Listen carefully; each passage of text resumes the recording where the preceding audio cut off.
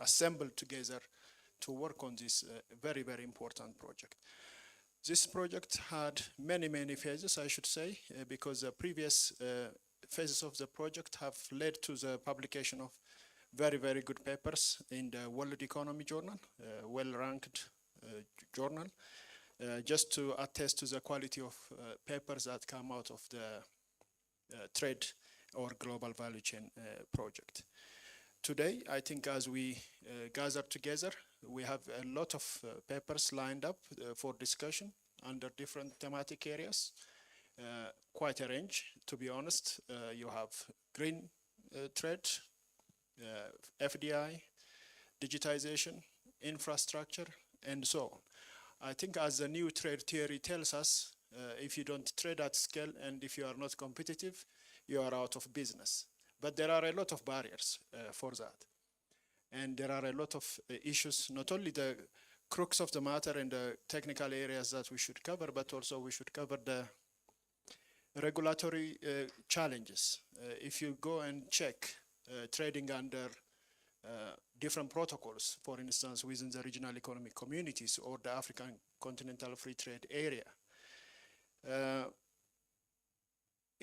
the issue is not whether that leads to better outcomes, such as either from CG models like my Nottingham friend Joseph Recording in progress. doing when we were studying at the School of Economics in the University of Nottingham 22 years ago from the CG framework. We know that it leads to better welfare, it leads to better employment, it leads to better skilled to unskilled wage ratios, it leads to better investment, and so on. I think that's not the question. The question is how we can really implement it and it work. We have also a complex layer of applications and regulations and also even protocols or lack of transparency in the tariff schedules and so on.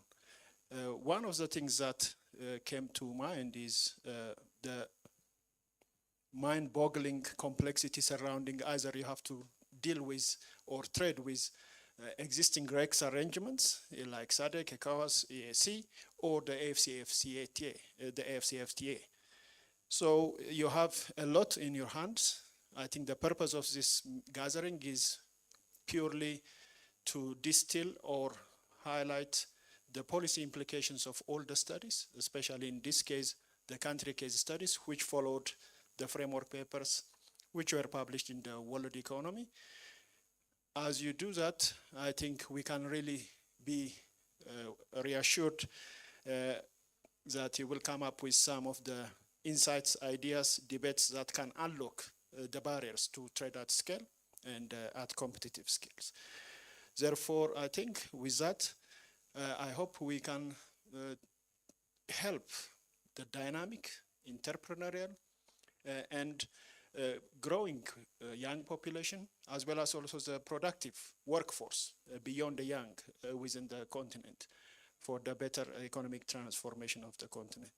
I think with those brief remarks, I declare this regional policy forum open, and I look forward to listening to all of you guys, and welcome and enjoy the hospitality of my home country. This is my home country, Ethiopia. And also the hospitality of this place. Even if you have a short stay in Addis, I strongly encourage you to try the traditional food injera and some spicy food. Okay, with that, I think I declare this open and we crack on.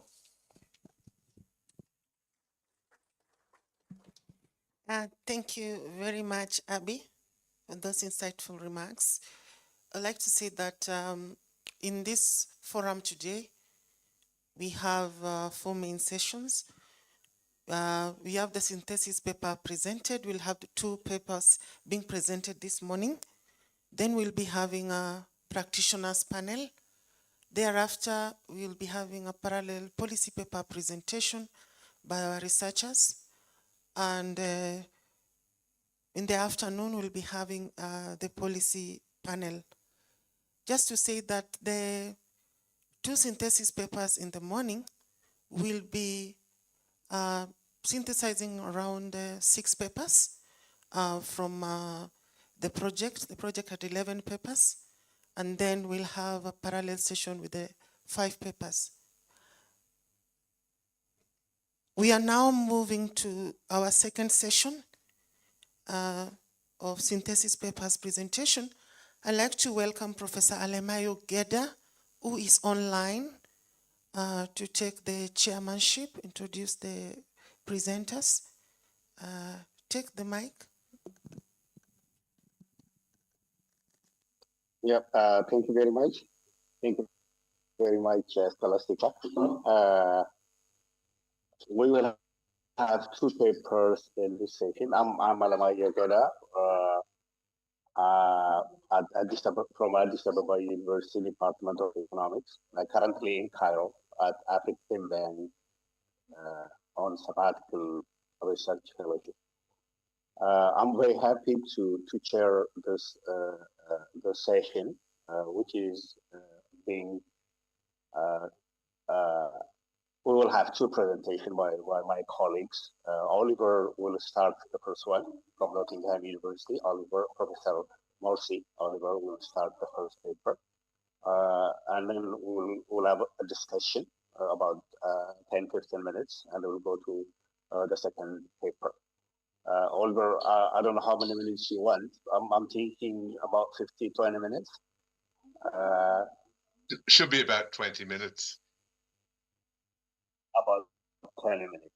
I'll remind you when you have left with 3 minutes, and you can take the stage. Thank you, Oliver.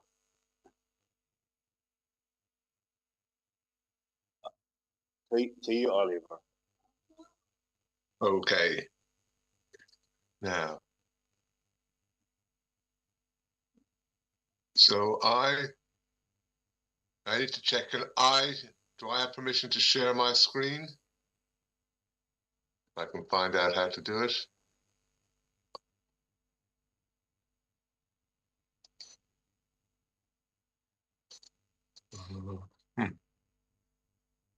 Share.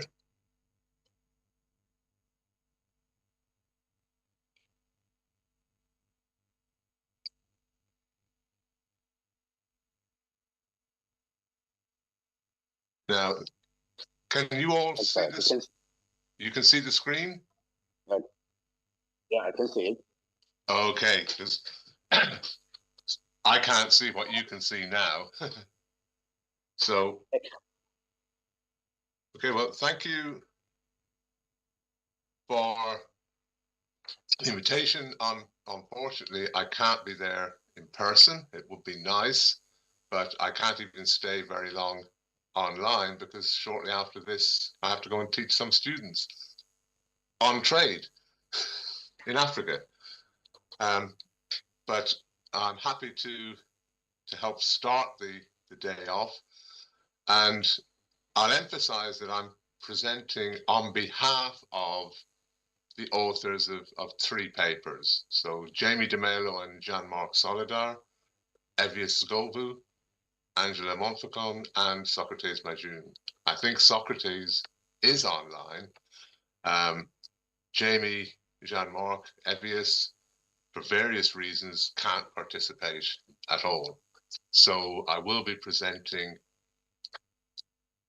the core bits of 3 papers that Jamie put together as a mini symposium based on the project, where the papers focus on, well, the kind of environmental pollution emissions type issues associated with the African Continental Free Trade Area. And the basic idea is, will it green African continental trade, or more importantly, what are the issues that arise?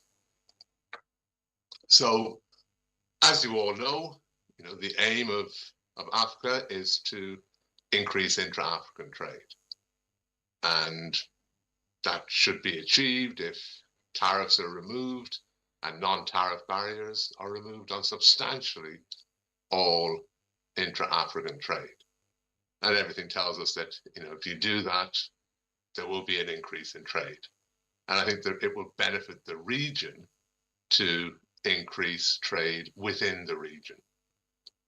But the countries and the regional economic communities have all so far adopted different approaches, provided different details on their proposed plans for liberalization. And we do know that the speed and the extent will vary across countries and regions in Africa. It could be 10 or more years before most tariffs are reduced. Non-tariff barriers will probably take even longer. So, let's not anticipate dramatic effects.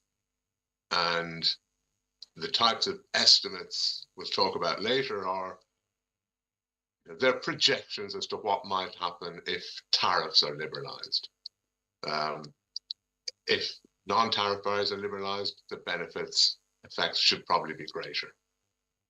But what these papers, or what some of the papers will focus on, is also in the context of intra-African trade and liberalization, what will be the effect on carbon dioxide emissions intensity. So effectively, that's just one way of measuring the undesirable pollution effects or contribution to greenhouse gases, which can in itself contribute to global climate change, which affects Africa disproportionately.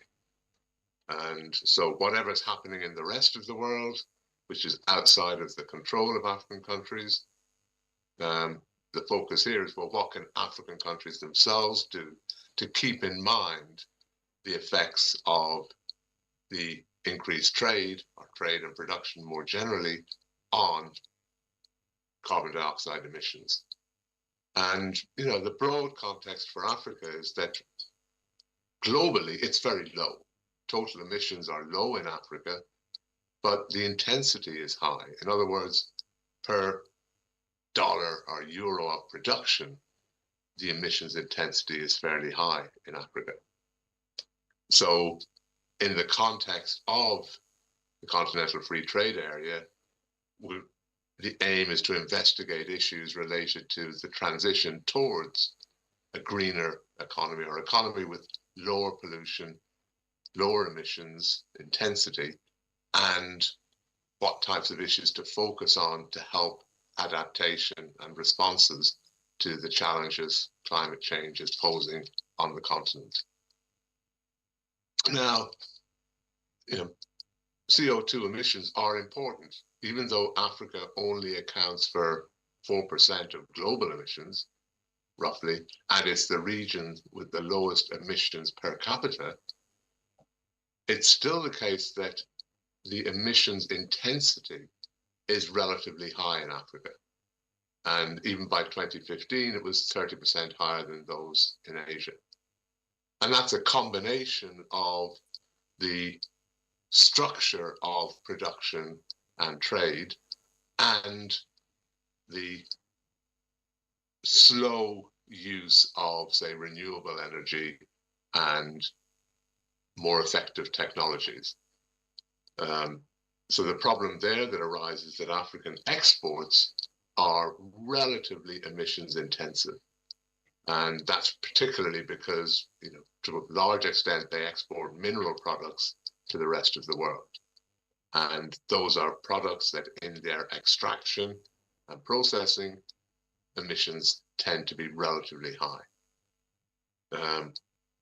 It's also the case that within Africa, in particular, for trade, imports that have lower emissions intensity tend to face lower tariffs.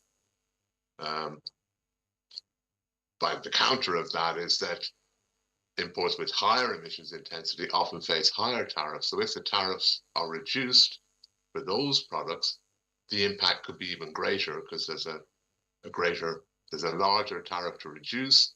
If it's eliminated, that should promote trade, but they're in sectors that have relatively high emissions intensity. So the overall effect of the Continental Free Trade Area on emissions will depend on the sector composition of the increases in intra-African trade. This is just giving you also a broader context issue is, and these estimates, this is the blue in this diagram bit, the main bit is the emissions kilogram of CO2 equivalent emissions, so the carbon dioxide equivalent of 8 different greenhouse gases, and that's from production. And the red, or the indirect emissions, is what's bodied in imports, particularly from the rest of the world. And these estimates exclude transport and methane, so they're really based on production. And I think the main points to make here is that emissions intensity have been declining quite significantly in Africa from 1995 to 2015. You know, they've almost halved. So there's significant progress, but there's still, the intensity of emissions is still quite a bit higher than in Asia.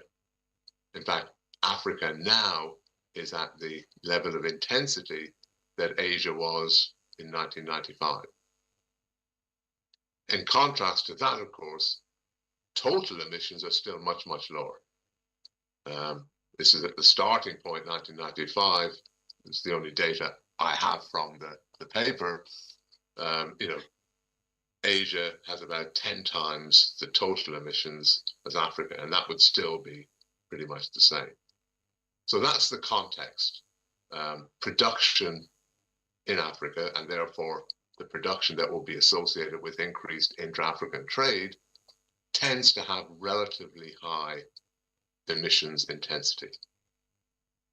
So De Solidar and De Melo and Solidar, in their paper, they estimate for the continent, using data across all sectors and assuming full liberalization. So it's kind of a projection of considerable liberalization. And they estimate, well, what will be, they kind of look at the relationship between the percentage increase in trade that's likely to result within Africa and relate that to the corresponding increase in emissions. And what you find overall is that for most sectors, the percentage change in emissions is slightly greater than the percentage change in trade. So overall, there's a possibility that it will increase overall emissions intensity. But again, it will depend on, there's a number of sectors where they become relatively cleaner. In other words, the emissions increase slower than trade. So the overall effect could be more positive. So one of the things they note is, first of all, for the estimates, it's only at the time of the study, the EAC and ECOWAS, that have notified which products won't be liberalized or won't have tariffs eliminated. And they tend to be products that already have high tariffs and high emissions intensity. And for that reason, it's quite possible that because the liberalization will focus on some products that have relatively low intensity, the benefits may not be that great. So you could have a total increase in emissions. But again, as I mentioned, it depends on sectors. So in the previous diagram, I'd highlighted in red the 4 sectors with the highest emission intensity. And this just highlights that, well, things will differ. There'll be an increase in emissions, or a proportional increase. Emissions will increase by more than trade in proportional terms for animals and for rubber and plastic products. And that's because of the effects it will have on the level of trade and the pattern of production.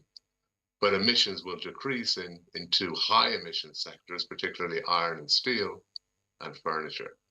But the expectation is that overall, you might have some increase in emissions unless production processes become more efficient. I'll quickly look at a separate study This just looked at the 5 main countries in the East African community to estimate, given the countries that they're currently exporting to within Africa, what will be the effect if they liberalize their trade? So what's the potential increase in exports to Africa from the East African community? And we just focus on the main markets and the main products, and use an easily applied method that just looks at the current imports, the tariffs that are applied, and just estimates if those countries remove the tariffs, how much more would they import from East Africa, and that gives you how much more those East African countries will export. And we just give modest export growth, maybe 10% in total, which is not trivial, but there's clear potential benefits of expanded exports. And the overall increase in emissions will be a similar proportion. But the elasticities, and this is just a point to make, elasticities vary a lot, and they vary a lot depending on the data used to estimate them. So, for example, between Tanzania in our study, my study with Evius, we estimate that actually you've got a high elasticity. Emissions will increase quite a lot, will increase more than proportionally of exports for Tanzania. And that's primarily because a lot of Tanzanians' increase in exports will be some manufacturers, and especially iron and steel exports to neighboring countries. Other increases for these countries also come from potential increase in fuel re-exports, possibly, to other countries, neighboring countries. And all of that, they tend to have relatively high emissions, and they're products that are traded. Whereas the lower estimate for Tanzania, that comes from the De Mello and Solidar study, which is looking at overall all countries, all products, allowing for changes in exports and imports. So I think the bottom line from this is that we don't really know what the overall effect will be, but it depends a lot on the sectors. But there are issues to look at or be concerned about, let us say, if you focus on Tanzania and Rwanda, because of the nature of the products they export to the countries that are likely to import more if tariffs are reduced. Whereas for Kenya and Burundi, there isn't such an issue.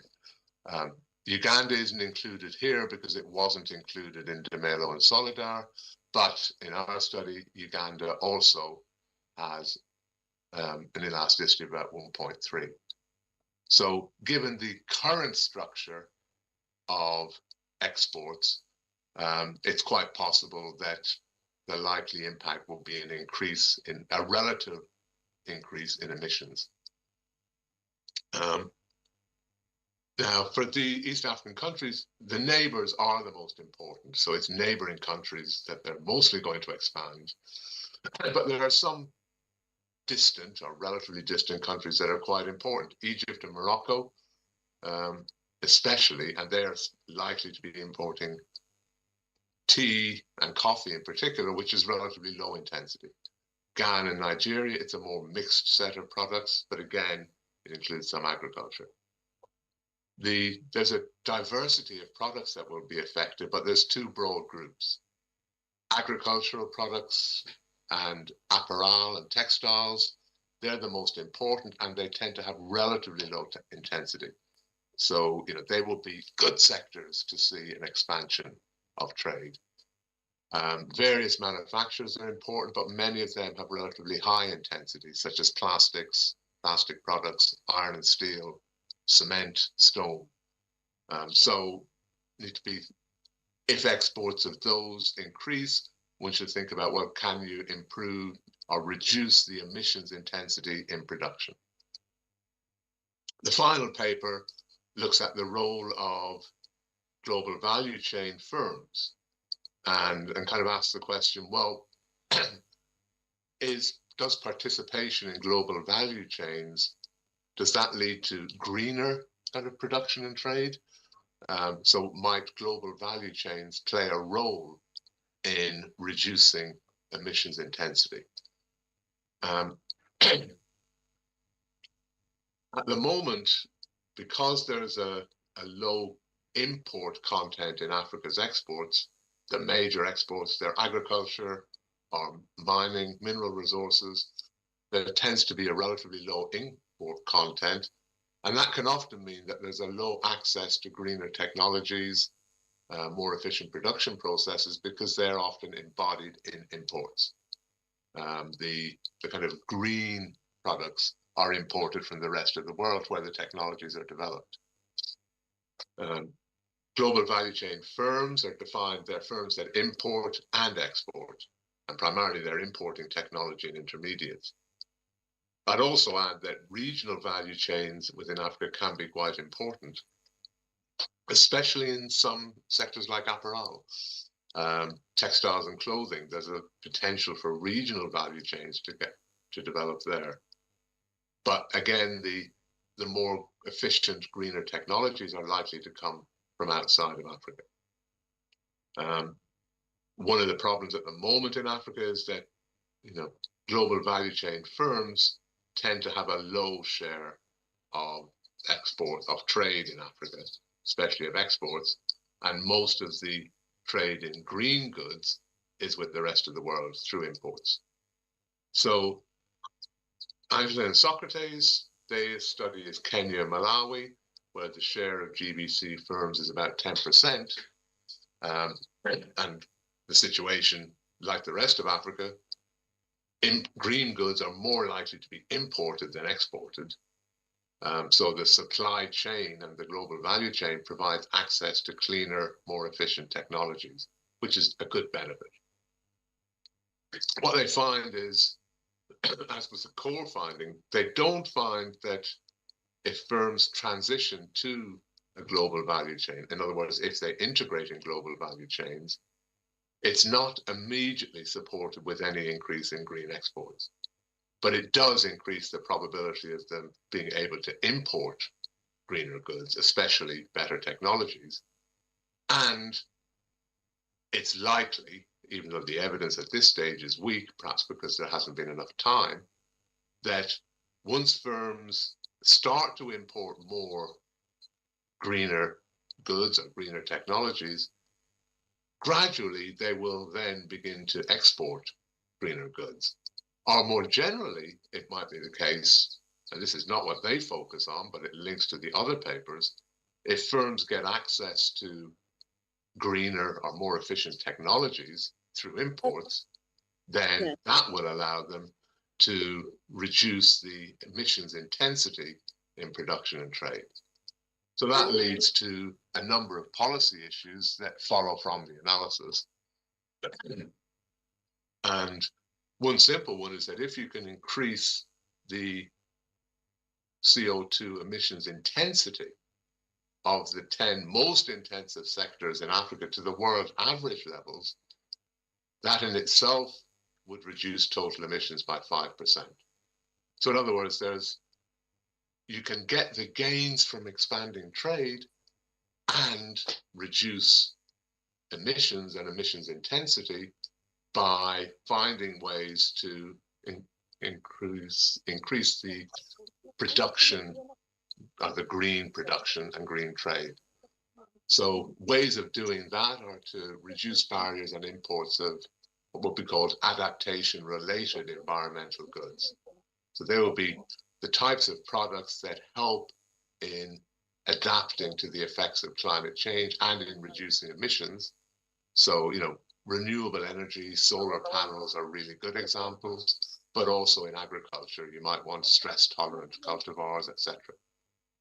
Generally, promote trade in what are recognized as environmental goods or preferable products. They will be products that have good production processes. They're not CO2 intensive, or they're reducing their CO2 intensity, and more generally promote those green technologies and renewable energy. There's a possibility, if you focus on this types of activity, it does attract investment and it gives opportunity for Africa to try and get ahead of the curve. And the core argument of the mini symposium is that it is possible to achieve increases in intra-African trade and address reducing emissions and making the production and trade greener, so to speak. And that will help the continent to increase resilience against the adverse effects of climate change. And that is the end. No. Thank you very much, Oliver. Just on time. Thank you very much for your excellent presentation. Now I have to try and remember how I did good. You did good, Oliver.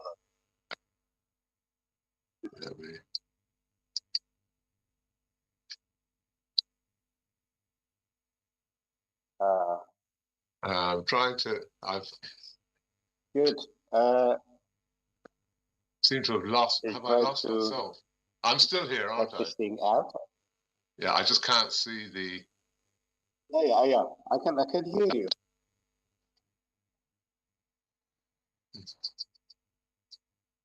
Good. Oh, hang on. While Oliver is trying to take this thing off, we can have a 10 minutes discussion. If anybody wants to comment on Oliver's presentation, please raise your hand. All right, I found. Okay. All right. That's okay. Let's keep it. Yeah, you managed finally. Thanks, Oliver. Okay. So, are there? I'm opening the session for comments and questions to Oliver. No, not so far.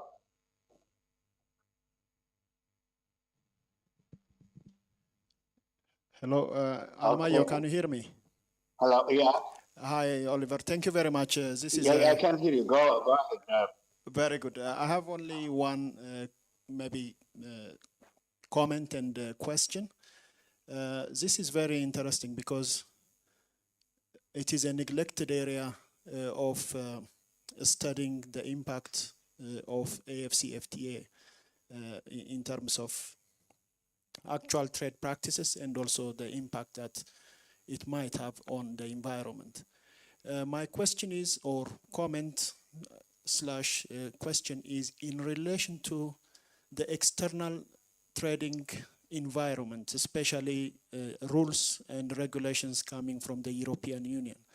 I'm sure that you are aware of the European deforestation rule, which will be coming into force soon, which is directing or urging producers in Africa to be very careful of environmental stewardship, because if you are deforesting a land to produce coffee and export it, you are discouraged under that deforestation rule.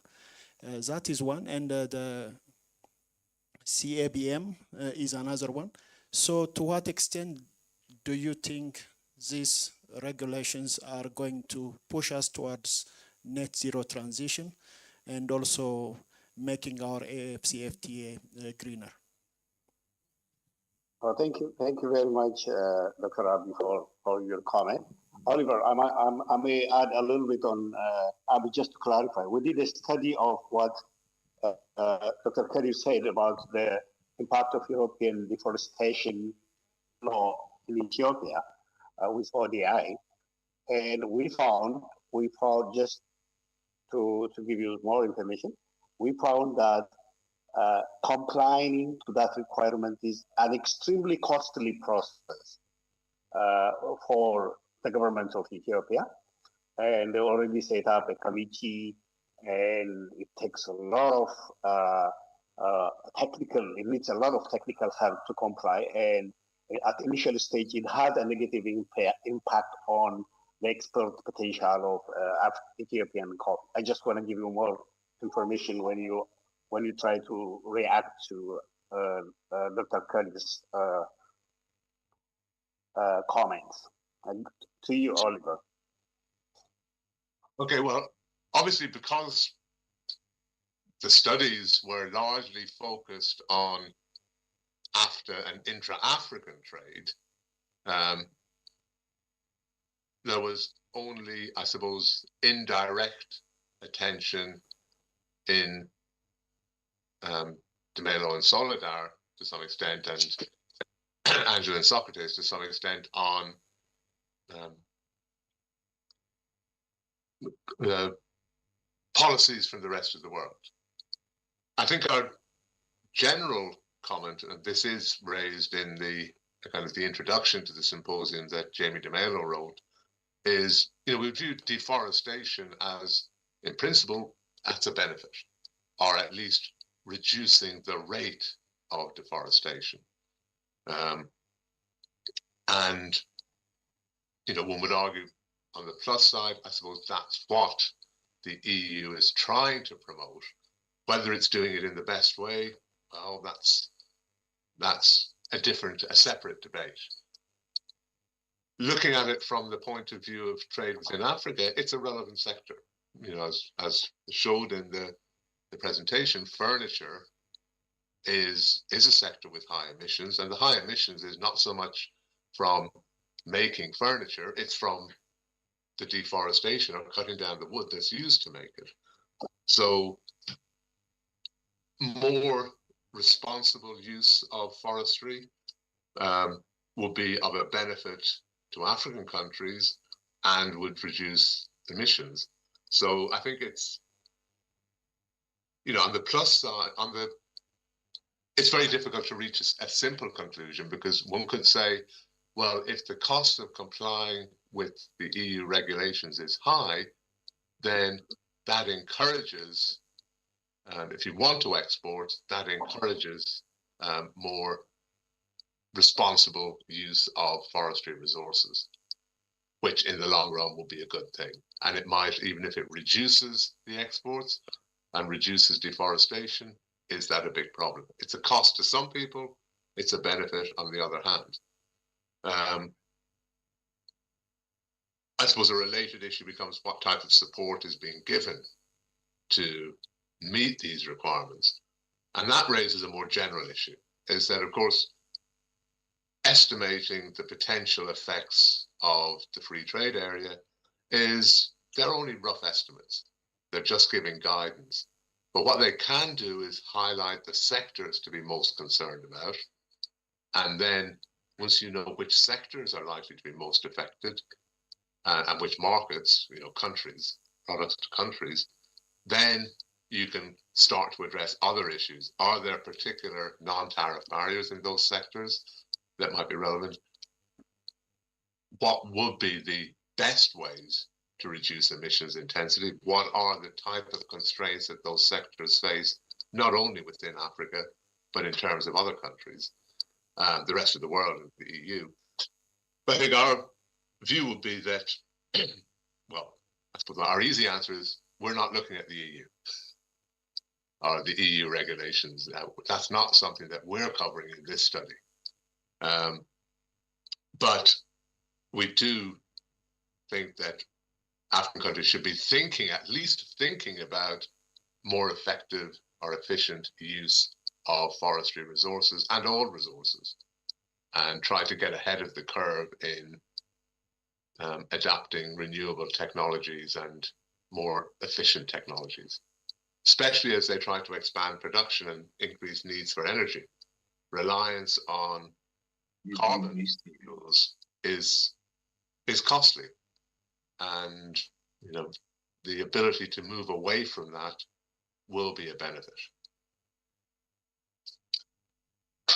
Yeah, thanks. Okay. If there is any other comment, one chance, and then I'll go to the second session. I didn't see anybody reacting, so thank you, Oliver. Okay. Let's go to the second session. The second session is by Professor Nyanga, from the Department of Economics and Development Studies at the University of Nairobi. And he will give us, his presentation is on enhancing African competitiveness through firm participation in global value chain.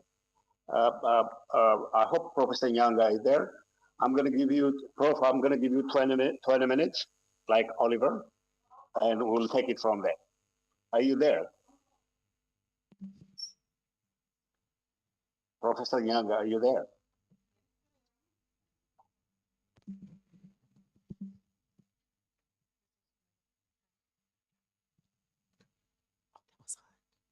Scholastica, can you help on this?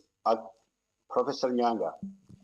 Yeah, Tabitha is in the room. She's presenting shortly. Okay, thanks. Thank you.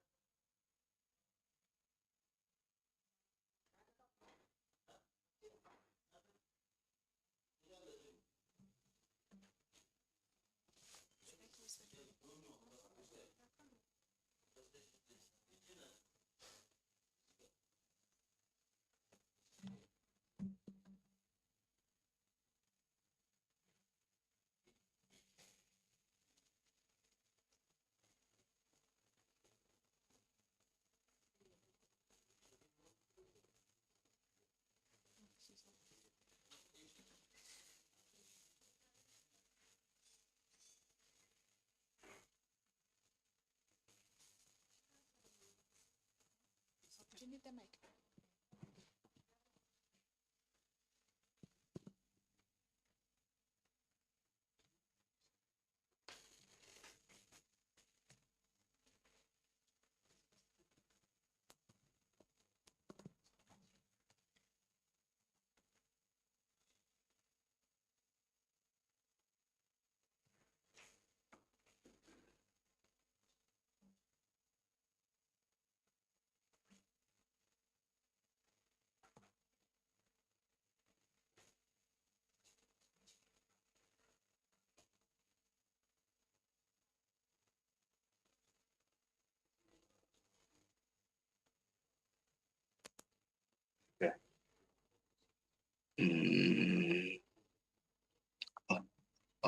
Okay.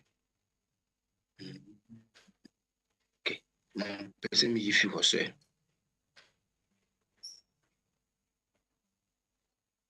Right. Oh, okay. Okay. That's it. Okay. That's it. That's it. Okay.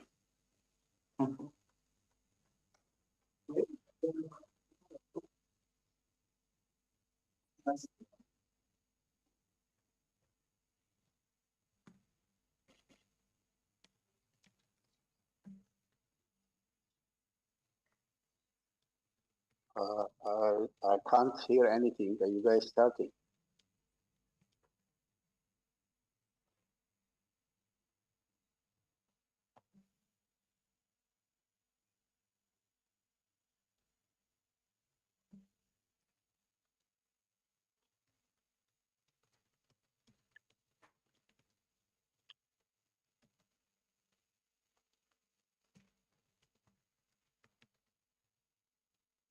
We can't hear you from outside. We're not sure if they're saying anything. Hard to Can chair you when hear you them? can't see the room. Can you hear them, Oliver? No, I can't hear anybody except you. Okay, let's wait. Maybe there's something else on them.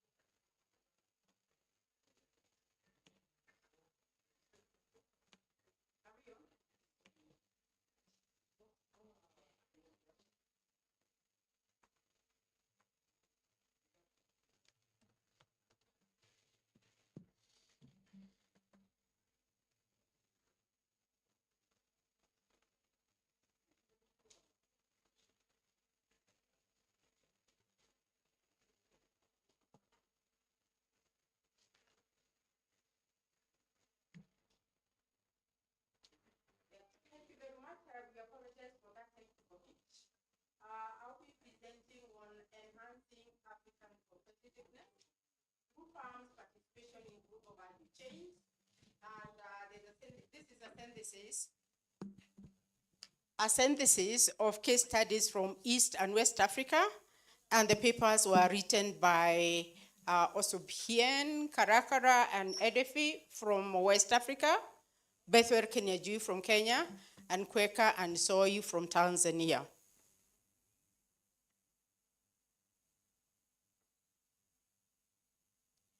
So that is the outline of the paper that I'm presenting. We shall have an introduction, research questions, objectives, key results, a conclusion, and of course, the most important thing is the policy recommendations.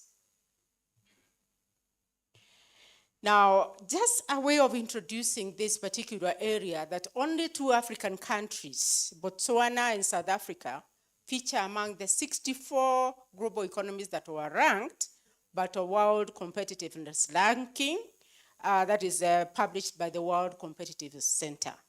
Only 2 African countries, Botswana and South Africa. Why? Now, Africa's shortcomings can partly be blamed on the fragmentation of African markets, which is a major constraint to investment growth and competitiveness. Now, why we are here is to do with global value chains. Now, these have become prominent due to innovation, globalization, and the expansion of international production markets or networks.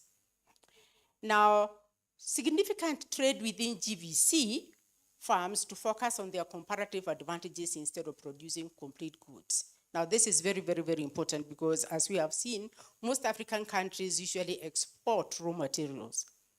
Now, this system of GVCs enables a mix of small and large foreign and domestic farms to engage in different production stages, resulting in benefits like increased productivity, exports, knowledge and capital accumulation, better management practices, technical assistance, and spillover effects for local farms. It therefore means that participating in GVCs also has several positive effects, since it allows companies to acquire new knowledge and expertise, foster innovative activities, and source goods and services. Now, GVCs have become prominent due to innovation, globalization, and the expansion of international production networks. And significant trade within GVCs allows farms to focus on their comparative advantages instead of producing complete goods. And it also enables, I think I've already done that. I don't know why it went back.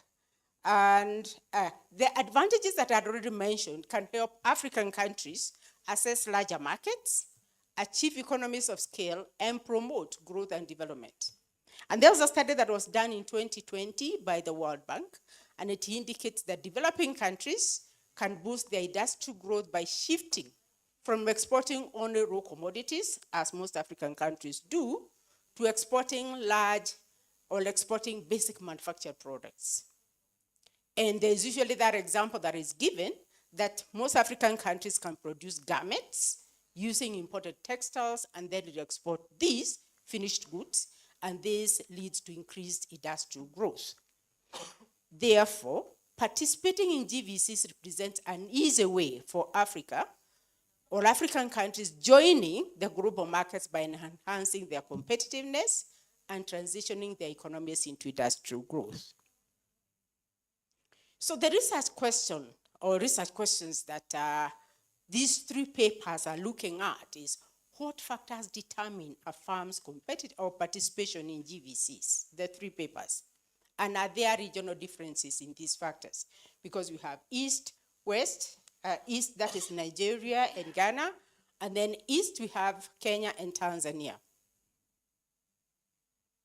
And the objective of this paper is to explore how Africa's competitiveness can be enhanced through farms' participation in GVC by analyzing the factors that determine African farms' participation in GVCs using the three case studies.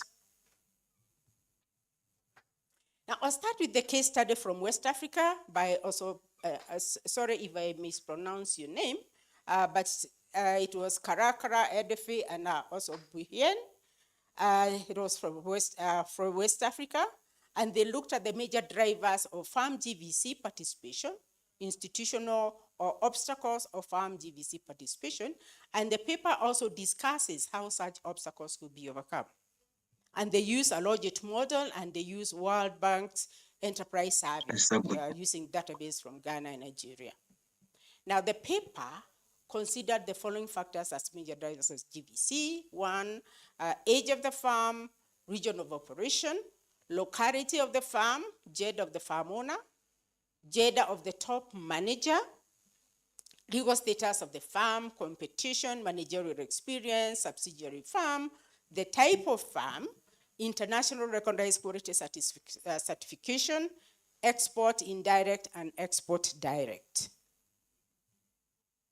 Now, the paper from Kenya by Bethwell uses evidence from manufacturing sector to analyze the factors that influence GVCs.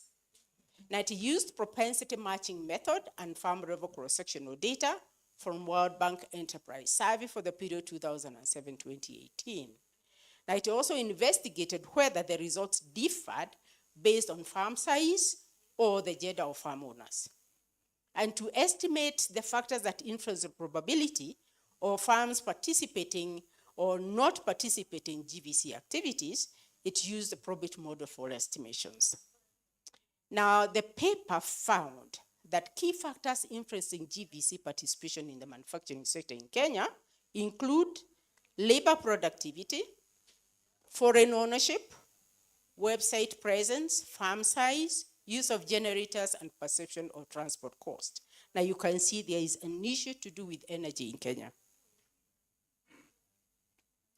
Now, these factors remain significant across all estimations, regardless of the GVC definition that was used. Now, Kinodia also examined the factors that influence GVC participation in two subsectors. Now, these include the food subsector, which is crucial for addressing food security challenges in Kenya due to population growth, processing raw materials, and intermediate goods from the agricultural sector. Now, the chemical subsector, which is the other one that he looked at, complements the food sector by producing essential agricultural chemicals like pesticides, herbicides, and fertilizers. And the paper from Kenya finds that the development of GVCs in these subsectors could expand market opportunities, promote industrialization, and create jobs through backward participation. Now, the paper from Tanzania by Kweka and Soy uses farm-level data from Tanzania Enterprise Survey of 2022 to assess the drivers of farm participation in GVCs, and implication of such participation on farm performance in Tanzania and the use of profit model. And the analysis found several significant factors that influence farms' participation of GVCs. And they found that farms engaging in any form of GVC participation exhibit higher farm performance using both employment and sales per worker compared to those that do not. And they also found, or rather generally we would say, that the results show that participation in GVCs is an important driver for enhancing farms' performance. So, as a synthesis of the three papers, you'll find that there are some factors or determinants that are significant in the three countries, while in some others you'll find that there are some regional differences.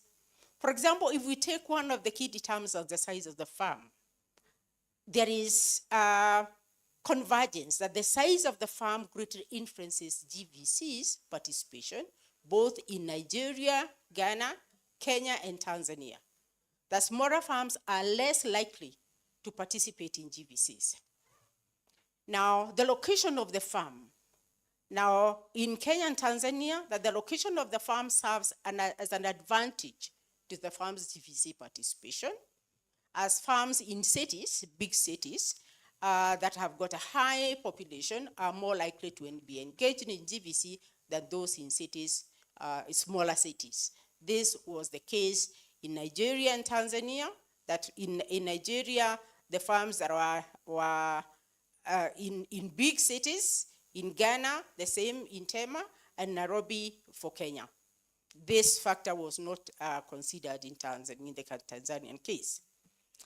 The legal status of farms, that farms that are shareholding, especially with traded shares or partnerships farms, are more likely to participate in GVC than sole proprietorship farms.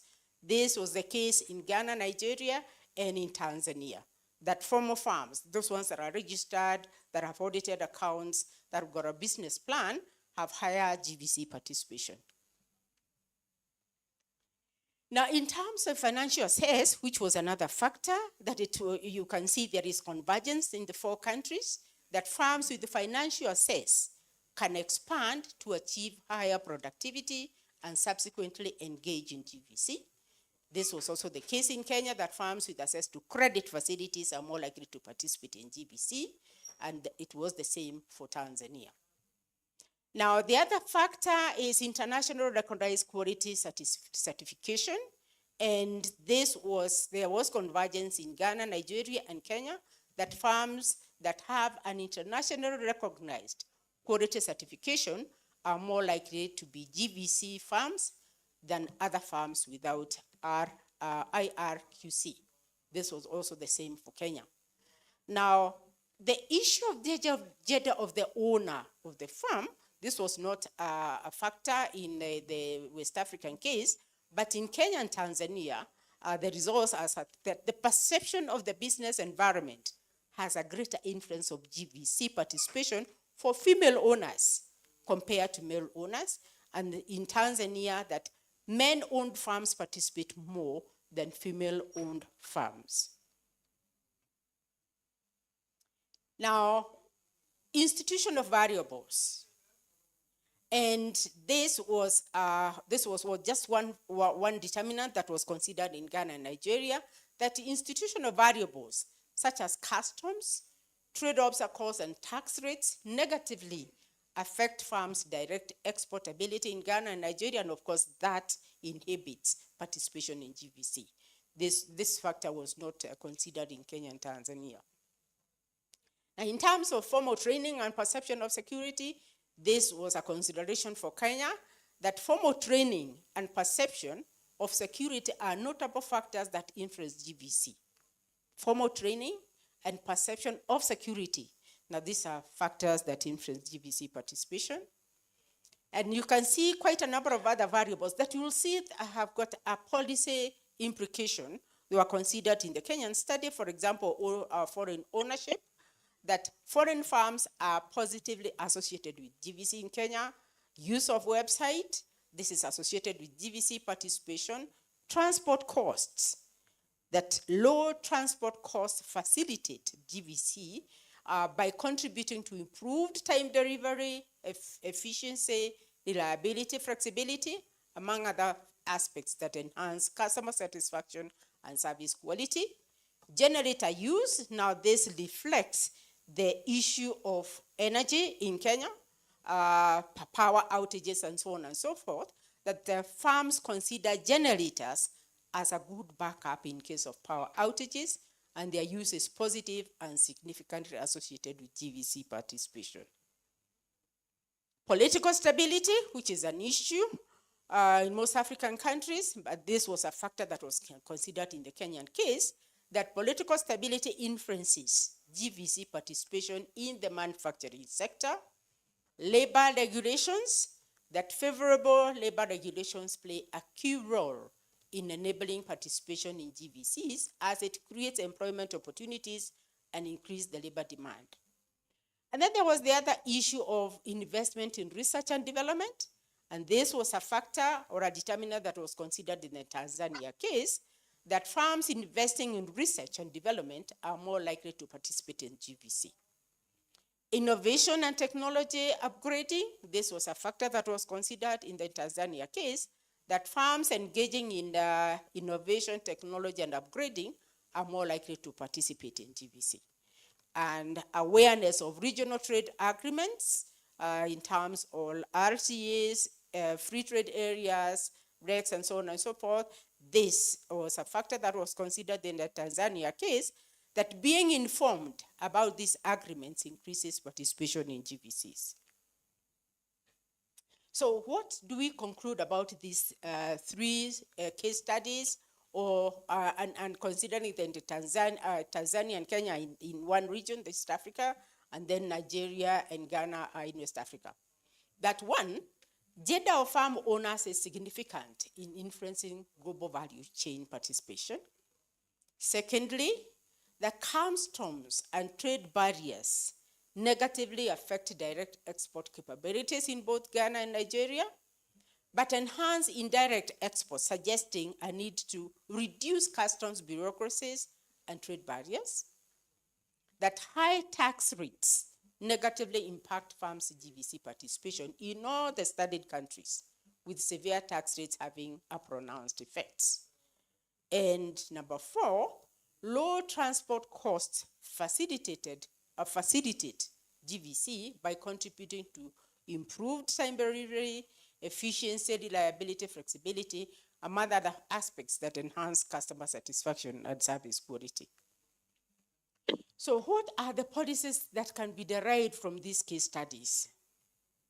3 case studies, Nigeria, Ghana, Kenya, and then Tanzania.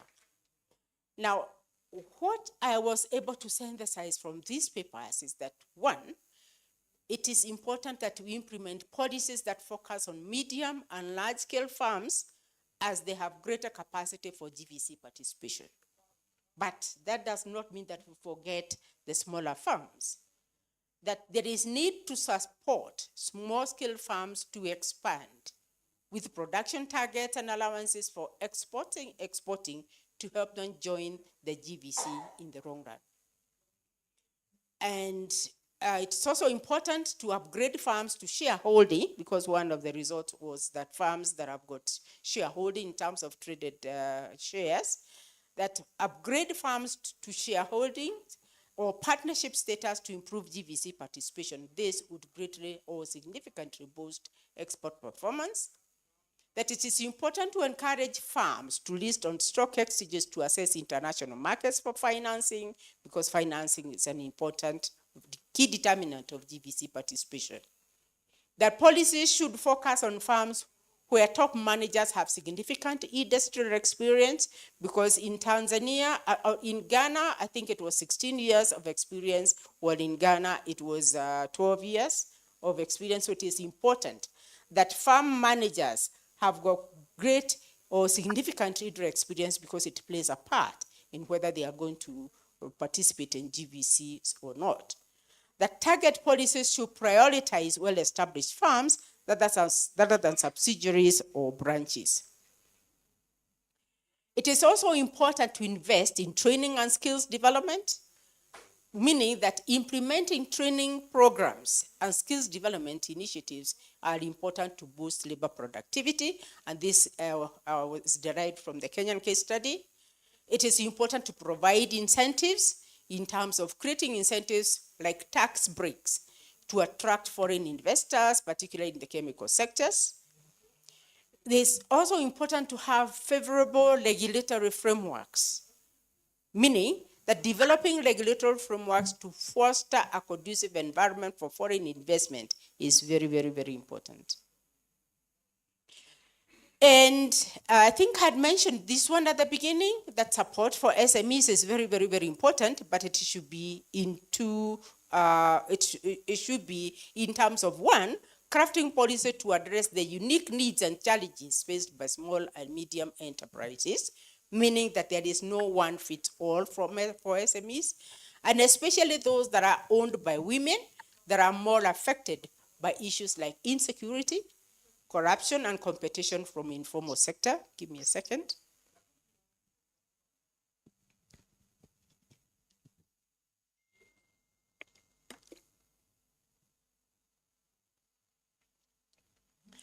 That we also need to provide, especially for support for SMEs, to provide targeted capacity building and mentorship programs for these SMEs. Excuse me. Another issue is access to credit. That it is important that there is access to affordable credit for firms aiming to participate in GVCs. The issue of digital infrastructure, and especially that came from the Kenyan case study, enhancing digital infrastructure and connectivity to help firms access global markets, and this is the issue to do with websites. That it is also important to streamline regulations. Simplifying business regulations relate to customs and trade, tax administration, and labor to support firms' participation in GVCs. And there should also be sector-specific policies, because it is important to recognize the differences across sectors and develop policies that address specific challenges unique to that sector. That it is also important to implement incentives targeting foreign firms operating in the sector, reducing the cost of website development, and improving infrastructure to be able to reduce transport costs, and this will help firms to participate in GVCs. But it's also important to improve the business environment by reducing delays and bureaucratic hurdles in business licensing and permits, address issues related to crime and political instability. This especially came from the Kenyan studies, as well as reducing farm informality to encourage farms to participate in GVC activities. And there should be government support to farms, and especially in terms of governments creating favorable conditions for farms to participate in GVCs by discouraging informality and other barriers that hinder growth and productivity. And it's also important to promote regional integration, that governments should continue to promote regional integration, which can help farms get involved in GVCs. And it's also important to invest in R&D and innovation, especially for farms agreeing in terms of technology. And thank you very much. That's the end of my presentation.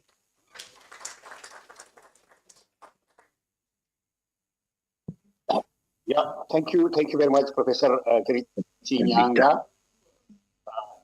Thank you very much. Thank you very much for your summary of the studies.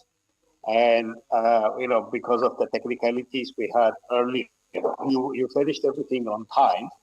Because of the technical problem we had initially, it is pushing the time to that health break time a little further. But I can take one, maximum two reaction to Professor Kiritinyanga's presentation before breaking for coffee.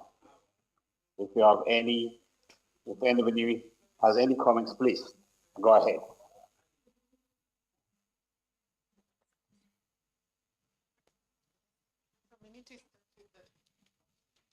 Anybody? No comments, no reactions?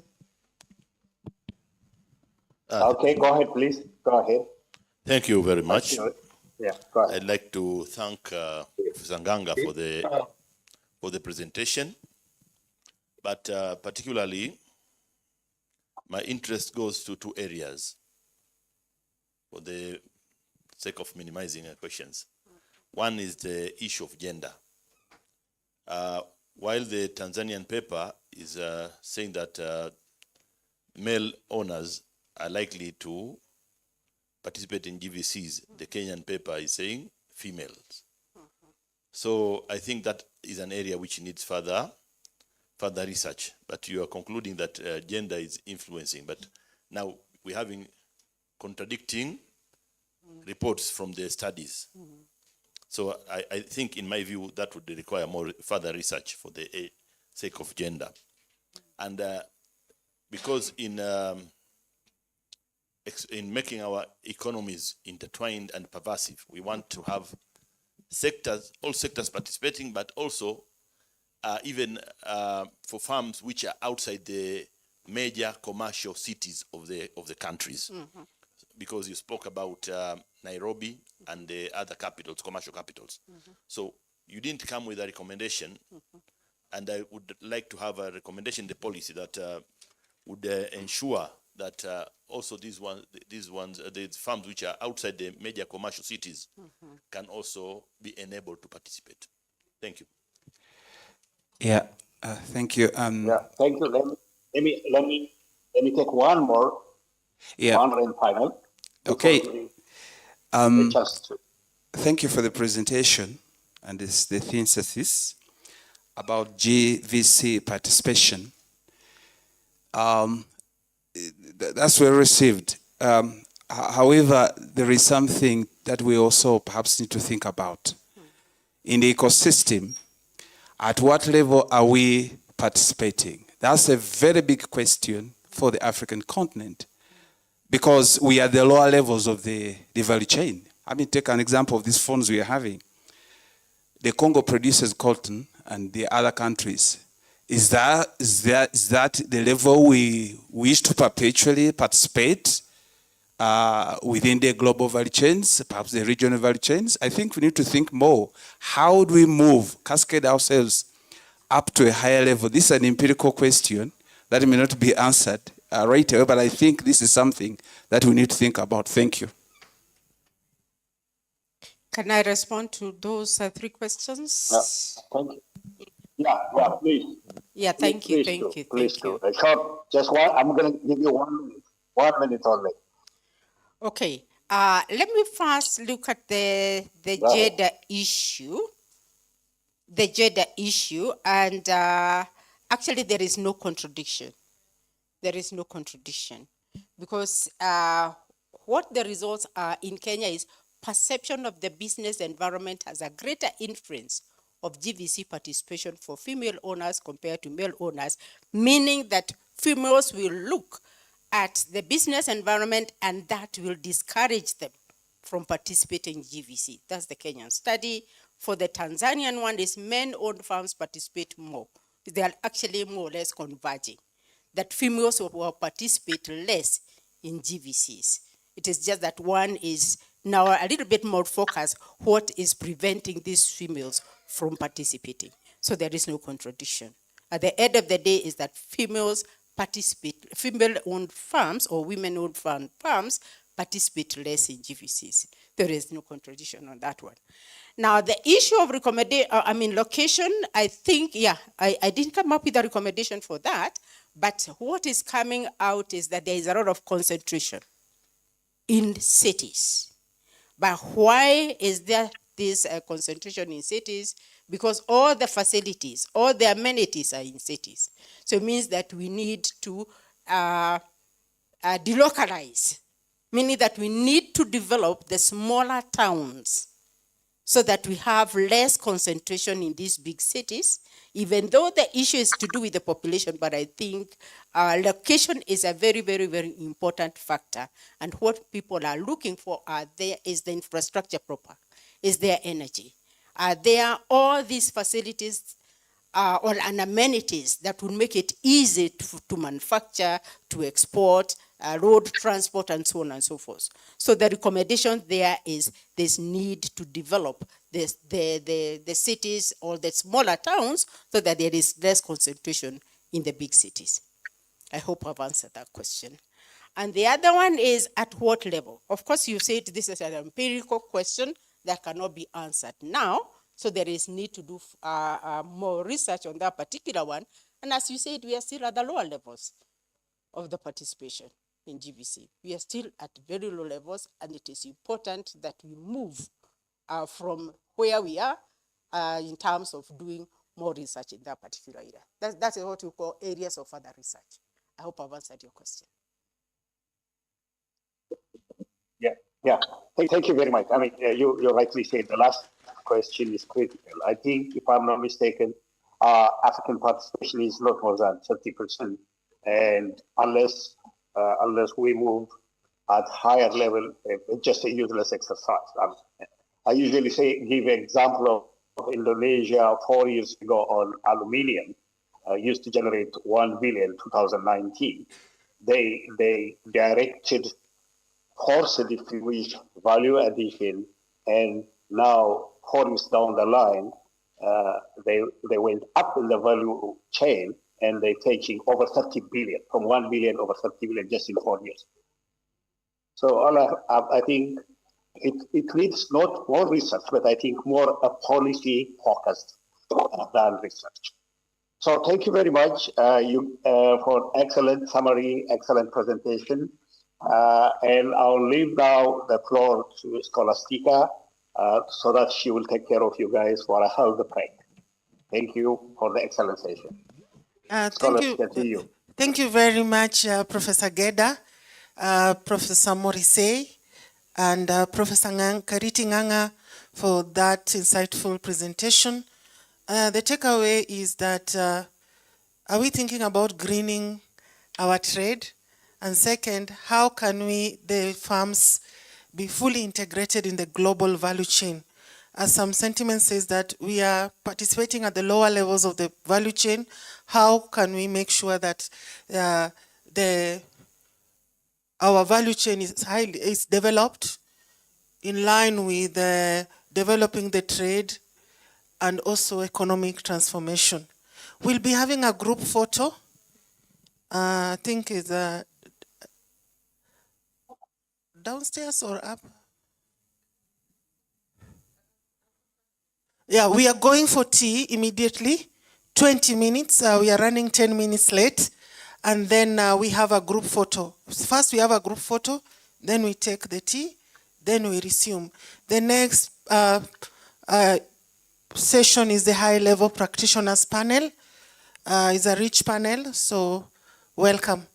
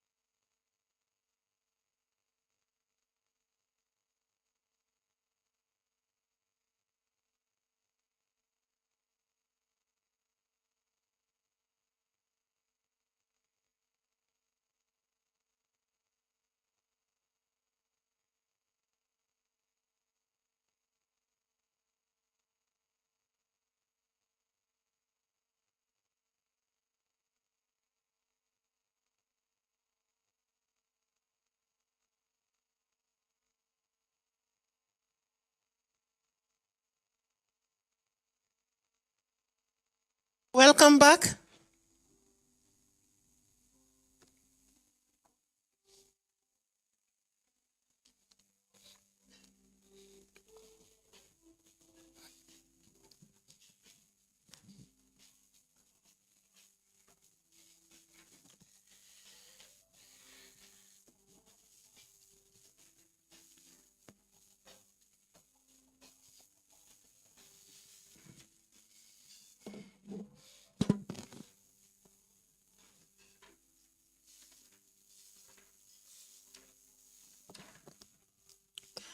Welcome back.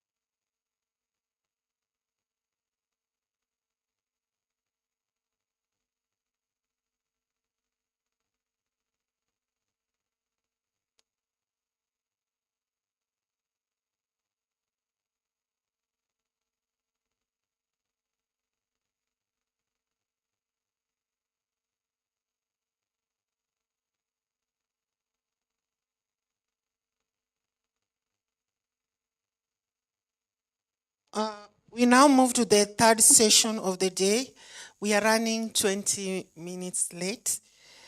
The moderator of the session is Dr. Scholastic Odhiambo, Manager of Research, African Economic Research Consortium. Our panelists today are Mr. Ato Enetutai, Country Director, Trademark Africa, Ethiopia. We have Ms. Sharon Modiba, Chief Economist, the International Trade Administration Center Commission of South Africa. We have Dr. Birasa Nyamulinda, Research Director at the Economic Policy Research Network, EPRN, Rwanda. You are welcome to sit in the podium. Ato.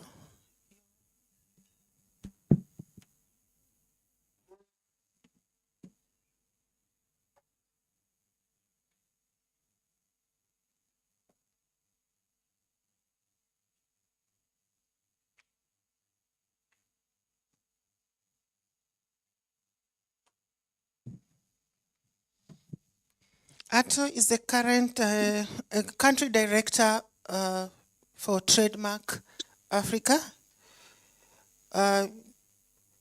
He has 33-year experience of leadership in logistics, trade facilitation, and maritime transport.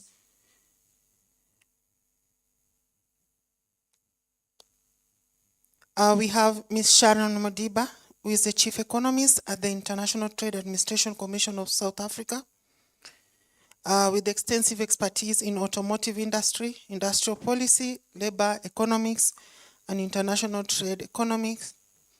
We have Dr. Birasa Nyamulinda, who is the currently Research Director at the Economic Policy Research Network. Welcome to the panel. On a first round to break, as an icebreaker to this panel, I'll give you like 2 minutes to give your perception. Today in the morning, we have seen the 2 synthesis paper, one on greening the economy, another on how to integrating farms in the global value chain. So just a 2-minute round of a take on that. Then we go to our questions. Thank you.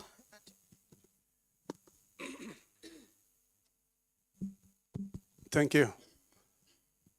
Just to reflect on some of the ideas that were shared, especially on the green trade, and also in the area of firms, the critical factors that encourage or discourage for African firms to engage in this global value chain.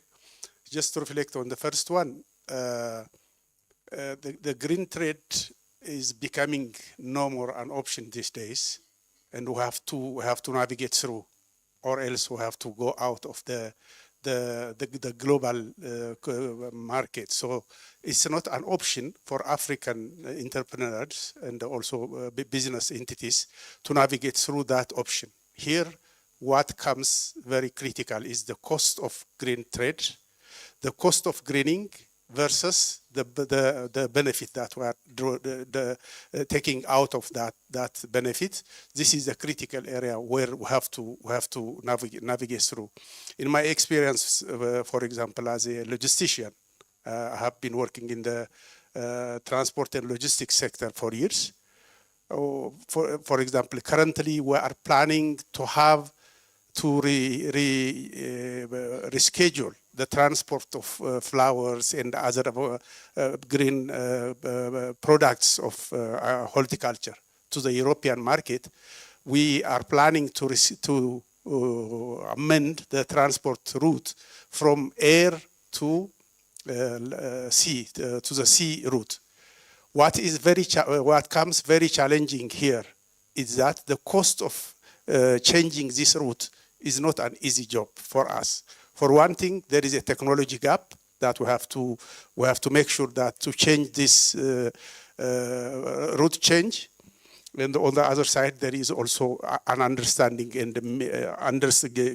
getting the awareness of this change is also one area that we have to focus. For a time being, the maritime sector is more carbon friendly than the air transport sector. It's just taking at the face value. But how we can reschedule this one? For example, we have well-established air transport service in Ethiopia, and changing this into a route to the sea is becoming a challenge. For one thing, the carbon footprint for inland transport is higher. So we have to use the train, especially in Ethiopia. But to change that into train, we are not that much connected. And especially for horticulture and other products, using the train transport is very challenging these days. So how we are trying to navigate? We are trying to navigate through this process by making the balance in between. So, for example, in Ethiopia, we are trying to use the inland transport instead of train, because to schedule into train, it will be more costly and high investment sensitive. So we have to use the inland transport by road and using the maritime sector. And in this area, actually, there are some initiatives that has been taken by the government and the private sector, but it was not as such easy to handle, because the cost of changing the route is becoming a very greater challenge, but we have to navigate it through. That's one area that, especially in the greening area, in terms of the firms engaging in this global value chain, actually there are so many factors. I was just observing that there are so many factors that are affecting positively or negatively to get into that value chain.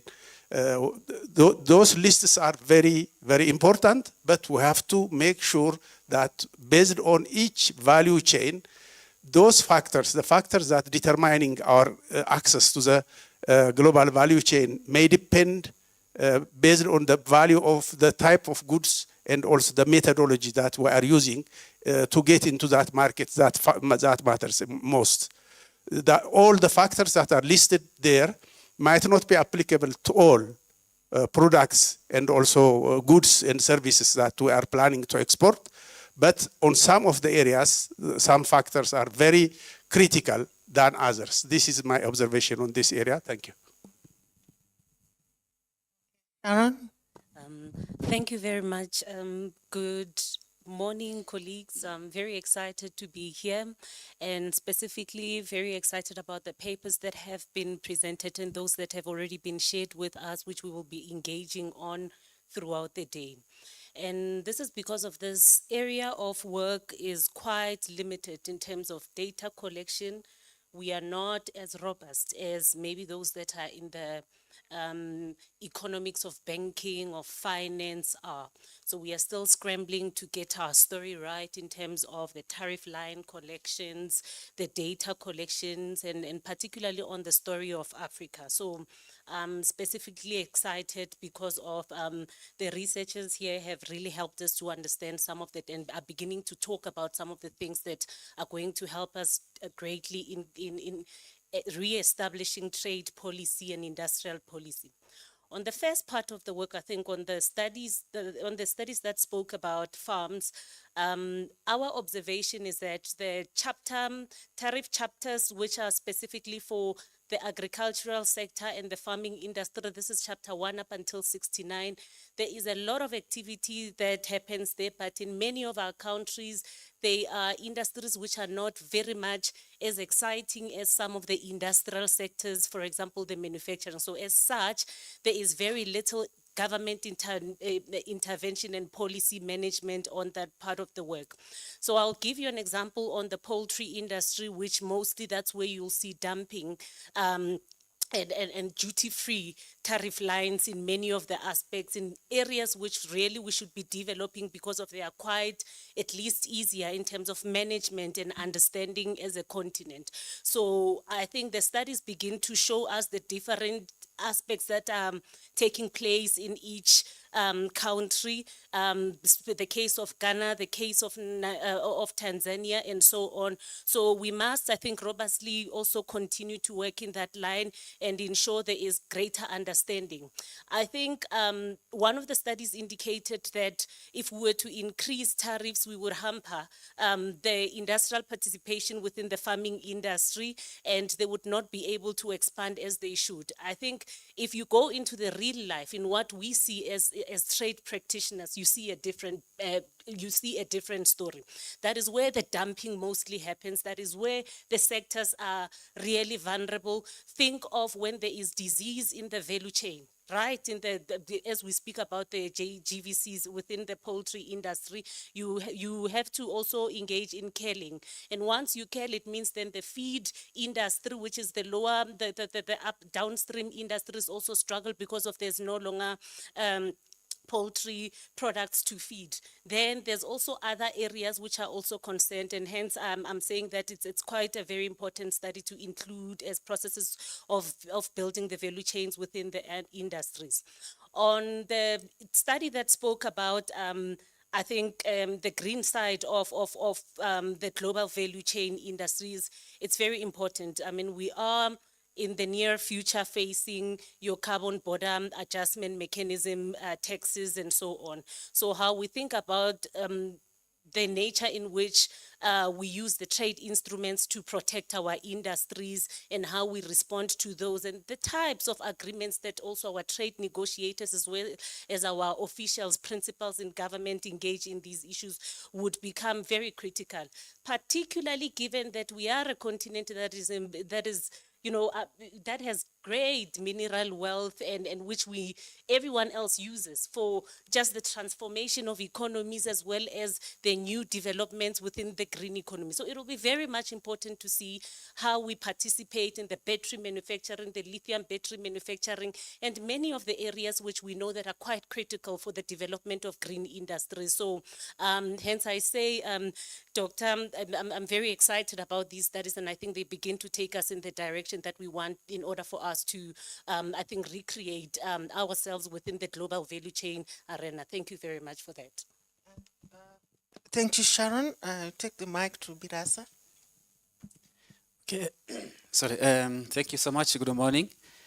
I think the two sessions actually are very exciting in terms of informing us what is taking place, particularly with the case studies from different countries.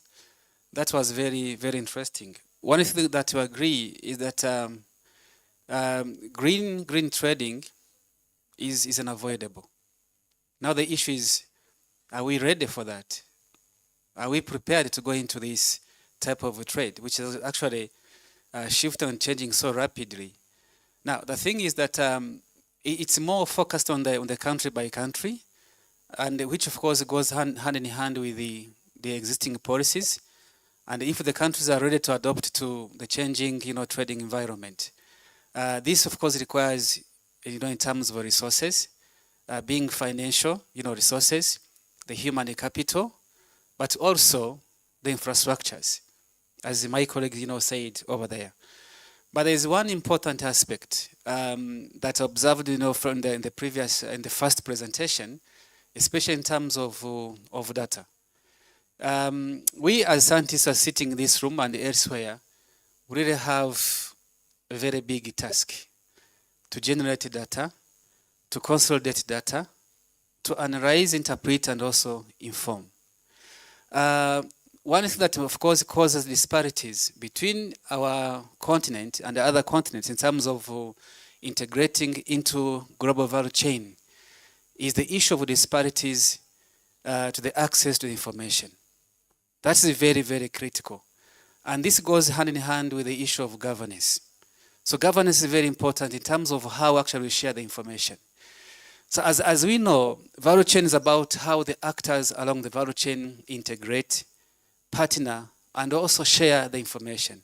Information in terms of value, information in terms of price, and all other aspects. So I really like to know what was presented by the professor in terms of the research results from Kenya and Tanzania.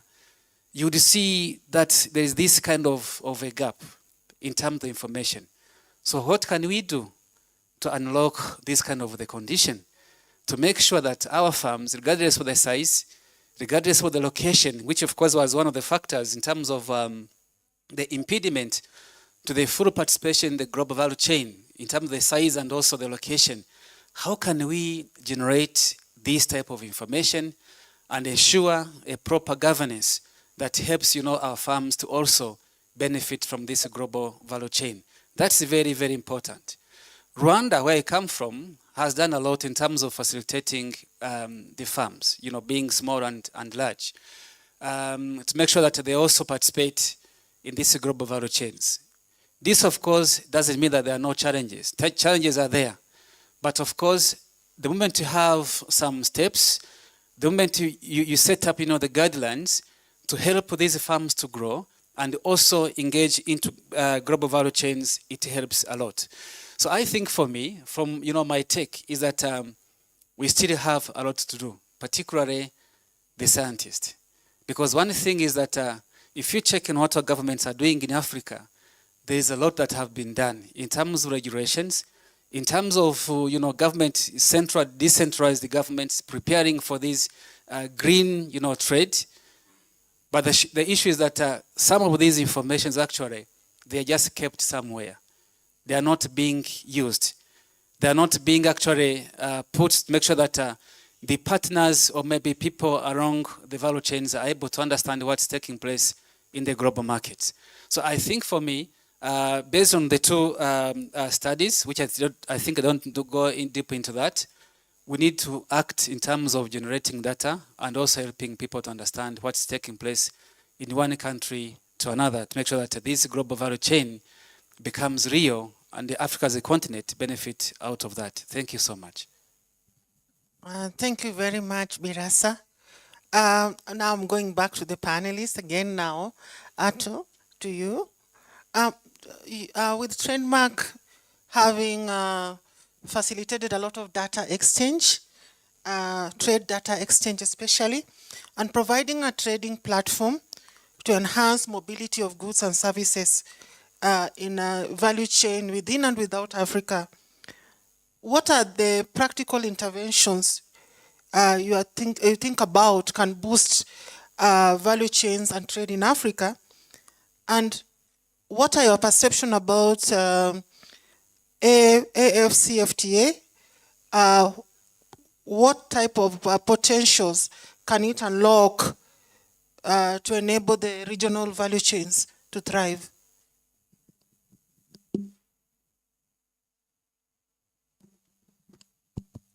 Thank you. In terms of trademarks engagement, especially in the creation of, in the development of increasing Africa's African firms to engage in the global value chain, we are doing on a number of initiatives that are seriously affecting the capacity of our firms. For example, one area that one of my colleague has already mentioned, one of the critical area that Africa firms lack is the data and knowledge of what is the requirement of the international value chain. For example, in terms of SPS, quality and standards requirements of the bigger, especially the high value markets.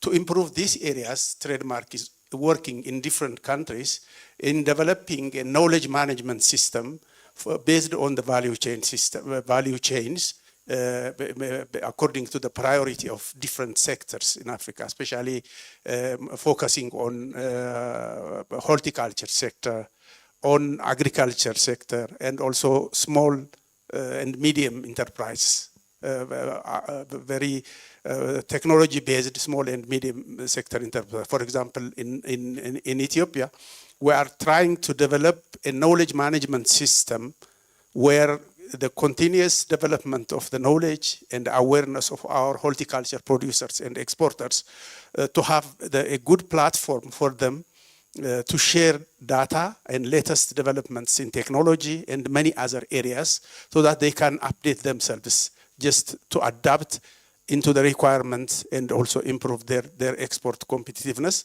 That is how we are doing. A number of trainings are also being given for, especially on quality and standards. On top of that, one of the critical areas that we have to focus in terms of improving firms' competitiveness is just harmonizing standards across nations, especially in terms of in AFCFTA area, we are trying to harmonize the different countries' standards and quality certificates to the first on regional level and also on a global level.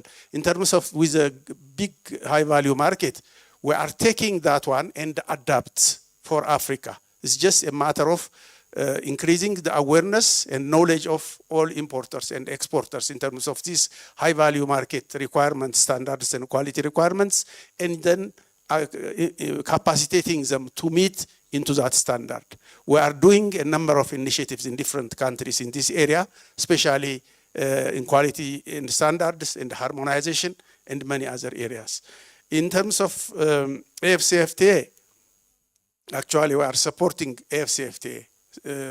The agreement has been signed and so many initiatives has been just moving around, but still the impact of AFCFTA is just behind of our expectations. Then what we are doing here is the first thing that we are doing in this AFCFTA improvement initiative is just to domesticate what's being agreed on continental level so that we can adjust all our local policy environment to suit into that continental agreement. There are so many activities in this area, mainly minimizing and or avoiding the non-tariff barriers. Especially these are the critical areas that Trademark Africa is especially focused on improving to engage or to improve inter-African connectivity.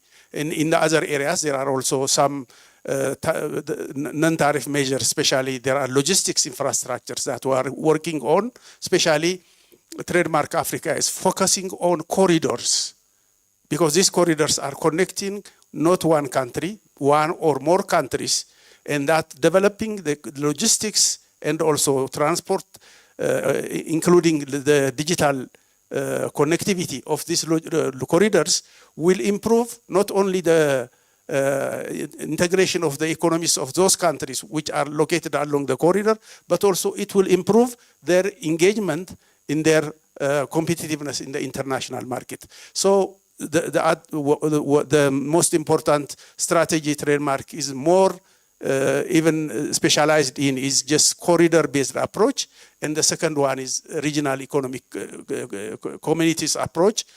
By doing so, there are a number of activities are being done in AFCFTA, where in Ethiopia there are a lot of awareness creation sessions are very critical ones. Even the most important exporters and importers do not know what AFCFTA mean, but Ethiopia has already signed for that. This is a common practice in many other African countries. So bringing them the awareness and also making them ready to compete, to navigate into the AFCFTA regime is not only an important session for Africans to get additional market for their products, and also it is also an option to diversify their trade links so that improve their competitiveness in the international market. Thank you. Thank you very much, Ato, for those insightful feedback, and we can see that he's talking about the issues of the infrastructure, issue of awareness, issue of knowledge management within the international frameworks or regional framework on ACFTA, and the role of Trademark in mainstreaming this in countries. And he has even given us the example of Ethiopia being in the front line of integrating the ACFTA agreement within the country framework. And this, I think, is going on across many countries. Now to Sharon. ITAC role in enabling value chain and trade in South Africa is commendable. What do you think about the trade instruments in Africa, and how can they make the value chain and trade efficient, and what can be done better? Thank you very much for that. And I think how I'm answering this is just to start and paint out what trade instruments are and what is it that a trade administrative institution ought to be doing. Then I'll come to just give an example of 3 industries which I think are quite critical and are easier to comprehend in terms of the instruments that we put in place. I think firstly, the administration would be, in terms of its mandate and what it aims to do, is to, of course, deepen industrial participation of firms. You want to increase the export earnings of a country. You also want to ensure that there is sound trade and industrial policy, so that at the administrative point of view and what the trade instruments ought to be supporting looks like that. Now, there are about 3 core measures that we, at least from a point of South Africa, would apply. Those are trade adjustments that includes the decreasing of custom duties, as well as the provision of rebates. And then you also have the second one, that is trade remedies. That is where you deal with anti-dumping, countervailing, as well as safeguarding.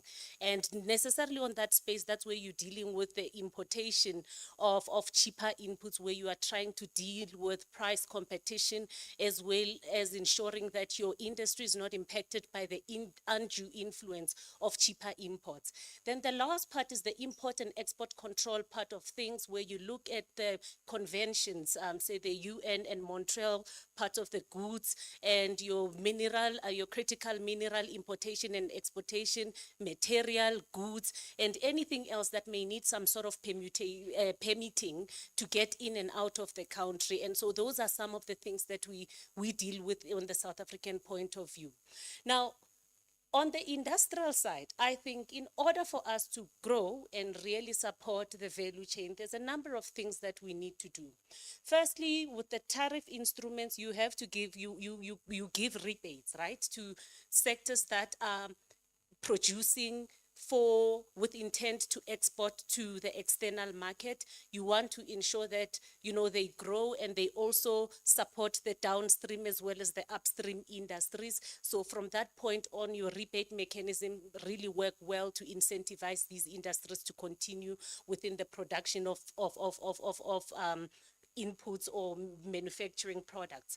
And one of them, I think our biggest, is the Automotive Production Development Plan, the APDP, which we have also trained our Botswana counterpart on the administration of their own just tariff specification. And now we are working with the Namibians to expand on the South African Namibian automotive value chain. So the APDP is quite critical because of it supports our own development of the automotive industry, and has done so. The industry has been secured for at least the last 100 years in South Africa, and is growing and competes comparatively to many areas of the world. Then I think one thing that I go around doing when I travel to countries is to take pictures of our nature of vehicles, and but maybe it's because of our functions for so many years in that industry, and the scourge of the importation of second-hand vehicles is worrying. So if we are talking about expanding the value chain, if we are talking about competitiveness and being able to compete with the rest of the world, and also growing our industrial base and our industries, we need to ensure that we look into various things within that the importation of second-hand vehicle, be it if we put age specifications on cars that could come into the country for those who can afford. For example, on our side as South Africa, we have banned the importation of second-hand vehicle. And I think Mr. Atto speaks about the compulsory specification part of the work, which is very critical. So that also supports, at least on the non-tariff side, things that we can do in order to expand just our value chain participation. So, for example, the automotive industry, it has been building the compulsory specification on the conformity of production of vehicles with the different VCs for the vehicles. And then on another thing, if you look at the road, ports and logistics part of the part of the non-tariff measures, those are things that we need to do. But more specifically, the rebates and on the tariffs, the rebates and the tariff increases, and as well as decreases where it needs to happen. And on the mineral side of things, we are looking into export taxes. That is exportation. When you are about to export at least non-beneficiated products, we are considering there is sectors which at least we put export taxes to try and discourage the exportation of non-beneficiated products, and that also supports, the industrial base of trying to grow the value chain of ensuring that we beneficiate our minerals, and we also offer rebates in that sector on the mineral side. That's the second industry. On the third one, which is on the clothing and retail, we have major problems of importation of second-hand clothing, fabrication, and textile. And it is not only happening in South Africa, the rest of SACU, and I think all of the SADC countries are also struggling with the same. So if you want to be competitiveness in some of the basic industries, you need to look at those shortcomings and ensure that you put the right, at least tariff measures as well as the non-tariff measures to ensure that you at least deal with some of those that are blockading trade and at least disadvantaging the expansions in those industries. So those are some of the things that we can do to grow our participation within the global value chains. Thank you very much. Thank you, Sharon. Sharon has highlighted the trade instrument, both on the tariff side and non-tariff. And I think most of the emphasis she has put on is the non-tariff area of controlling, especially dumping and the issues of rebates, and also looking at exports tariff, especially on issues of critical minerals. And I think there was a question on the floor during the presentation early in the morning about what are we doing with our critical minerals. I think the example was about DRC Congo exporting a lot of cobalt at the primary value. So how are we able to have value addition on even the critical minerals in order to enhance the competitiveness? Thank you, Sharon. Birasa, you come from a country that has an outward look in a global value chain. That is Rwanda, and you're from a think tank. What lessons can you share with us here today on what Rwanda has done best in boosting its industrial productivity in recent years? And what can other African nations learn to make sure that the integration into the global value chain is realized? Thank you. Yeah, thank you so much. Well, I think, as you said, Rwanda has tried to promote, industries, particularly the private sector, to ensure that we are properly integrated in the global value chains. And as I said earlier, of course, we still see some challenges. You can't actually expect, changes to happen in an overnight. It's a process. But at least I can say that we see some vivid examples of what is happening and taking place in the country, and also the benefits trickling down to people in different calibers, being smallholder farmers and also smaller farms in different sizes. This, of course, has taken different stages.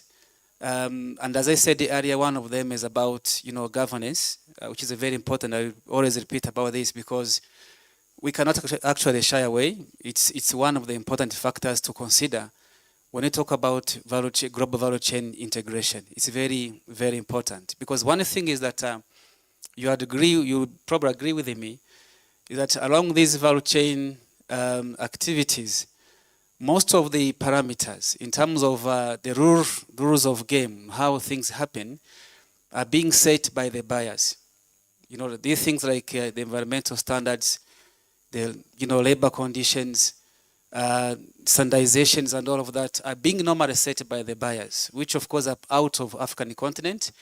And most of our farms or maybe producers, they have to abide to those conditions. Now, my question was about the readiness of our farms and the farmers to be able to comply to these parameters that are being set, somewhere else, which of course are very important, especially in terms of resilience to climate change and also containing and managing our environment. They are very, very important. So what has actually government of Rwanda done over the years to make sure that our farms, our businesses are integrated into the global value chains, being downstream and the upstream, forward and backward, value chain linkages? A lot, of course, have taken place, engaging government resources, but also the private, sector as well. Well, I would say most of the activities that are being done by the government, you'd see them also taking place in different countries. But the uniqueness of Rwanda it has come up with its own slogan, what we call the homegrown solution. The homegrown solution. So the government has intending to promote some policies and strategies, but of course considering the context of the country and also the level of development. And of course taking all the time into consideration the needs and the benefits of the people. That has been, of course, the central of all plans of the government.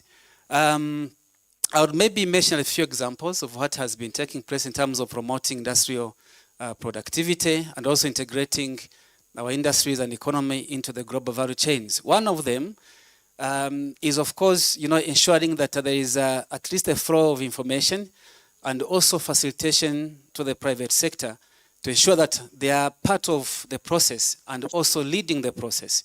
We do have an organization called the Rwanda Development Board. Probably maybe most of you might have heard about it. I worked in this organization for almost 8 years. The main task of this organization is promoting and facilitating the private sector and ensuring that all the hurdles and the regulations that are being put by the government are being lessened to facilitate private operators to be able to access resources and also access the market. Now, when you go to this organization, apart from promoting private investment, but they also provide the information.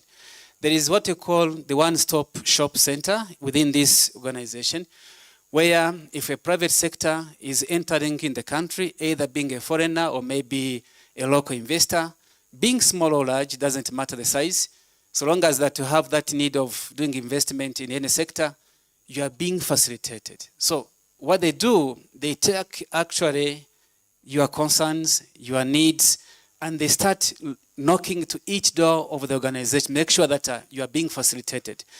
And you know that there is what you call the red tape cost.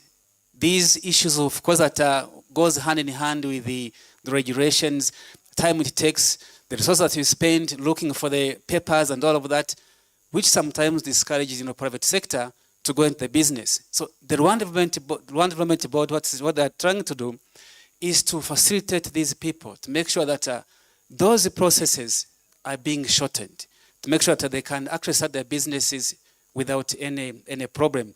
Today, through this organization, starting a company or a business in terms of the registration process and starting a business, it takes only 6 hours. Maybe some places to take like days or maybe a month. It's only 6 hours. Your business is already incorporated, and you also get a certificate to start your business. So this actually, it's helping a lot in terms of facilitating the value chain, participation, in terms of the information flow, but also reducing, the cost and time that will take for someone to start a business in that process. Then number 2, there is the industrial park. Today we have around 11 industrial parks that have been developed by the government. And actually what the government do, it sets, the land for free. It puts all the infrastructures for free, including water, the internal roads network, electricity and everything. So what the investors do, it's only coming in, you lease the land and you set up your factory immediately without going into the hassles of looking for the land. And you can see now actually this has, led a lot of investments taking place. And it doesn't matter in terms of the size, being small or large, companies, you can still set up your business through these industrial parks. And it is helping a lot, especially in terms of adding value to the produce, for the food products in particular. And through that process, of course, the information sharing in terms of the market accessibility, the requirements, it becomes easier through these industrial parks. So I think it's a very good lesson that many countries, of course, can learn. But as I said, it has to go hand in hand with the local context to see whether that fits within or not. There is already ongoing what you call the Africa e-trade platform. Maybe you might have seen it already. It's being harbored in Rwanda. It's kind of a public platform that is helping in terms of integrating businesses within the Africa. But through the platform, actually, people, especially the smaller businesses, are able to showcase their businesses, what they're doing globally and it is actually helping in terms of the marketing, the produce to different countries. And very recently, through this kind of arrangement, Rwanda was able to export the products to Ghana. You might probably have seen this through this arrangement of AFCTC and this portal. That was a very successful story. And through this shipment, avocado, honey, tea and coffee, and many other, agricultural products were able to be exported to Ghana through this type of arrangement, which I think, of course, could be one way that can use to develop the industries and promote, what private sector is doing. And maybe lastly, I don't want to take much of time. There's incentives and subsidies, because one thing is that if you want to promote investment, being in green whatever, private sector have to be facilitated. So government has come up with the different forms of incentives, either tax or tax incentives to facilitate this type of investment, which of course makes it easier for the private companies to import, especially technologies, when it comes to agri mechanization that facilitate, in terms of the production and also the processing. There is one very big example that Rwanda is actually boasting for, especially in terms of promoting the agricultural, investment, especially in de-risking investment in agriculture. That has really worked very well in terms of promoting private investment in the sector, which of course you cannot see private investors doing that so easily. And government is actually, attracting this through the private, public investment partnership, but also government investing 100% into the facilities like infrastructures related to irrigation and all of that, and then slowly starts attracting private sector to come and take over these businesses, which of course has yielded a lot of private money coming into these businesses, either through FDIs or the local mobilization of resources that are investing into these resources and facilities. So I think these are some of the examples that the government has taken place to ensure that Rwanda as a country is integrating into the global value chains. Thank you so much. Thank you very much, Birasa. This is quite elaborate and very good lessons for African countries with respect to the experience from Rwanda. I think what we are learning from there, one is issues of easing regulatory barriers, the bureaucratic tape. One day you just go to one-stop shop and you're sorted at Rwanda Development Board. That's quite a very good incentive to many business. Issues of digitalization of trade. I think the African e-trade platform is coming in. The issues of industrial parks.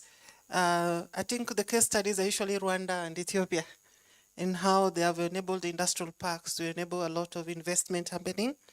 And one thing I think which Sharon had captured, Sharon first when you started, you are looking at the poultry value chain, which is the agriculture and livestock trading.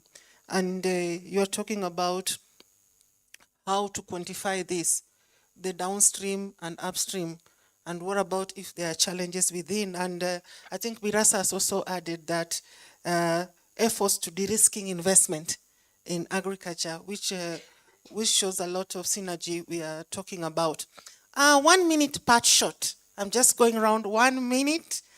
For your take on this, then the panel leaves the platform. Thank you.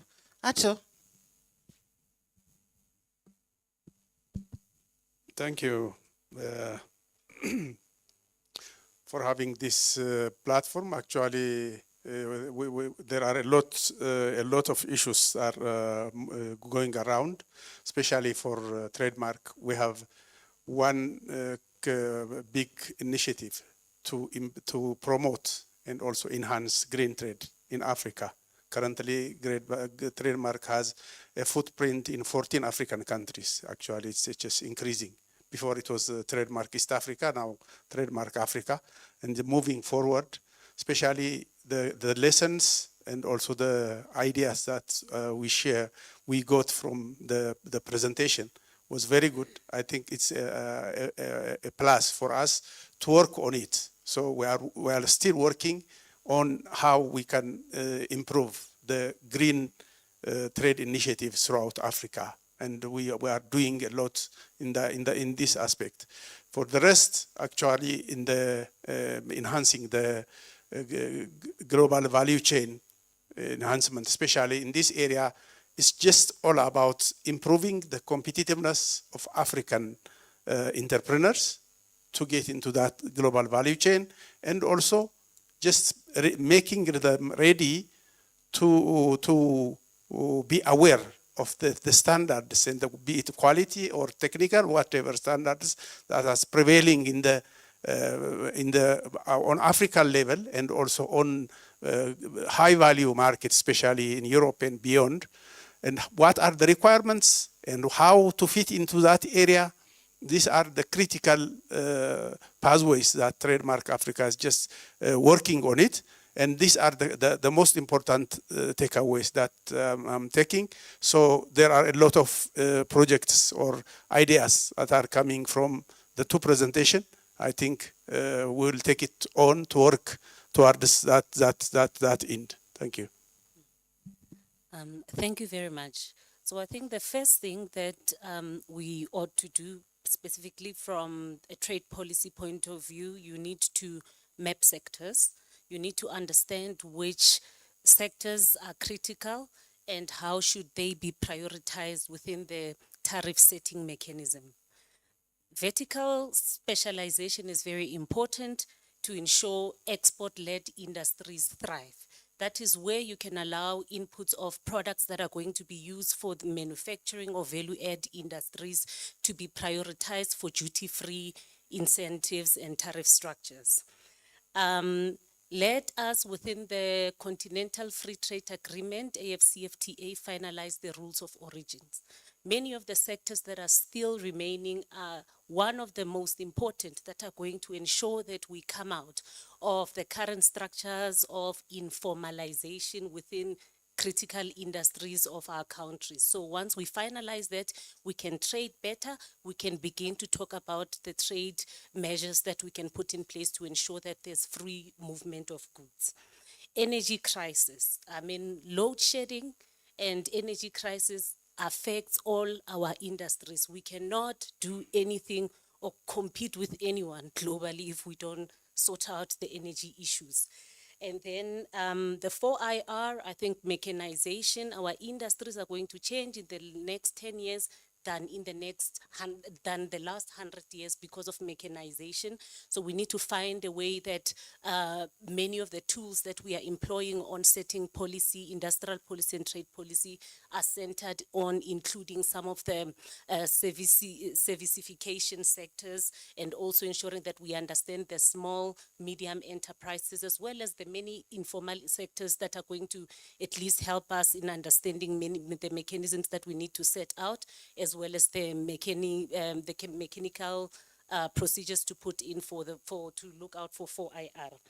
Then I think I've spoken about protection of infant industries. So for some of us, like South Africans that got into the WTOs in the dawn of democracy in 1995, we signed up very high deals that said we don't have much movement on tariff structures, on whether we are already on the higher bounds on many of the tariff structures. But for many of the countries within Africa, can have space to protect their infant industries. So, and how we do that is going to be very much important, in that we need to ensure that we don't stifle regulation and policy and end up harming the very same industry. And again, it boils down to the mapping and understanding of the sectors and the direction with which we want to move, and prioritization. So I think those are just my shorting part on the participation on the panel, and I really enjoyed it, and thank you very much, colleagues. Thank you. Yeah, thank you so much. I think my takeaway simply is that it's possible Africa to benefit, and maybe probably also take a lead in this global value chain, so long as the key participants in the value chain are very well informed. The two papers that are presented earlier in the morning show that there is still a gap, especially in terms of informing the key players or partners along the value chains, being on the part of the government, on the policy level, but also on the private part. And I think, as I said earlier, the onus, I would say, is on a side as maybe scientists to help and inform the two parties, government and also private sector. If you want to help the continent to reap from this type of businesses and grow through these global value chains, the information flow that is very well digested, that informs people what to do and what and when actually they should do, it's very important. The difference that we saw from these case studies from Tanzania and Kenya, and also the examples of Rwanda and Tanzania that was presented earlier on, shows exactly there is that kind of gap that need to be fulfilled.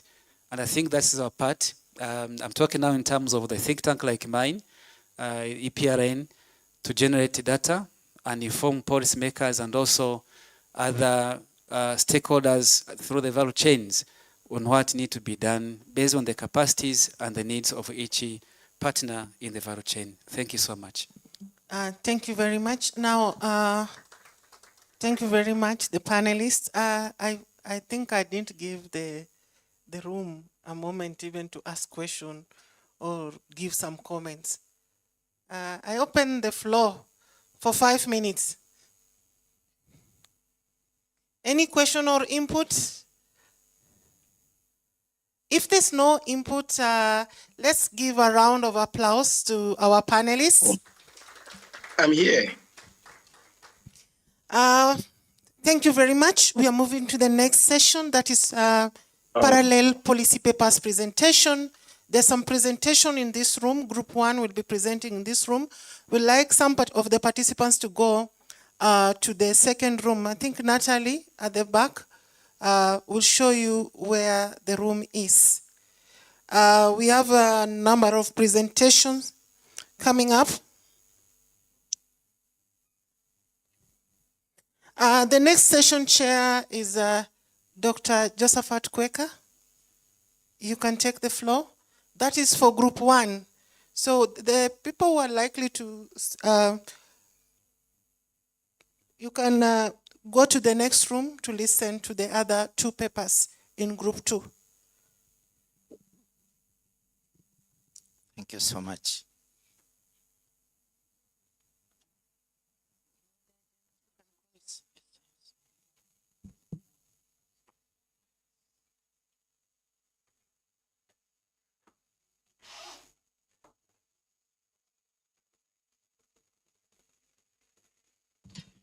So, Group 1, we are privileged to retain the room.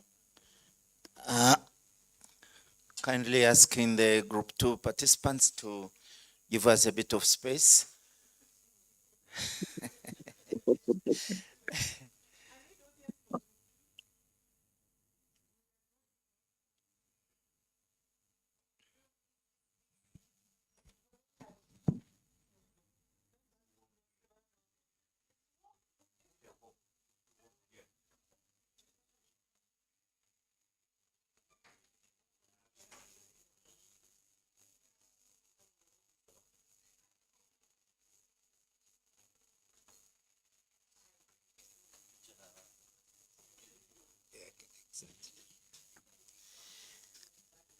So I presume that all of us present in the room are the legitimate members of Group 1.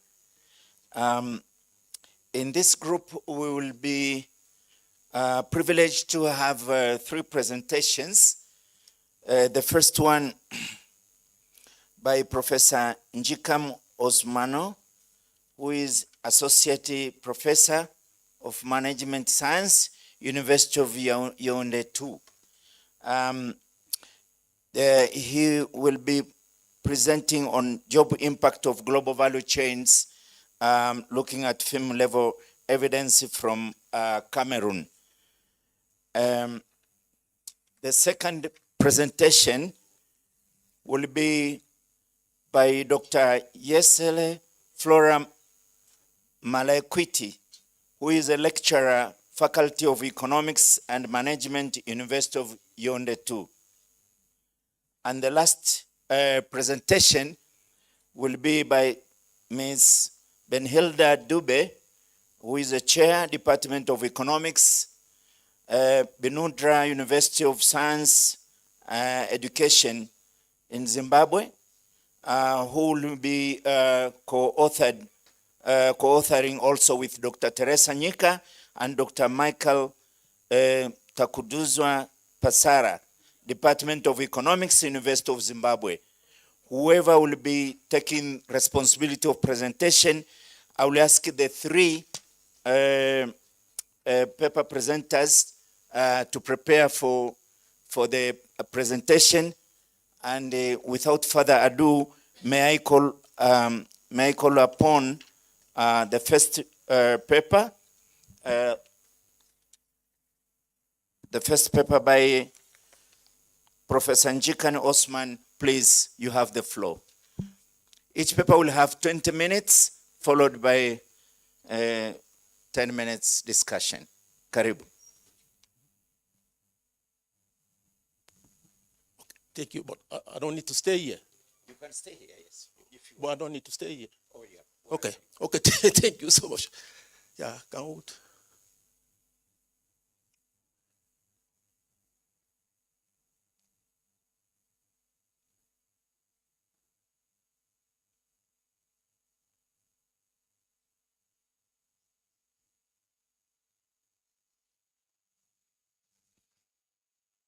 Can we show the presentation?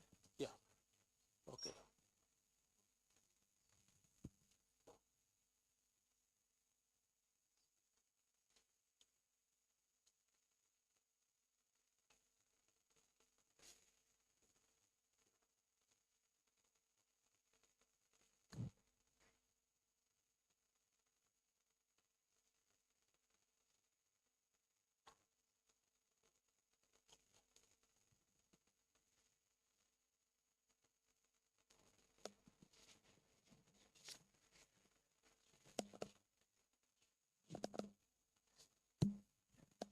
Okay, thank you, sir. This is a paper, it's a final report. It went through many processes with the ARC, and we are now in the process of trying how to publish this paper in the peer-review journal. And the paper is entitled Job Impact of Global Value Chain, Film Level Evidence from Cameroon. Yeah. And this is the way we structure our presentation.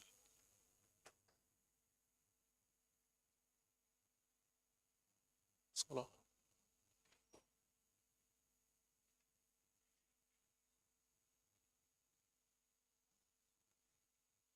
Yeah. Okay. The first one will be on the introduction. The second point will be on the objective of the study. And then we move to the methodology. Then comes the finding. And then we will finish our presentation with some policy implication of the finding. Starting with the introduction. You know that today almost 50% of trade is about global value chain. That's fragmentation of production processes. And you know that the rate of GVC participation within African countries is nearly 40% of the continent export. So most African countries are really involved in the GVC process. And this movement has opportunity as well as threat for our continent. In terms of opportunities, the first one is that GVC is a critical pathway for FDI, foreign direct investment. And then it also allowed productivity enhancing technology.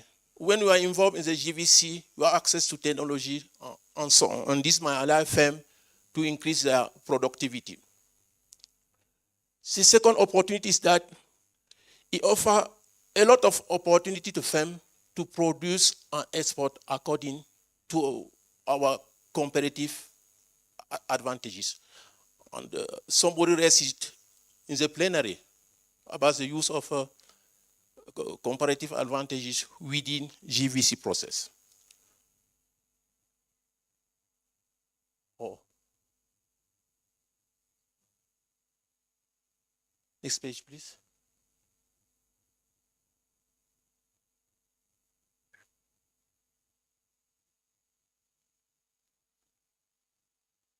Yeah. Now, in terms of trade, this is GVC is accounted for new technologies. And, oh, sorry.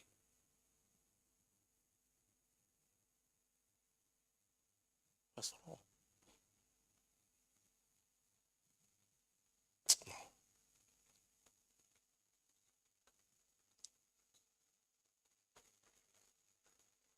Yeah, okay, so that was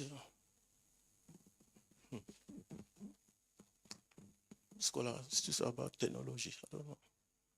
Okay, no.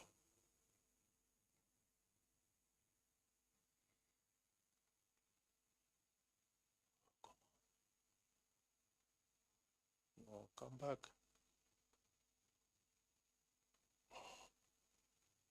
Please come back to the last page. Go back again. Okay, yeah. Okay, yeah, thank you. So I was at this point in terms of GVC trade for developing country. The first point is accounted for new technology. It means that it is a skill bias process, and it will lead for the demand for skilled labor. And we all know that, and it means that in this process, the unskilled labor might not benefit in this process. And we know that most African countries, we are vastly in love with unskilled labor. If it's in terms of exploiting our comparative advantages, it means that this is a real challenge for African countries. Because when you are involved in GVC, you might rather boost the employment of skilled workers. And while the vast majority of unskilled workers, they are unemployed. This is a real challenge for policymakers in Africa. So it makes sense in this case to explore the impact of GVC on employment within the African context. So in this study, we have the following objective. The first one is to investigate whether GVC implication and position favor employment. If yes, does the impact fall disproportionately between skilled and unskilled workers? That's the first objective. The second objective is to see whether the skill intensity of the production, the capital intensity of the production within firm, because there are firms who are involved in GVC, does this influence or impact the relationship between GVC and employment? And we use two types of employment: skill employment, and here we have a manager, a senior, technician, and lower manager. And then unskilled labor, namely employer and laborers. We also add the ways those are control variables to make sure that we really capture the effect of GVC on employment. We also include wage rate. We also include the capital of the cost of capital, interest pay for the long-term or credit. And we also include output at the firm level. And in terms of mediated variable, we had the skill intensity, which is the ratio of non-production worker to full-time employment. We also include capital intensity, the ratio of total value of fixed assets to total full employment.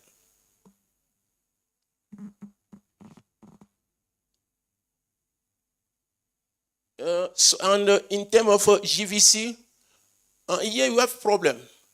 It means that we match firm level data with sector level GVC data, because finding the data for GVC as a firm level was very difficult in this context. So we have backward GVC participation, forward GVC participation, and then GVC participation is the sum of backward and forward GVC participation, and then finally GVC position. Here, in terms of position, we want to know if you are specialized upstream GVC or downstream GVC specialization. And our sample include 803 firms in 25 industries. We have 18 manufacturing industries and the 7 services sector. And so we have an unbalanced panel of nearly 4,000 and something observation. And the period is from 2005 to 2017, 13 years. In terms of methodology, we match firm level panel with sector level GVC, involvement and position. We estimate dynamic labor demand, where we included interaction within GVC indicator and the firm level characteristic of skill intensity and capital intensity, to make sure that we really capture the way they moderate the relationship between GVC and labor employment. And of course, we adopted the GVC GMM approach to address the issue of endogeneity. Now, in terms of finding, the first, I did not put all the results here in the table because given the rule we receive for the ARC, we should be one page per finding. The first one is that GVC participation and position, you have no significant effect on any type of employment. I mean total employment, skill employment, and unskilled employment.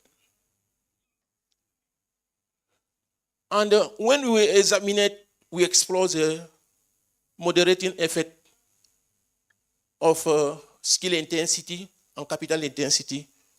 We got very interesting results.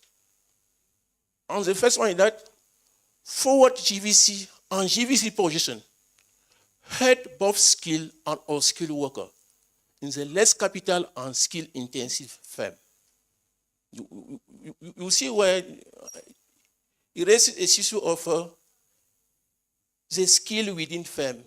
Do you have enough skill within your firm to get involved into GVC? That's one of the answers we got within this paper. In terms of backward GVC, it has a significant positive impact on skill and unskilled job, but this is more on skill intensive firm. If you are not intensive in terms of skill and capital intensity, you might not read up the benefits from involvement in GVC. Also, GVC participation enhances all the skill job in more capital intensive firm.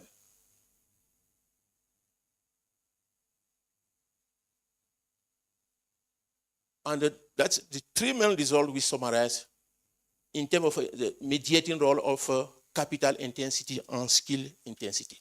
Now, moving on to policy implication. The policy challenge stands far beyond simple involvement in GVC. As somebody said, that's a paper of Roderick of 2018. He said, you African country, you should focus on promoting regional, national integration. It means that addressing the issue of human capital or infrastructure and so on. And then from there, you can think about involvement in GBC.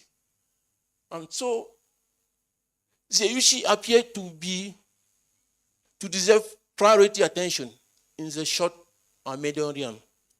And in the short term measure, we have skill development within firms involved in GBC.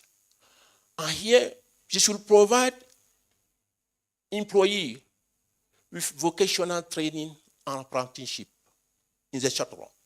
That will be a way to boost skill within firms involved in GBC. The second measure will be to ease the labor market issue in general. Because in most African countries, our labor market are very rigid. They are not very flexible, even though there are some exceptions across country. In the medium term, firms can provide on-the-job training, not only limited to basic production, but must include complex skill. I mean here, cross-training on multiple tasks within firm. It might be a machine maintenance. It might also be layout, and it might also be pattern making. And in the long run, the most important measure here is about investment in human capital. Because a deficient human capital constrains the supply of high-skilled jobs. This is nearly at a macro level. You know that in most African countries, and namely in Cameroon, where we do the study, the education system is good as a primary school, sometimes the secondary school, and as a higher school is a problem. Very, really a problem. And the second measure in the long run is to upgrade the educational system and technical training. It's a vital way to help GVC-related job generation, specifically backward GVC integration, which is associated with lower value-added activity. This is in terms of specialization in terms of raw materials. Most African countries are specialized in that, and Cameroon is not an exception. I think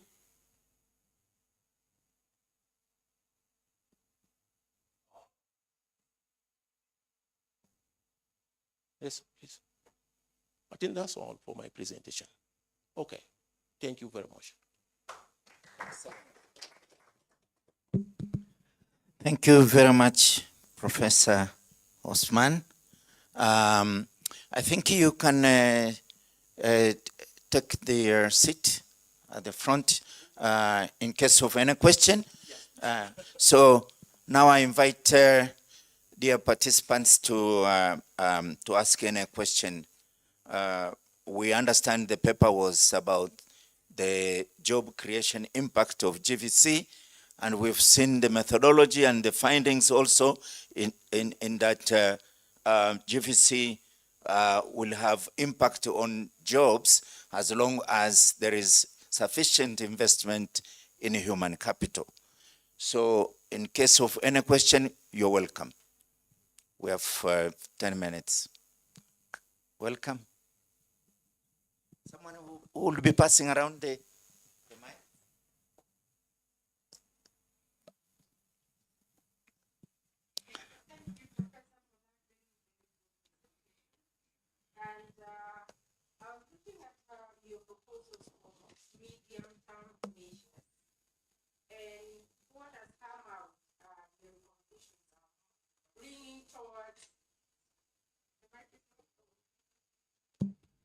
Sorry. First, I said that that was a very, very, very good presentation and very good recommendations.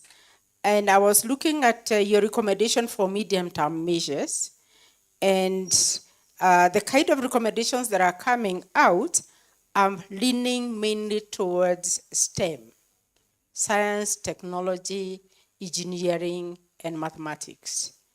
And of course, leading to TVET, technical vocational education and training. So I was just wondering, how are we going to have a saturation in that particular area, and what happens to the other areas of the education system? Are we going to put less emphasis on them, or are they complementary? Thank you. May I respond? Oh, yeah. Okay, thank you, Professor, for the question. I think the problem here is in terms of priority within each government. In the education system, we have the technical system, the general system, and so on. I think it's up to the government, the policy makers, to see where to push things.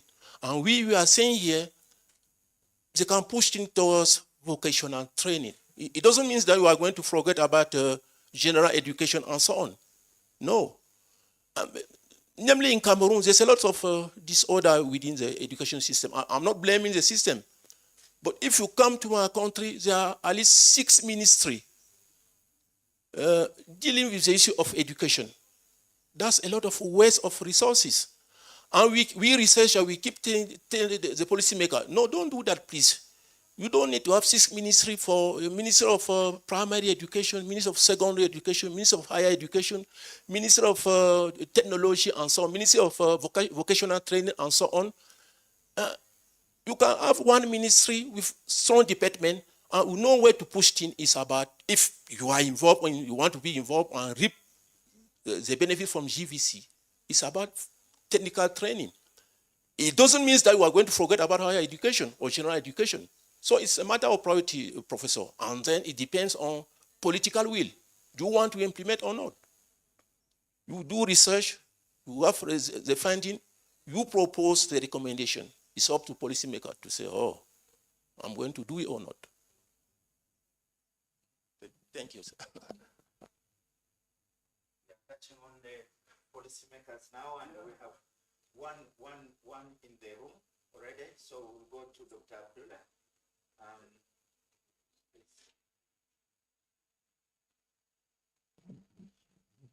Thank you very much.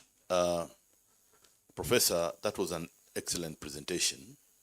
And actually, what makes me just to air my submission now to this here is to follow up the submission by Professor Nganga.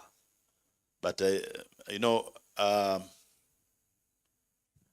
think in Africa, we need to be regularly reviewing our education policies so that we keep on updating, so that we train of appropriate and relevant training to suit the needs of the market at the current competitive global stage. You know, much as we are very much interested in the higher education, and we are all coming from there, but we should not be mass producing graduates who are not going to be absorbed in the labor market. Because at the moment now, we are having youth who are, when they come out of universities, they go out in the labor market, and then they have to be retrained. So what we need to do is to really look at the skills we are imparting to the youth, so that when they go, they really make an impact and participate in the economic value-added activities. Because nowadays, we are also hearing a new narration from the youth. They are coming and saying that, no, you know, we don't need to go to higher education. We just need to train on skills so that we just go to the jobs direct. So I think that's we need to look at the education, academic and education policies at the national levels, and also come with maybe a guiding tool to that at the continental level. Thank you.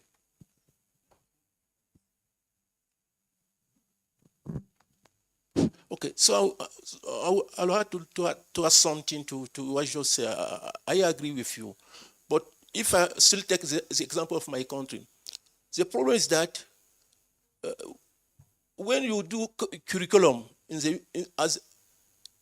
for secondary or higher school, I noticed that the private sector is not involved.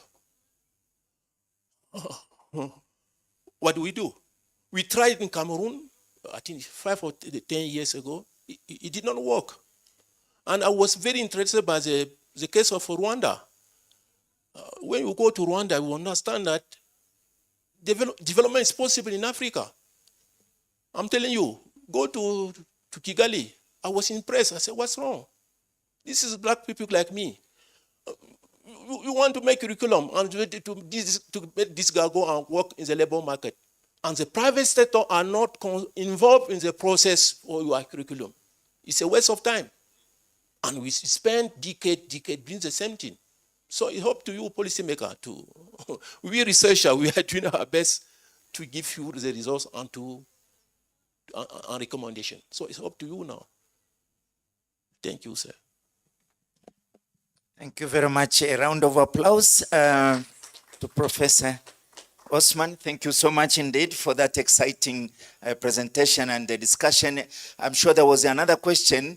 Would you want to take that one a bit? Of course, yeah. Please. One more question, a quick one.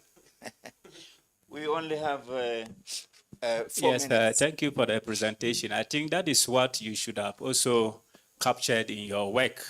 Many a times in our research, we look at the right-hand side issues, then we neglect the left-hand side. Yes. The issue of what Prof spoke about is an issue of skills mismatch between the academia and the industry. Yeah.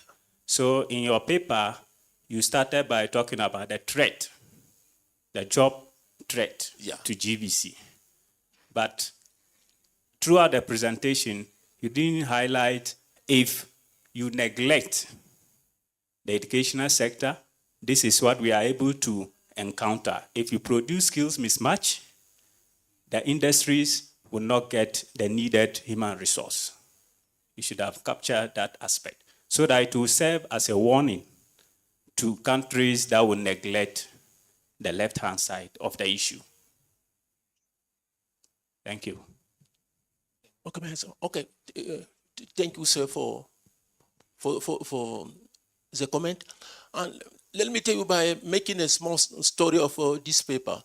And when we started as the ARC, it was about, it was 2 sides.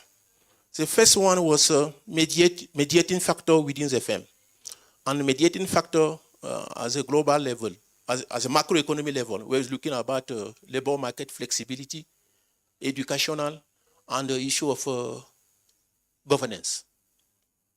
They say, oh no, Usman, you are doing too much thing. Forget about the macroeconomic level and they focus on the firm. It might be we are thinking that we are writing a second paper and then we share it with the ARC, which is within this one. If the 2 are published, that will be okay. Where we are focusing first on firm and then moving to macro level where we access the issue of policy environment in terms of flexibility of labor market, education, and governance. Thank you, sir. Yeah, thank you so much, Professor. So the focus matters, whether you are focusing at the firm level or at the macro policy environment level, it matters. And so he has clarified the scope of his presentation. Thank you, Professor. Okay, so now we are to go to the second presentation by Dr. Yesele Flora Malakit. Sorry for if I did not pronounce. She will be assessing the role of innovation in Cameroonian firms' participation in GVC. You have the floor. 20 minutes. Thank you. I will make my presentation in French. So maybe I should give you a few minutes or few seconds or where you are.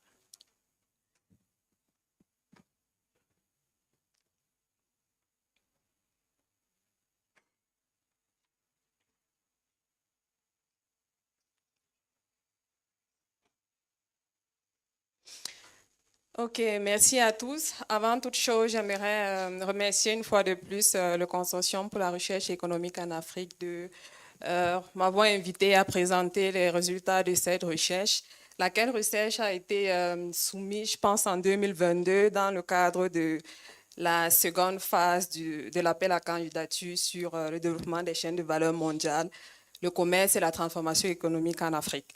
Alors, notre recherche, la recherche écrite en collaboration avec le professeur Désiré Avom de l'Université de Yaoundé 2 et par moi-même, enseignante-chercheur au sein de la Faculté des sciences économiques et de gestion de l'Université de Yaoundé 2 au Cameroun, porte globalement sur les moteurs de la participation du Cameroun aux chaînes de valeur mondiales au niveau des entreprises, avec un focus sur le rôle de l'innovation. Alors, est-ce que je peux avoir le... Alors, globalement, vous avez le sommet de ma présentation qui va porter sur 5 principaux points, notamment présenter le contexte de notre étude et puis rappeler quel était l'objectif et les mécanismes sous-jacents, ainsi que la stratégie que nous avons adoptée pour atteindre notre objectif, les principaux résultats auxquels nous sommes parvenus et les recommandations des politiques économiques qui en découlent. Alors, mon collègue, le professeur Ousmarou, a présenté globalement, n'est-ce pas, le contexte du Cameroun dans les chaînes de valeur mondiale. Je ne vais pas m'apaisanter dessus, mais je pense que nous avons sur cette cartographie les enseignements qui nous interpellent tous, où l'on peut voir sans surprise les best practices en termes de participation aux chaînes de valeur mondiale, où nous avons sans surprise la Chine, les États-Unis, la France, l'Allemagne qui sont classés en top, n'est-ce pas, selon l'indice de participation comme la somme des liens en amont et en aval produits par la CNICET. Et dans ce sillage où se positionne le Cameroun se positionne à la 104e position, bien que son niveau moyen s'apparente à ce que nous observons dans la sous-région Afrique centrale, en Afrique subsaharienne. La participation du pays est principalement tirée par les liens en aval qu'il noue avec d'autres pays, notamment dans le secteur du commerce et des services, tandis que la participation en amont reste encore faiblement développée, laquelle participation nécessite, n'est-ce pas, le développement technologique et l'innovation.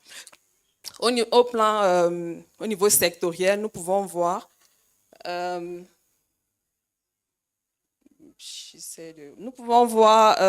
les secteurs les plus impliqués, n'est-ce pas, dans les chaînes de valeur mondiale. Nous avons les 3 principaux secteurs, le secteur des mines et des carrières, où nous avons en moyenne qui constitue plus de 557 millions d'USD dans les chaînes de valeur mondiale.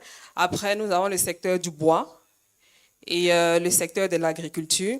Un peu plus bas de l'échelle, nous avons le secteur de l'éducation et vraiment très peu en ce qui concerne les secteurs de la machinerie, l'électronique et le secteur de la maintenance.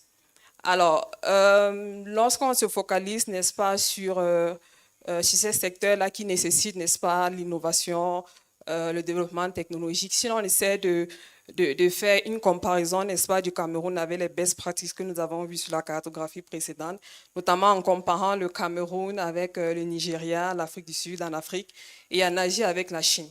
Alors, nous observons, selon les statistiques de la World Bank Enterprise Survey, pour ce qui est de l'indicateur de la technologie, comme le pourcentage des entreprises, n'est-ce pas, qui utilisent la technologie, notamment, on ne serait-ce qu'à accès à des sites web pour pouvoir interagir avec des entreprises basées à l'étranger. On peut voir que à peine 54%, n'est-ce pas, des firmes locales camerounaises ont accès, n'est-ce pas, à cette technologie-là, contrairement à la Chine où on est à plus de 85%, en Afrique du Sud où ça s'élève à plus de 70%. Maintenant, lorsque l'on observe au niveau des machines, notamment les équipements de transport, on a à peine 1,5%, n'est-ce pas, de la valeur ajoutée du secteur de la machine et des équipements de transport sont inclus, n'est-ce pas, dans la valeur ajoutée globale, n'est-ce pas, de la manufacture, contre plus de 5% au Nigeria, et on est dans les plus de 13% en Afrique du Sud et 24% en Chine. Ce qui interpelle en fait sur la difficulté que rencontre le pays, n'est-ce pas, en ce qui concerne le développement du secteur de l'innovation. Alors, ceci étant, merci au professeur Patika qui, plus tôt dans la journée, nous a fait un résumé, n'est-ce pas, des études de cas au niveau des films en Afrique sur les principaux déterminants ou alors moteurs de la participation des entreprises africaines dans les chaînes de valeur mondiales où tout au long de cette recherche, il faut dire que nous avons commencé la recherche en 2022. C'est en 2024 que nous avons terminé la recherche.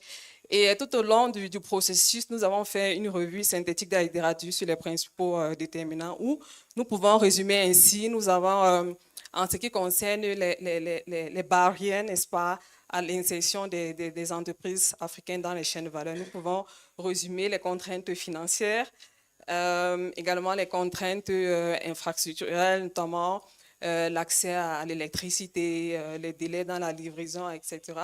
Également les contraintes liées à la gouvernance et celles liées aux barrières tarifaires.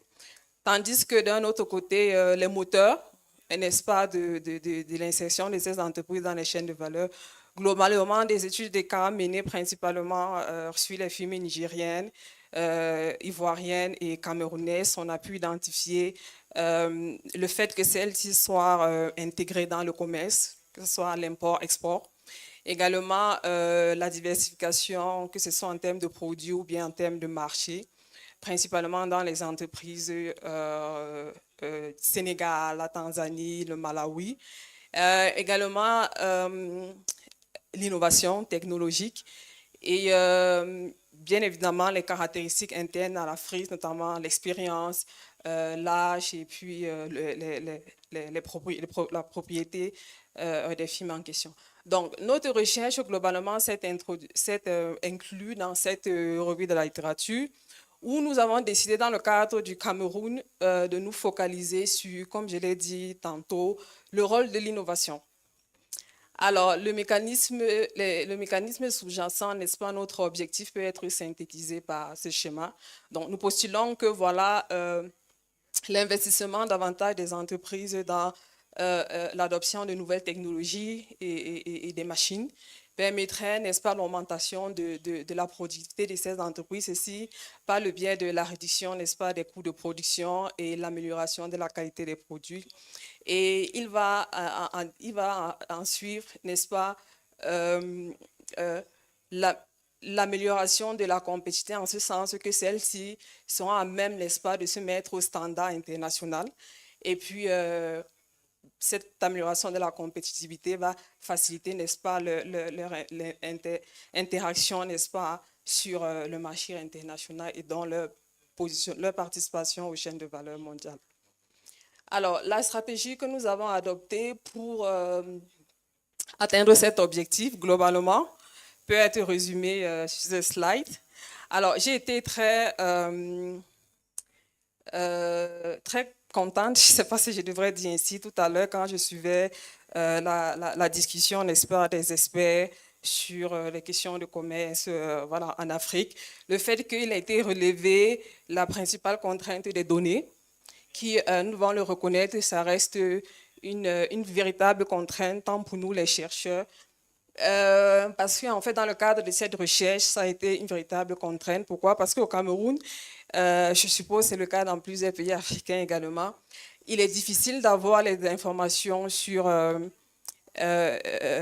l'import-export des entreprises locales parce que ce sont des données qui sont classées sensibles. Le professeur Ousmane, dans sa présentation, vous a montré un aperçu, n'est-ce pas, de l'environnement des entreprises camerounaises, je pense. Son étude était basée sur les données que nous fournit la Banque mondiale, notamment la World Bank Enterprise Service. Mais dans le cadre de cette étude, nous avons essayé, nous sommes focalisés sur le recensement général des entreprises camerounaises. Il faut dire qu'en date, il y a eu 3 recensements généraux au Cameroun. La première qui a été conduite en 2008, 10 ans après, presque 10 ans après, on a eu un deuxième recensement et le troisième qui s'est tenu en 2023. Mais malheureusement, je pense en 2019, oui, mais malheureusement, les données ne sont pas encore disponibles. Et je pense que ça, c'est un véritable problème que nous rencontrons. La plupart des enquêtes au niveau national, on doit attendre au moins 5 ans après que l'enquête ait été terminée pour avoir accès à ces données.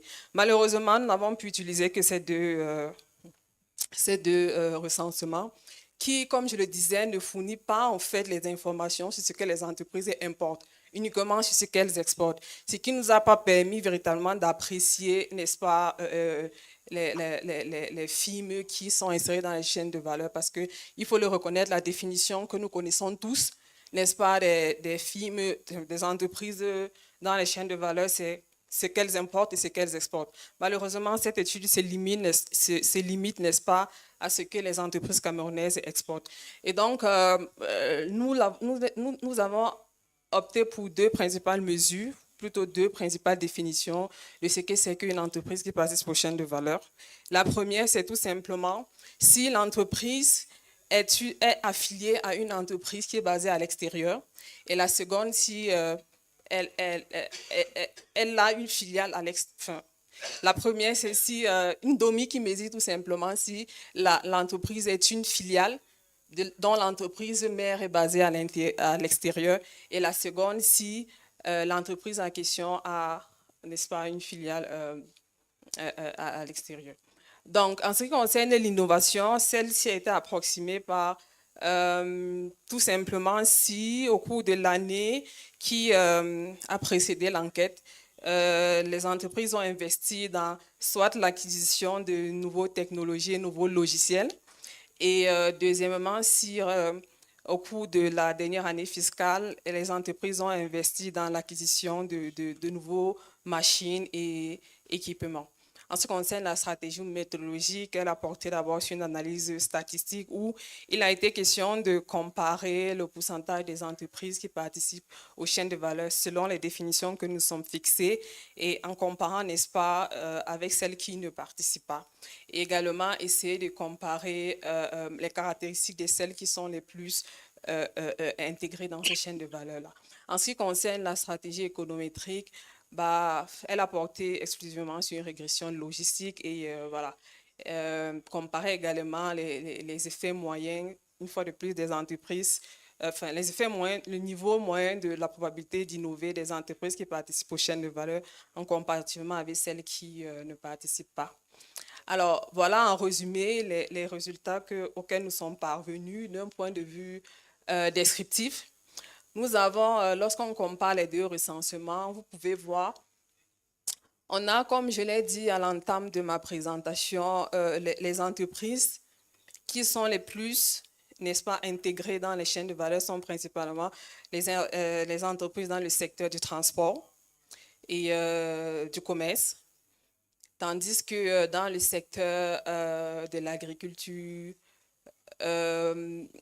la construction, le niveau de participation, ça, c'était en 2008, était relativement faible. Par contre, en 2016, pareil, on a le secteur du commerce qui apparaît en première position et par la suite le secteur des banques et assurances. Maintenant, la deuxième information qui ressort de ce tableau, c'est qu'au cours de ces deux recensements, il y a eu des entreprises qui sont sorties en fait de la participation. Les entreprises en 2008, les entreprises dans les secteurs qui étaient, les secteurs où on observait un nombre assez conséquent d'entreprises dans les chaînes de valeur. En 2016, on observe un déclin d'entreprises un déclin au niveau sectoriel, n'est-ce pas, du pourcentage d'entreprises dans les chaînes de valeur. Ce qui nous a, une fois de plus, questionné sur le rôle de l'innovation. Est-ce que c'est parce que ces secteurs-là peinent, n'est-ce pas, à innover, que ce soit en termes de l'acquisition de nouveaux matériels et technologiques ou pas?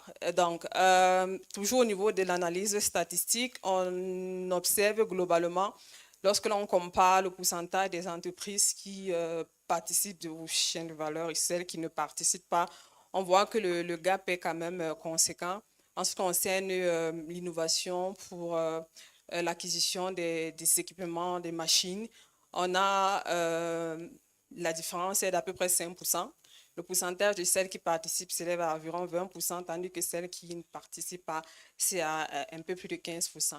Pareil pour ce qui concerne, n'est-ce pas, l'innovation en termes de nouvelles technologies, nouveaux logiciels, on a un différentiel d'à peu près 2%. Alors, et in fine, ce qui concerne les résultats de la régression, globalement, on a trouvé un effet positif, n'est-ce pas, suggérant que, voilà, investir, n'est-ce pas, dans l'innovation, que ce soit en termes de machinerie ou l'acquisition de nouvelles technologies, globalement est associé à une probabilité élevée, n'est-ce pas, de s'insérer dans les chaînes de valeur, ceci à travers les partenariats avec les entreprises étrangères. Donc voilà globalement les principaux résultats de notre recherche. Maintenant, en ce qui concerne les recommandations qui en découlent, regroupées en 3 catégories, n'est-ce pas, les mesures à court terme, nous avons pu identifier comme première mesure à court terme le renforcement de les formations technologiques, ceci dans le but de les aligner, n'est-ce pas, avec la demande du marché. Alors, je ne vais pas m'appesantir sur ce point parce que je pense que c'était l'objet, n'est-ce pas, des discussions du professeur Oumarou qui a terminé sa présentation tout à l'heure. Alors, il faut le dire. Alors, pourquoi cette mesure, elle est importante? Parce qu'en réalité, enfin, vous le savez sans doute, le Cameroun a opté en 2020 un document stratégique pour le développement du pays visant à faire du Cameroun un pays émergent en 2030. Et l'objectif premier de ce document vise à comment faire pour transformer structurellement l'économie du pays et le rendre inclusif. Alors, ce document a été dressé en 2020 et en 2021, il a été mis sur pied, n'est-ce pas, une cellule, n'est-ce pas, pour mesurer l'impact de cette stratégie à l'issue desquelles on a mis sur pied une autre stratégie pour le secteur de l'éducation et la formation.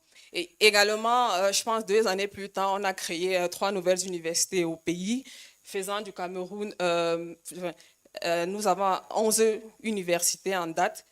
Toutes les régions du pays sont dotées d'une université. Et on a vu en fait que le pourcentage des formations dans le domaine de professionnels et technologies a accru avec passant de 50 000 diplômés, n'est-ce pas, dans le domaine de STEM à plus de 59 000. Mais sauf que les formations professionnelles restaient encore dans le secteur public et très peu dans dans le secteur privé, pardon, et très peu dans le secteur public.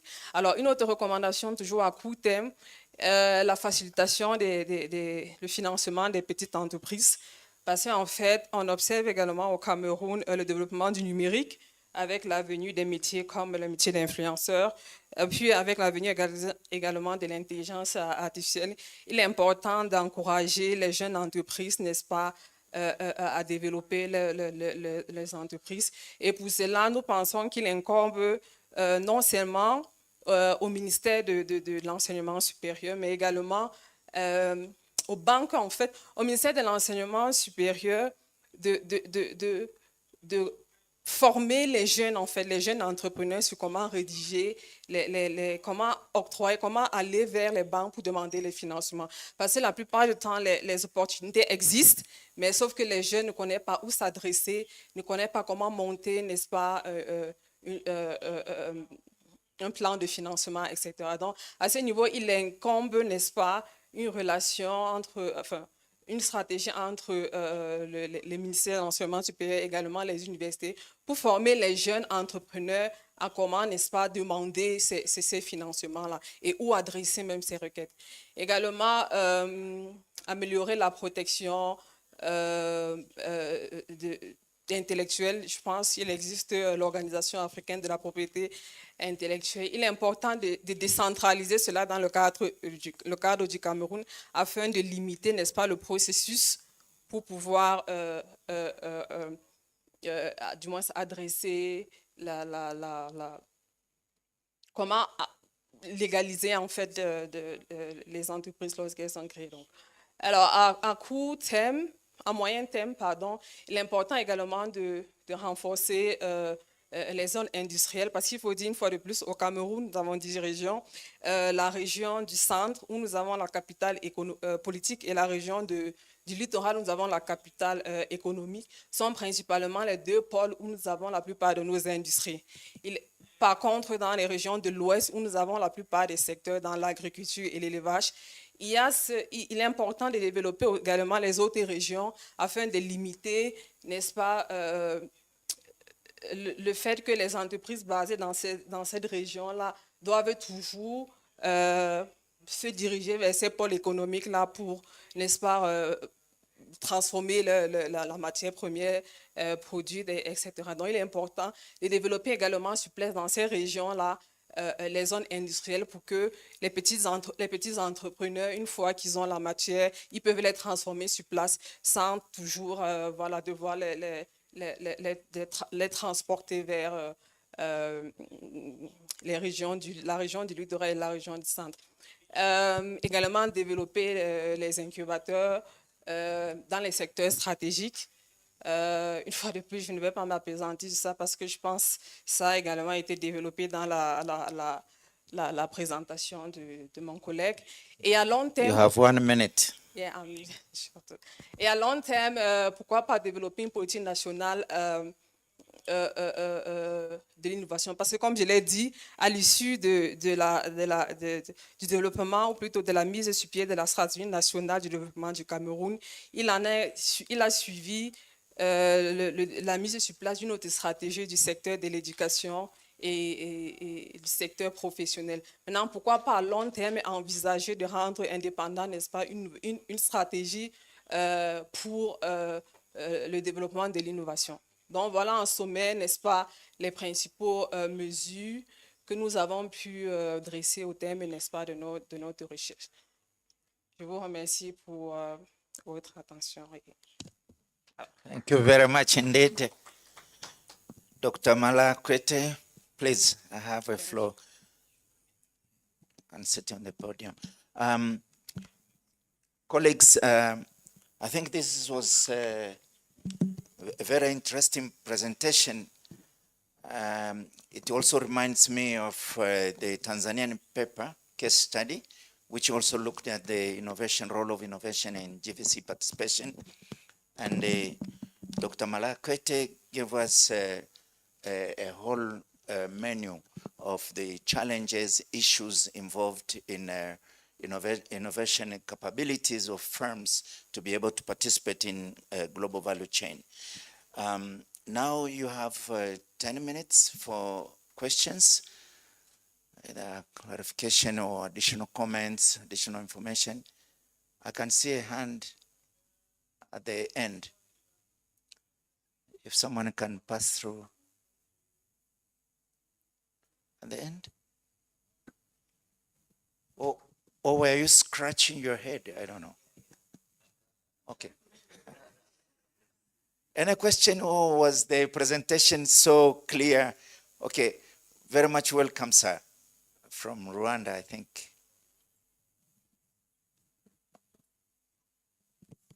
Yeah, thank you so much, moderator. Thank you, doctor, for a very good presentation. It was really very insightful. But there is one issue that probably want you to shed more light on it, because I know it's one of the factor that is somehow affecting small-scale farms or small businesses that require a lot of attention, particularly in Africa, if you want to succeed in these global value chain activities.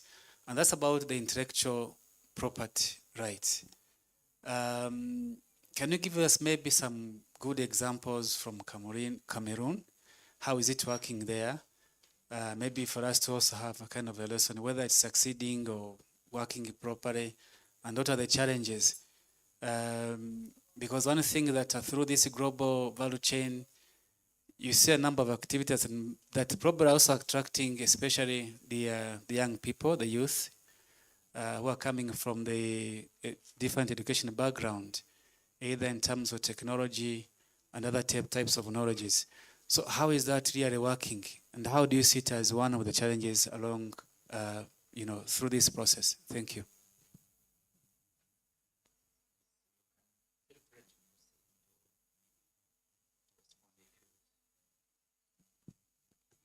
Alors, merci pour cette question. Alors,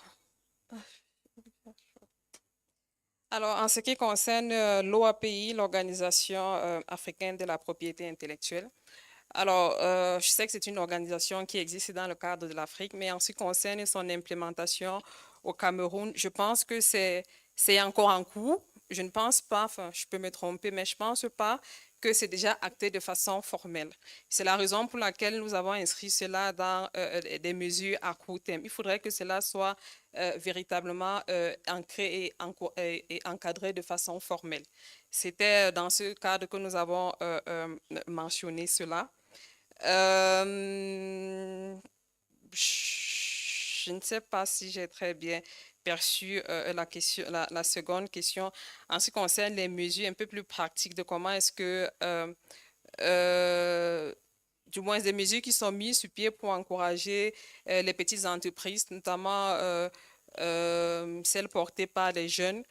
Je pense qu'il existe déjà des mesures qui sont mises sur pied. Je pense que nous avons comme exemple Youth Tech, je pense, qui a été mis sur pied et qui vise, n'est-ce pas, à encourager les jeunes, n'est-ce pas, qui ont des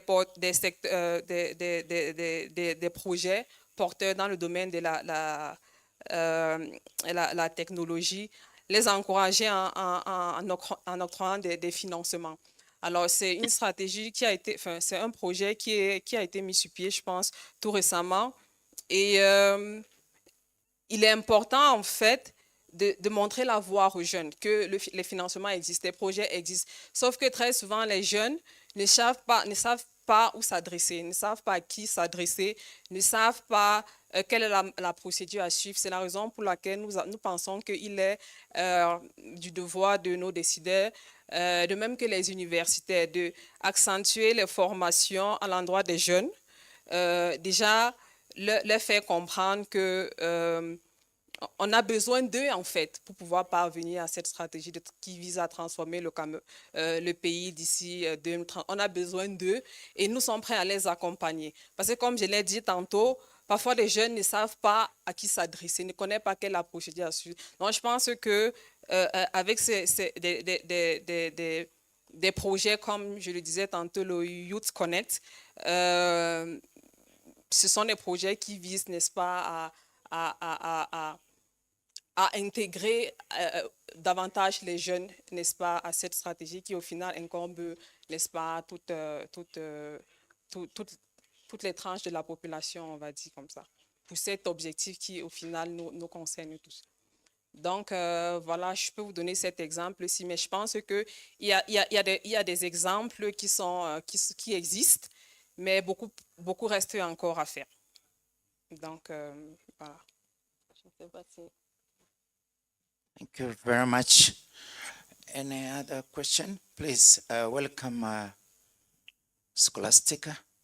You have the floor. Thank you, Chair. There is a question online from the online participant saying, what are underlying reasons for decline in agriculture/livestock contribution to GVC, especially livestock being important, especially livestock being important in Cameroonian northern corridor?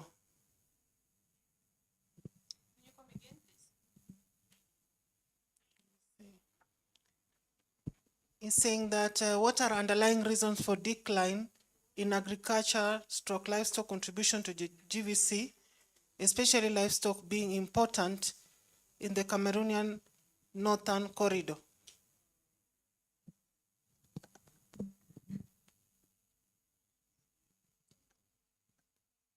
It appears that from the sector perspective, there is a decline in the GVC participation for the livestock. But it's still a very important sector in Cameroonian Northern Corridor. Is there any explanation? Oui, en fait, c'est un résultat qui nous a interpellés parce que, en fait, c'est ce que les statistiques ont révélé. On a vu, après le premier recensement des entreprises en 2008, on a observé que voilà, les entreprises dans le secteur de l'agriculture étaient plus ou moins insérées quand même dans les chaînes de valeur. Après, avec le deuxième recensement, on se rend compte qu'elles sont moins. C'est la raison pour laquelle on a questionné, parmi tant d'autres facteurs explicatifs, le rôle spécifique de l'innovation. Est-ce que c'est parce que ces secteurs-là peinent encore à moderniser les équipements? Est-ce que c'est parce que ce secteur-là peine encore à innover, en fait, globalement, en ce qui concerne que ce soit la machinerie ou la technologie? Est-ce que c'est pas ça qui explique? C'est ça, en fait, justement, ça faisait partie, en fait, de la motivation de notre étude. Donc, nous postulons que, voilà, peut-être c'est parce que ces entreprises-là peinent à innover, en fait, dans l'acquisition de nouvelles machines, nouvelles technologies, que cela peut expliquer les difficultés qu'elles rencontrent, n'est-ce pas, à s'insérer dans les chaînes de valeur. Ce qui questionne également l'accès à ces entreprises au financement, ce qui questionne aussi d'autres facteurs peut-être propres, n'est-ce pas, à ces films, peut-être l'expérience. Est-ce que ce sont principalement des entreprises jeunes? De ce que nous savons, en fait, les entreprises du secteur agricole, contrairement aux entreprises par exemple, du secteur de la finance, des services, sont beaucoup plus vieilles. Maintenant, est-ce qu'il ne s'agit pas là de questionner de l'expérience, questionner également l'expérience? Et alors, j'avais une idée qui m'a échappé. Mais au-delà, n'est-ce pas, des facteurs internes que nous avons étudiés ici, c'est-à-dire au-delà des caractéristiques propres au film, si la film investit, n'est-ce pas, dans ça, nous avons également questionné, je pense que c'était là l'ouverture pour les recherches futures, questionner également le rôle des facteurs structurels. Est-ce que la gouvernance, le climat des affaires, est-ce que les infrastructures, notamment l'électricité, ne contribuent pas aussi à limiter ces entreprises dans l'échelle de valeur? Alors pourquoi particulièrement le secteur de l'électricité? Il faut souligner que la pauvreté énergétique reste un problème réel au Cameroun. On a des entreprises, peut-être pas directement pour les entreprises du secteur de l'agricole, mais il y a des entreprises encore peinent, n'est-ce pas? Il y a des entreprises qui ne vont peut-être pas forcément investir dans l'acquisition de nouvelles machines ou de nouveaux logiciels si peut-être elles sont implantées dans les zones où nous avons une semaine, un mois sans avoir accès à l'électricité. Donc voilà, peut-être il y a également les contraintes structurelles qui peuvent limiter, qui peuvent expliquer en tout cas que voilà, au cours de ces deux recensements, on a pu observer le déclin de ces entreprises-là dans l'insertion dans les chaînes de valeur. We are running short of time, but at the back I see one burning question. If it's a quick one, please. Yeah, it's not a burning question. I just want to talk to complete what SL said. The problem with the northern corridor is, as she says, it's a social problem, namely the state of the inland transport. It doesn't exist in northern. You know, that part goes to N'Djamena and then the Central African Republic. It's a real problem. So there's no rules, there's nothing. Second thing is that a lot of control on the route. From Douala to N'Djamena, you can get at least more than 100 police people, custom service, and so on. And the last thing I think is about insecurity. That's the place of Boko Haram. Huh? You cannot get out with your cow and then they will catch you and get everything. I think those are the main three structural reasons why the trade drop in this northern corridor. Thank you. Many thanks, Professor, for that additional clarification. I think we have come to the end of that presentation. Okay. Can you bring the mic to the gentleman here?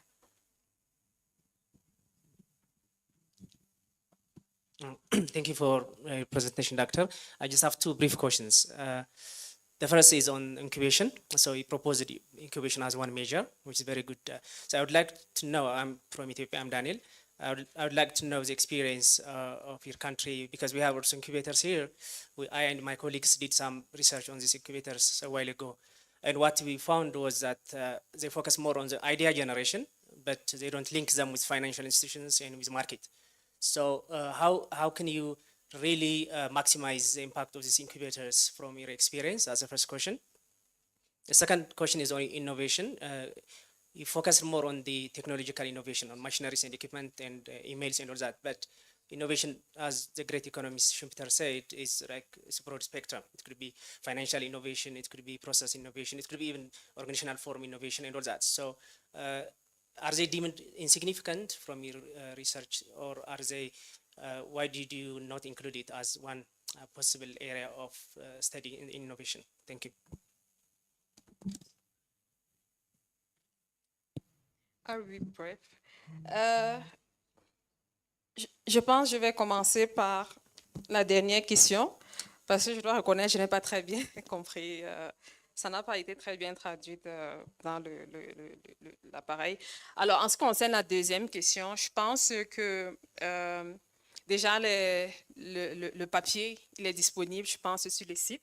Et nous avons essayé, justifier davantage pourquoi le choix de cette mesure-là de l'innovation, pourquoi s'être limité, n'est-ce pas, à ces deux dimensions-là de l'innovation. Pour deux principales raisons. Vous savez, on a mentionné dans notre revue de la littérature qu'il y a une faiblesse, voilà, de la littérature sur la relation entre innovation et de façon générale le commerce. En Afrique, pourquoi? Parce que la plupart des technologies d'innovation que nous utilisons en Afrique sont importées.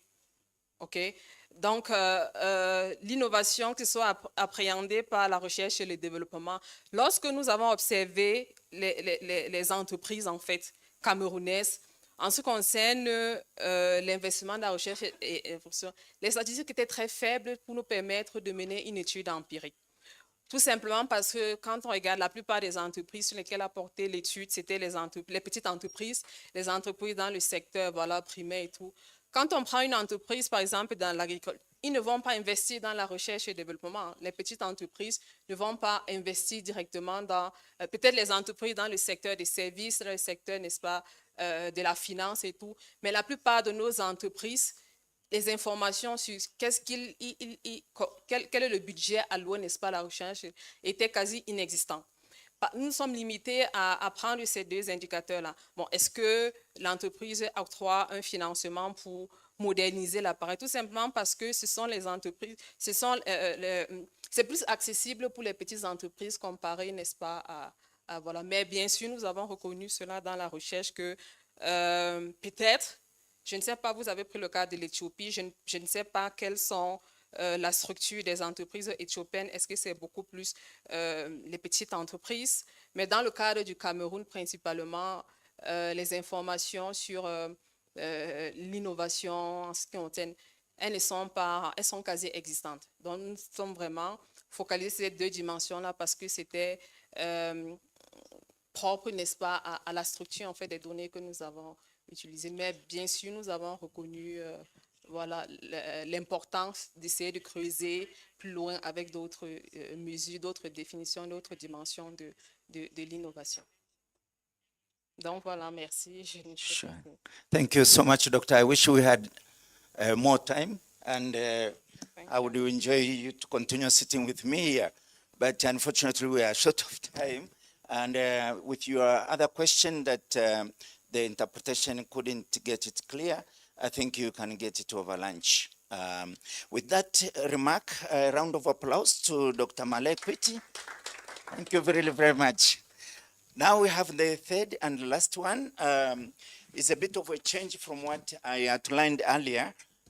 We'll have a presentation by Professor Andrew Ariu, Assistant Professor, who will be looking at the firm volatility in an area of global value chain, the role of product quality. Professor Andrea Ariu, you have the floor. 20 minutes. Or is that a different one? Oh. Or trading services. Is Professor in the room or online? Okay. Professor, you have the floor. Yes, can you hear me? Yes. I'm in line. Okay, can you confirm you can hear me? Yes, please. Can you Loud hear and me? clear. Yeah, okay, great, perfect. Great. Okay, so first of all, thank you very much for giving me the opportunity to present this paper. I'm very sorry I'm not in Addis with you. I haven't been in Ethiopia, and I would have loved to be there. What is this paper about? It's a paper which is mostly a case study, and it's a case study in which I analyze, first of all, trading business services, and second, I focus on Ghana. The reason for writing a paper on business services and on Ghana is given by the fact that trading services is one of the, is the factor of trade which is growing the most. So in the past 30 years, trading services has been growing much more than goods, and represent an enormous opportunity for developing countries to develop and to exploit this potential source of growth for two main reasons. First is that many of the services that are traded can be actually exchanged online, especially the high-skilled ones. And so it's the burden of sending services abroad becomes very little for these services because they can be simply sent online. There is not the need of having a complicated network of distribution. And the second reason is that production of services tends to be much less capital intensive than for goods. And the reason is that services tend to be intangible. So there is no need of a warehouse. There is no need of robots to produce services. Instead, usually we need just computers and people, especially high-skilled people. And this is true not for all services, but especially for those services which are traded, and especially those that are traded online. Okay, so these two factors make the investment needed to be able to export less binding than for goods, at least in my opinion. Despite this opportunity, so far there hasn't been any evidence on the fact that developing countries are actually exploiting this opportunity. And I have a paper on my own, which focuses especially on Africa, in which we don't find that on aggregate, looking at all services exported, this is actually happening. Okay, and it's a bit of a pity. So I wanted to deepen a little bit this analysis to see whether focusing only on one type of service and focusing on single countries, whether what I found in general for Africa, it's not, it's actually not totally true, only if there is any exception to that. So what I did what I do in this paper is, first of all, I updated the data set of Lungani and co-authors, and I did so by using the same source of data, which is the IMF balance of payments. And I did so because that data set arrives only up to 2014, so it's not really up to date.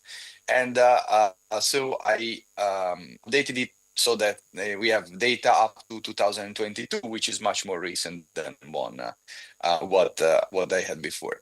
Second, I focus on business services for the reason is that is the category of services which is the most high-skilled one. And second, and so it's the one that has also the highest value added. And second, it has also because it has been shown that it's one of the main drivers, is the sector which is driving wage growth, at least in advanced countries. And so what I did was to focus across the globe on which countries are growing on this particular service category. And I found that Ghana is the world champion. And in particular, Ghana is the country which has been growing the most in trading business services. And I focus my analysis on Ghana, but I look also at other countries in which the same category of services has been growing in the past years, which are Mauritius, Seychelles, and South Africa, with the objective of understanding why Ghana is growing so much more in trade in business services with respect to other African and other developing countries. So this is the main objective of this paper.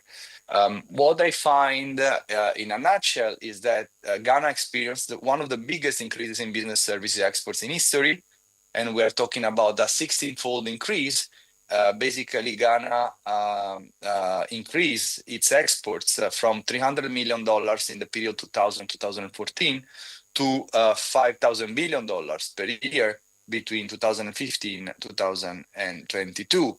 And this growth has been sudden, and I'm going to show that it was not only huge, but also sudden. So from one moment to the other, Ghana experienced an enormous increase in trading services. And just to give you a benchmark, the $5,000 million 2015-2022 puts Ghana in terms of size together with the developed countries such as Finland, Portugal, and Czech Republic. So it means that Ghana started exporting business services as much as the developed countries. So, and this is kind of exceptional, and this is kind of very interesting to me. What are the side effects of this growth? There has been an increase in GDP and GDP per capita, even though I'm going to be frank, this growth in GDP and GDP per capita happened before the trading services boom. What is really linked to this increase in trading business services is actually that there was a significant amelioration of the trade balance.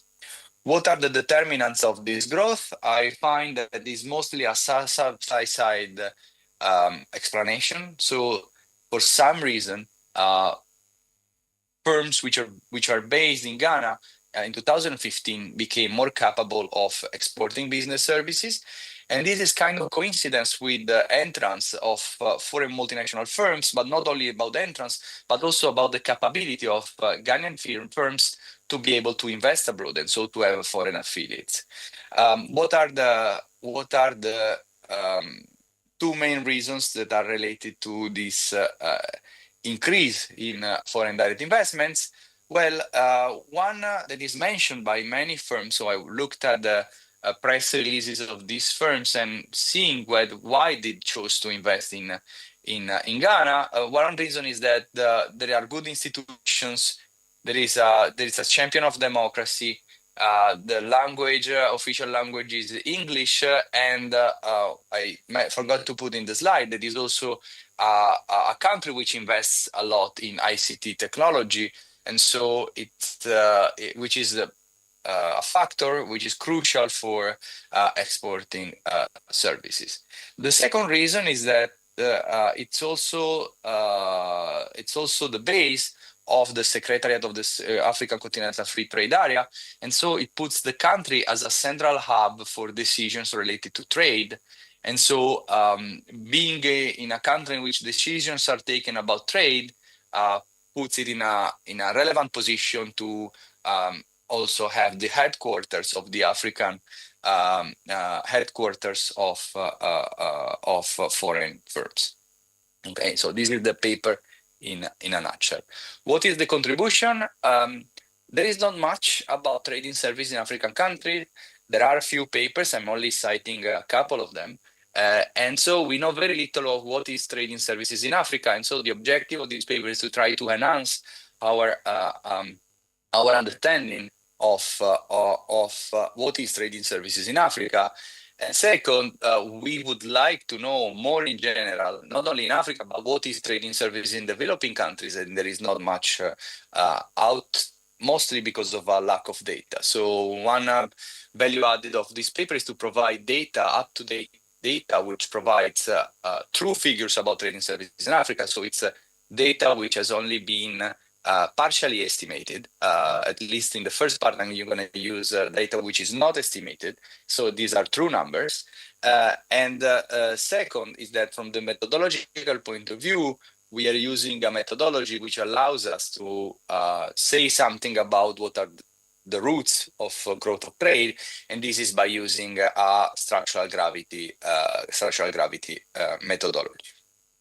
And so we're going to exploit the features of gravity for understanding trade growth. This is the second contribution. Let me get to the data. As I said, I'm gonna base my analysis mostly on the IMF balance of payment dataset, updating the Lungani and co-authors dataset, which spans from 1970 to 2014, with a new dataset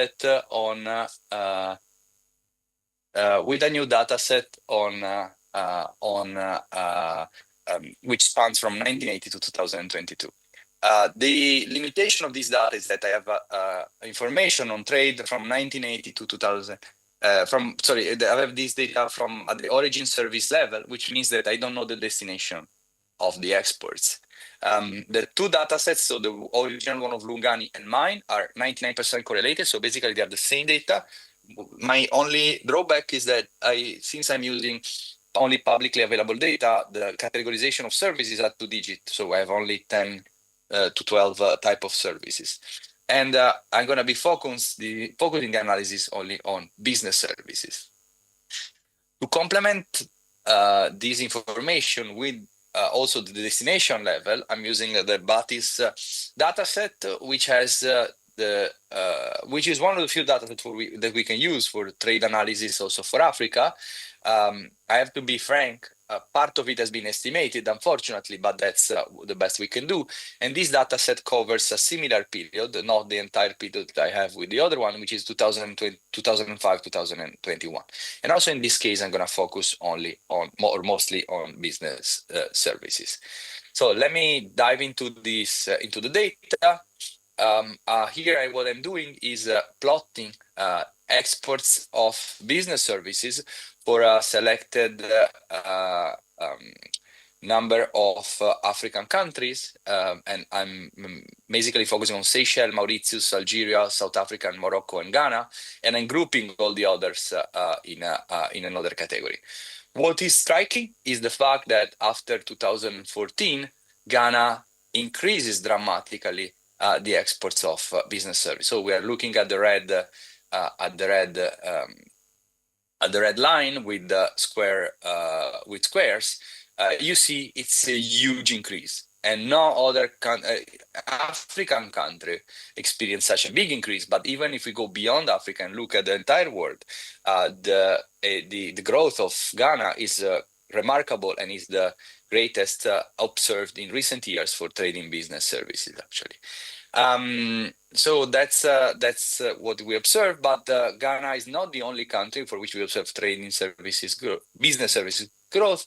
There are also other countries, among which there is Morocco, there is Mauritius, there is Algeria, there is South Africa, there is Seychelles, and the only difference is that their increases are, how can I say, they are smoother than for Ghana. They are less sudden, and they look like more of a structural change which takes place over time, over the long period, rather than boom. That is what we observe for Ghana. So this is the raw numbers. The following graph is looking at the market shares, and what you can see is that actually Ghana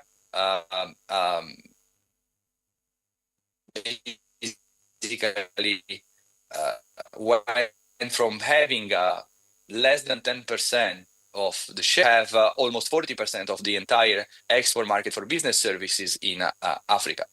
This is for me at least a good news, because it shows that even a country which is a relatively small country, if we have the perspective of the entire world, can actually get into the arena of trading services and have space for developing.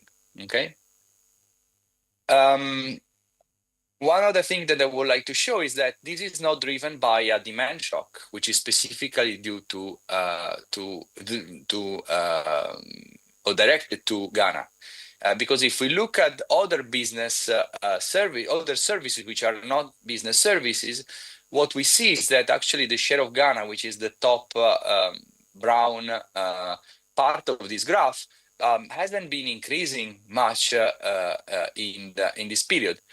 So what we have is that the growth that we observe in the business services is not paired with growth in other service categories. So it's not due to a general increase in demand, but it must be something else. Okay, so other services did not grow as much as business services for Ghana, but even for other countries, we don't observe a boom in services which are not business services.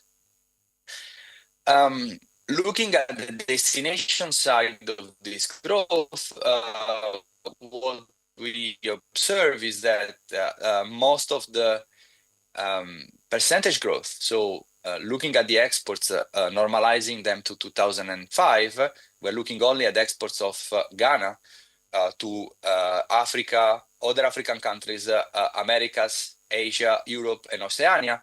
The one that grew the most is actually Oceania, followed by Asia. And as you can see, this growth has been directed to all destinations. So from 2014 to 2015, all destinations increased their imports from Ghana of business services. So it's not this growth is not due to one particular country demanding more business services from Ghana, but all categories, all destinations increased how much they were importing from Ghana.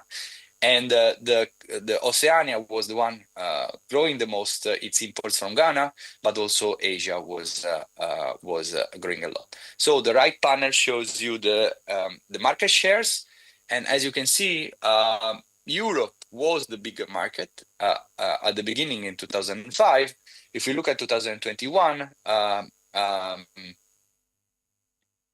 Europe is still the biggest market, but it decreased its importance quite dramatically in favor of mostly Asian countries, a little bit Oceania, even though the size it's not particularly big, and Americas. It's a little bit its importance. Okay, so it's a phenomenon which has been sudden, very big. And it doesn't look, it's a story in which we have a particular country playing a role, a particular destination playing a role. Rather, it looks like it's a supply side effect. So Ghanaian firms started exporting more across the board, so across all destinations. And so this is a bit of the stylized facts. So what is going on, and so I'm giving you a little bit of background. So what is the objective of the rest of the paper is to understand the growth determinant. So what is leading to this spectacular growth? And to do so, I'm using a structural gravity approach in which I regress log exports you have of business 5 minutes. services. Okay, on RTA dummies, which capture the policy side, origin, time, destination, bilateral fixed effects, and destination time fixed effects. So we have a fully saturated model, and basically this allows me to understand what are the drivers of trade growth. And I'm running this regression for all countries in the world. Okay, so it's not particularly on Ghana. By doing so, what I find is that regional trade agreements, which have services at its core, have a positive effect on exports of business services. And so it's a good result, which tells us that trade policy has an effect.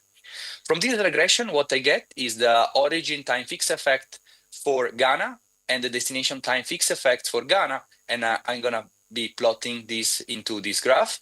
And remain quite flat for Ghana. So it means that trade growth was not driven by an increase in demand. Rather, it has been driven by an increase in the capability of firms based in Ghana to export services. So the fact that this origin time fixed effect is increasing tells us that it's mostly a story of supply rather than a story of demand. This is true also for the other countries for which we observe trading services growth. However, the big difference is that this increase has been, at least for Mauritius and South Africa, much more smoother. For Seychelles, is a bit more, let's say, fast. And the fact that demand is rather flat is true also for other African countries. So it looks like demand for services created in Africa remained quite flat over the time period, while this is not true for example, European countries. For European countries, we do observe for few countries that demand was actually increasing. So it's not an artifact of the data, it's a difference across different type of countries. And for Asia as well, it's not only Africa which experienced a flat demand, but also Asia experienced a flat demand. So it looks like its demand remained flat for all developing countries, while for developed countries there was kind of an increase in demand. So this tells us that supply is the main culprit for the increasing business services in Ghana. Let's try to speculate and to find what is driving the supply side then in Ghana. And the question is, how is it possible that Ghanaian firms improve so much their capability to export services, business services, from one year to the other? And from the magnitude of the increase and how sudden was this increase, it's unlikely that this is due only to one firm because your numbers are huge. It's impossible that a firm starts to export as much as Finland. And at the same time, it's unlikely that where domestic firms improving so much their export capabilities from one moment to the other. So it must be something else. And I can tell you that this is not due to improved reporting because there was not a change in reporting. And I checked the data. There is not a change in how much each country was reporting in terms of imports from Ghana. All countries experienced an increase in how much they were importing from Ghana.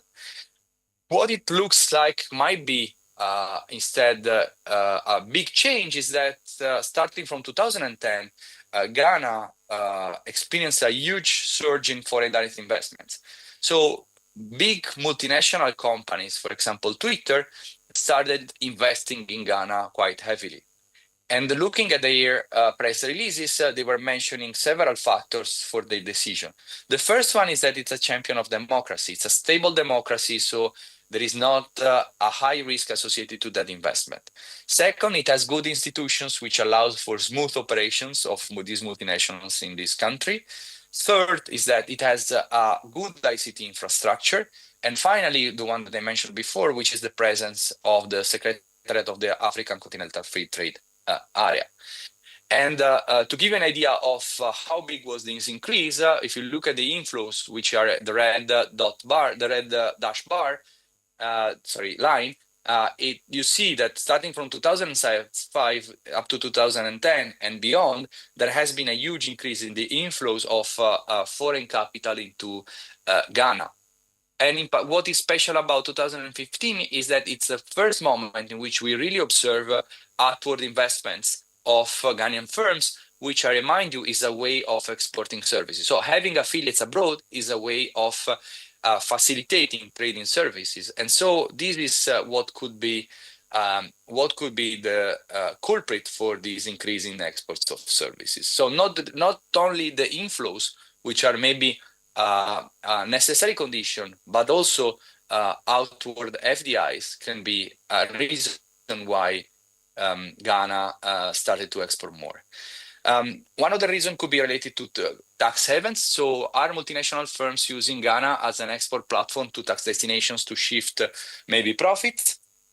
What I find is that this is actually not true because most of the growth of trade of Ghana goes towards destinations which are not tax havens, which is the blue solid line, while the increase to tax havens is the dashed line, and you see the increase has been much lower than for the other destinations.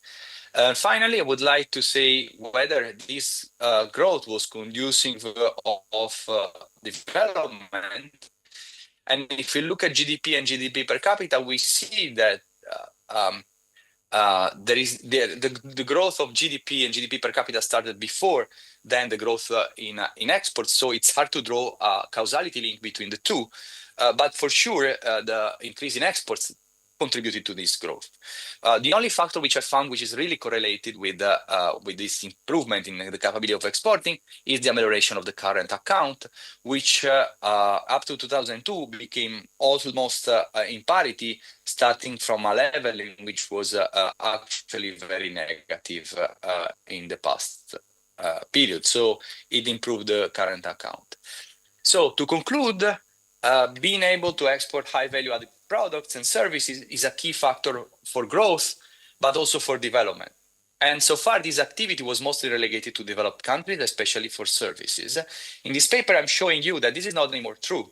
A number of developing countries are starting selling business services, which are the services which are mostly high skilled and very high value type of items. And they are reaching the size of developed countries. The main example is Ghana, which is the focus of this paper.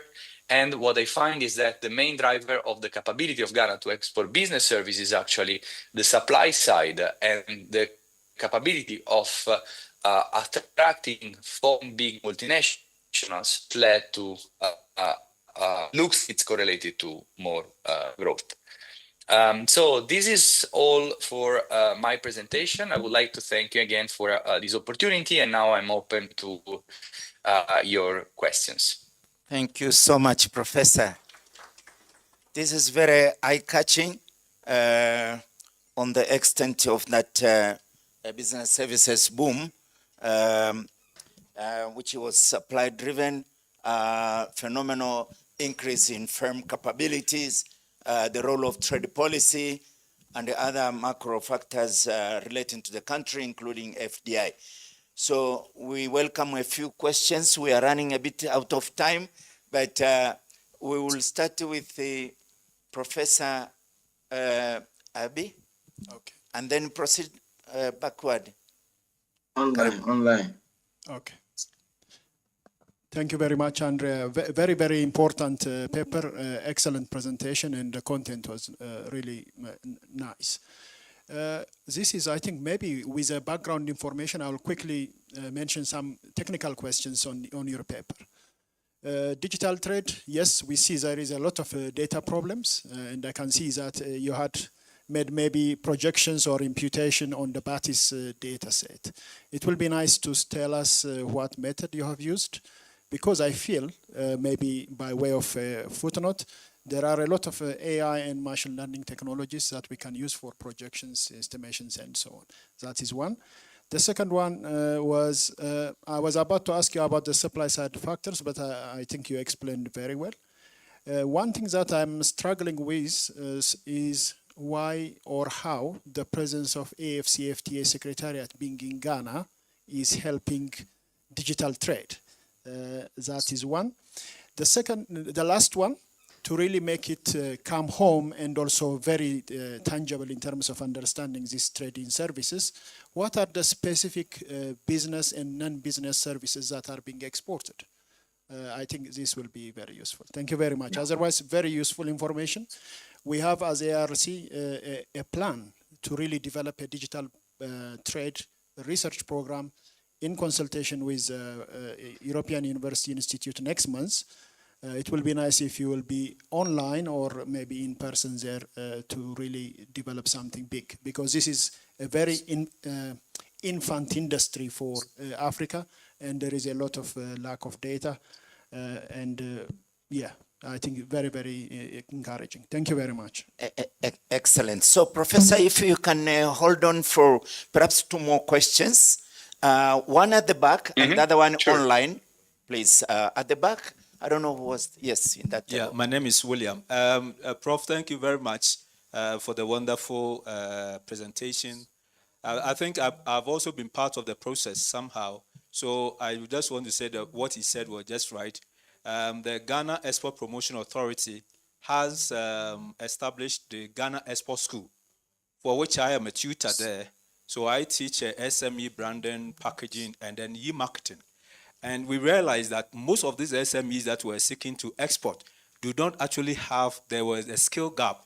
And so we needed to see how we can prepare their minds to be able to now do the export. And the one maybe useful information you may want to add to your literature was that in 2019, the government of Ghana sought to establish this document or a strategy called the Ghana Export Development Strategy Document. And so they went all around the country to bring academicians, businessmen with a strong private sector to come down and prioritize 17 commodities that the government will support for the export. And then lastly, the government also came in to say that, look, let's support, expos, trade expos. So even the last time that were sent to, I think, Germany, to just go and have information about who and who needs some specific commodities. The last time they were in Brazil, the last time they were in the US, the last time they were in Colombia. So I think this kind of exposure visit and some of this heavy lifting at the government side maybe have also contributed to that resource and then the positive impact. Thank you. Excellent. Now we have one question online, please. Proceed. You have the floor. Thank you. Thank you very much, Professor Ali, for the wonderful presentation. I'm speaking right away from Ghana. Following the presentations, I realized that you were talking about export side, and that of the import side, I think, was ignored, so that we can see the net effects. I could also see that the drivers of the Ghana's case was more or less the foreign direct investment. The question is, where does the end result go? Most of these foreign direct investment who come into Ghana, for example, at the end of the day, there is a capital flight. In other words, they take their profit back home, leaving Ghana to, waddle in the midst of the economic challenges. I'm asking this because in the face of the business services drive, there are a lot of many young unemployed graduates in Ghana, for example. And so I think it will be very nice if you could also extend the paper to actually see the export side of, so that we know the net effects of the benefits of distribution in Ghana. Thank you very much for the paper. Okay, Professor, you have the floor. You have the 3 sets of questions. I'm sure you have proper record of it. Welcome. Yeah, I do. Thank you. So let me start from the questions of Abby. I'm not focusing only on digital trade. I'm focusing on all trade of business services, not only the digital one. And this is because I cannot distinguish. So the data sets are not detailed enough for that. I'm using, so the first set of, when I'm talking about the magnitude of the exports growth, this is actual data. There is no imputation. So all the facts about the sides of this phenomenon are based on actual data. What I'm using,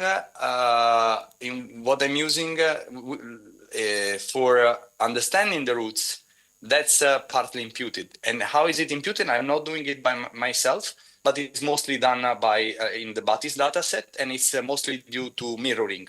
So there is no estimation involved. So it's just mirroring. So this makes me about quite confident on the fact that I'm not doing something wrong, and there is no other data.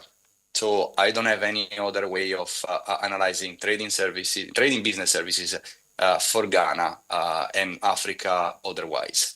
How is the Secretariat fostering digital trade or trade more in general in business services? It's mostly just as a reputation. So the fact of putting the Secretariat in Ghana was kind of a signal that that was the focal point for trade. And so that somehow led multinational to think that that was the best place to put their headquarters. I'm trying to understand better these dynamics, but it's hard to get information from these multinationals. So I tried to contact them, but it's not information which is easy to get. Plus, it's something which happened 10 years ago. So it's hard to get the people who were involved in that process at that time. So I didn't manage to get better data. Business versus non-business. Business services are mostly technical services such as R&D, such as management consultancies, technical services, legal services, architectural services, engineering services. These are the business services. The non-business ones are travel, transport, healthcare, education, construction, etc. Okay, so this is the difference between business and non-business. And about the invitation of being online on the EUI conference, I would be very happy. I don't know anything about it, so if you send me any information, I'm going to be happy to participate. Conditional on the fact that I'm heavily teaching, so but that's going to be a pleasure if I can. Second, William,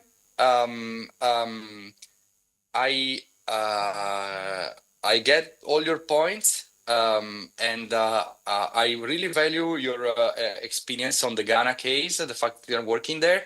And if you have any mean on helping me get better data to understand what's going on, that would be great, because all the fact that you mentioned, so the export promotion, the export development strategy, this is something which is happening in 2019, which is subsequent what happened in 2015. So if you have any information which you can share with me, I would be very happy to get it and to embed it in the paper.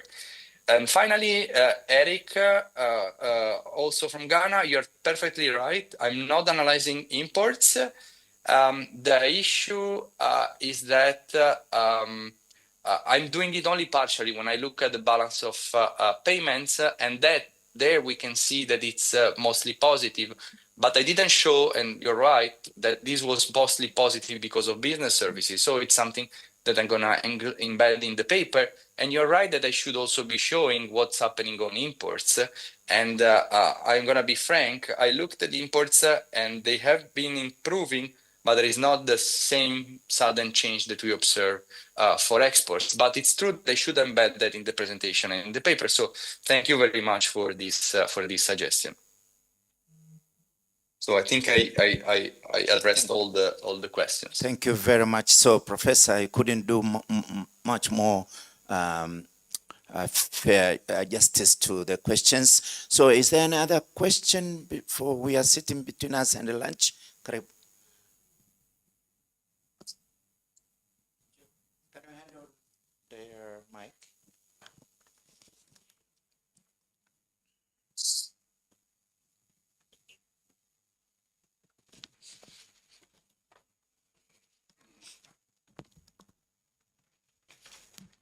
Yeah, thank you so much, Prof, for the good presentation. I actually had like 2 questions, but I think maybe one could have been answered already through the discussions. You can maybe cross-check, because I was a little bit, I don't know whether I had it properly or not. It kind of, the contributing, sectors, the Ghana's, success in in trading services, whether maybe that was mentioned or not, maybe you can help on that. But my main attention was on one of the figures in your presentation about, let me read here, business service growth in Africa. If you check on that figure, it seems that there is a very sharp decline on Ghana's performance, especially from 2020 onwards. I don't know if there is any technical reasons for that. Maybe if you can help to shed more light on that. Thank you. Okay. Is there any other question? I can collect them and then I answer. No, I think that will be the last one. Okay. Okay. Then there is one. Okay. Sorry.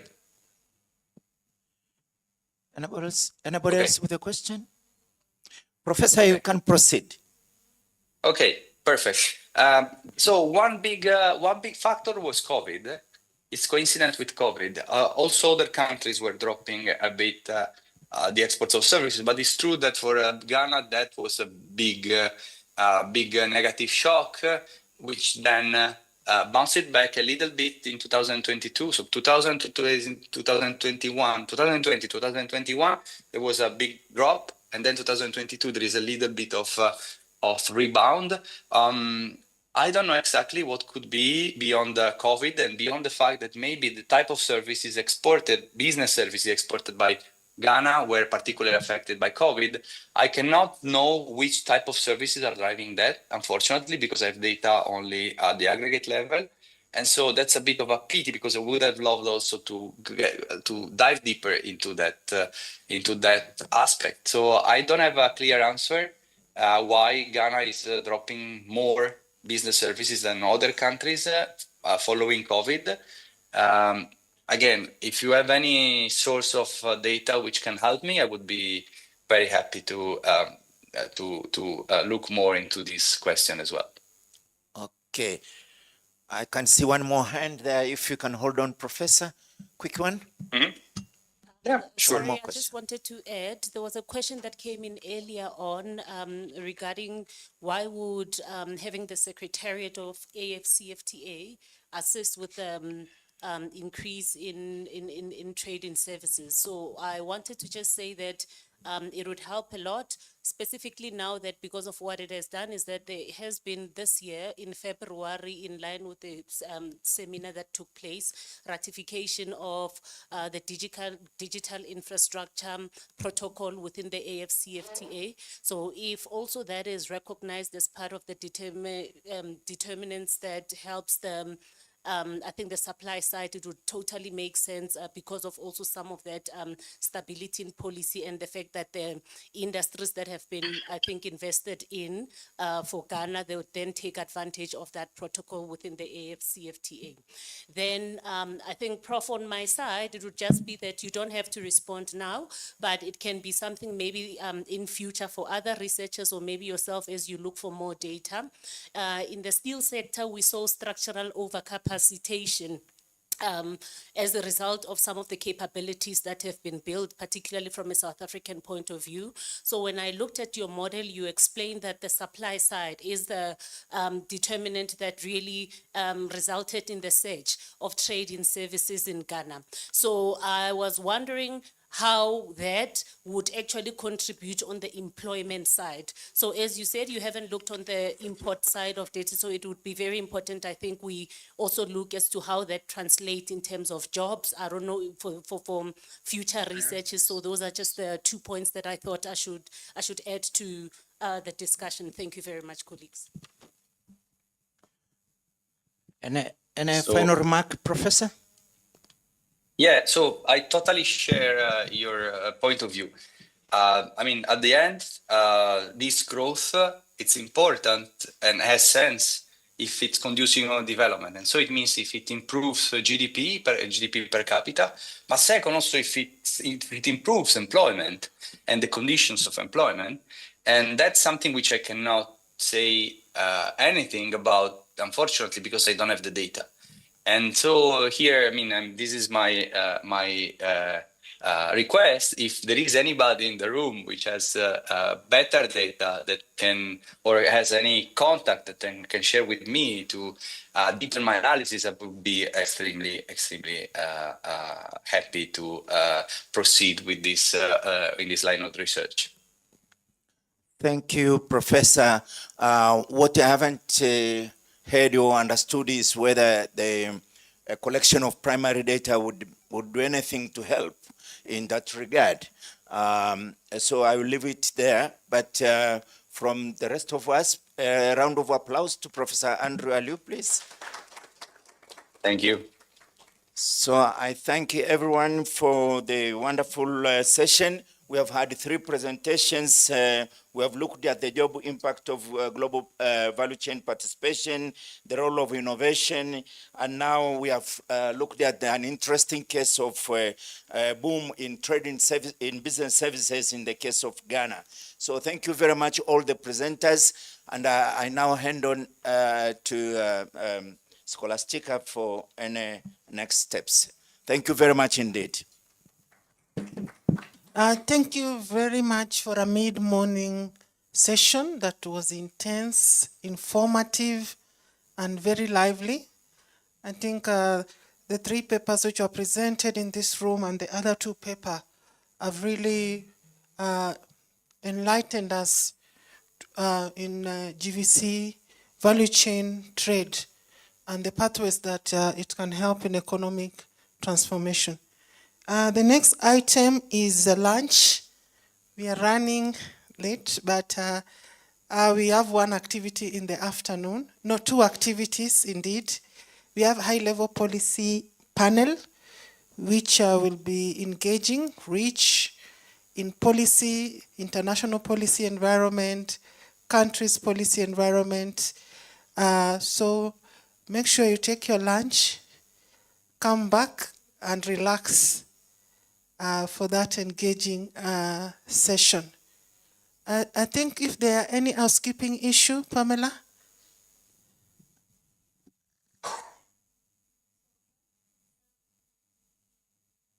Lunch will be served on the ground floor where we had breakfast. As you're leaving, you can get a voucher from me. I'll just be standing here. I don't know if you have any other housekeeping announcements, perhaps Sheila? Okay, as you go for lunch, or maybe when you come back for your lunch, you can pass by my desk to pick your per diems. And for the ones who are from Addis, we have a ground transport for you.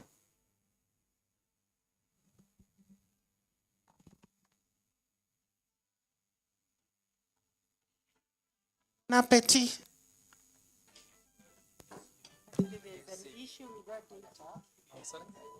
I'm saying there's an issue with that data. Exactly. Because when Ghana Serious goes one. up, it goes down, the Others are going picking up. up. So there's Yeah. Maybe it could be an institutional issue. Something happened in Ghana.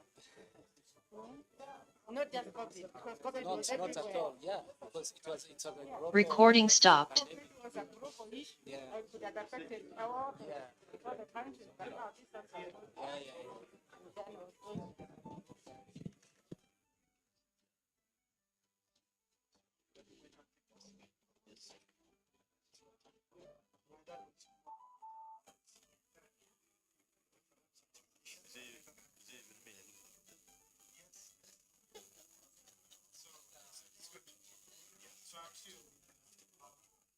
Yeah, we're coming back.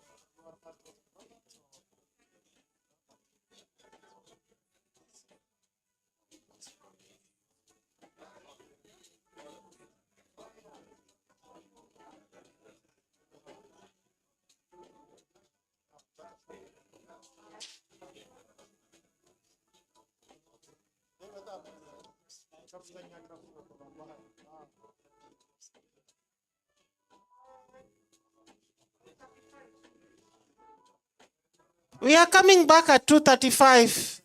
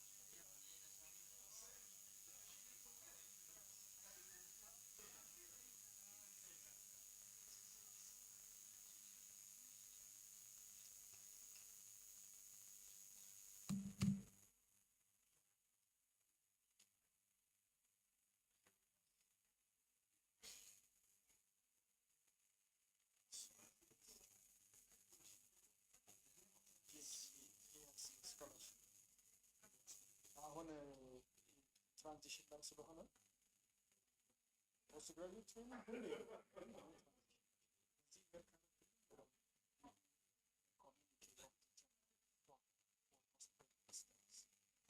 Yeah, no problem. Yeah, I'll say no worries.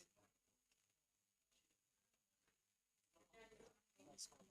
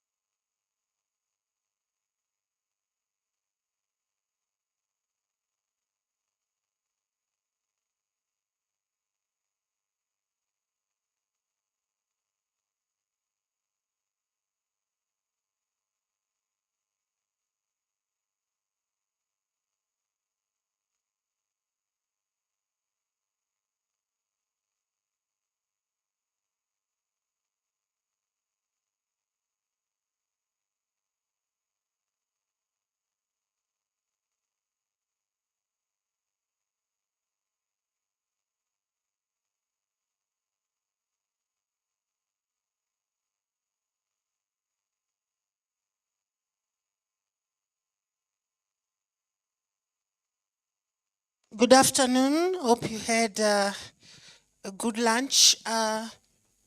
Welcome back to the afternoon session. I'd like to call upon the chair of the next session, Dr. Isaac Shinyekwa from EPRC Uganda, to take the mic. Thank you.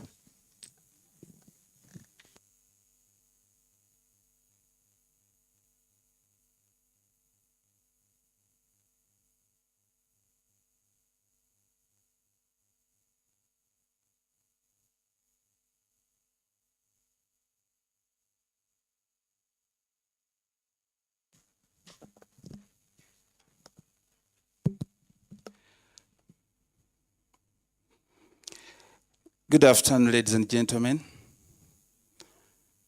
Again, good afternoon, ladies and gentlemen. Yeah, after a heavy lunch, I guess you're trying to find your bearing. But I would like to draw your attention to the afternoon session, which is, I'm sure, will be quite engaging. Having gone through a number of sessions in the morning and the mid-morning, I would like to call upon my team to come and take their seats. I've been told one of our panelists is online. I guess I'm right, Scholastica?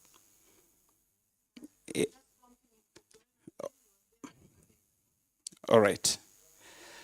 So, in the same vein, I would like to invite Honorable Dr. Abdallah Makame to come in front and take your seat. Honorable Makame is a legislator at the East African Legislative Assembly in Arusha, Tanzania. I'd like to call upon Miss Diane Sayonzonga to come in front. I hope I don't know if that pronounce is right, but please come in front. She's Chief Ankara Regional Office for East Africa, based here, I guess, in Ethiopia.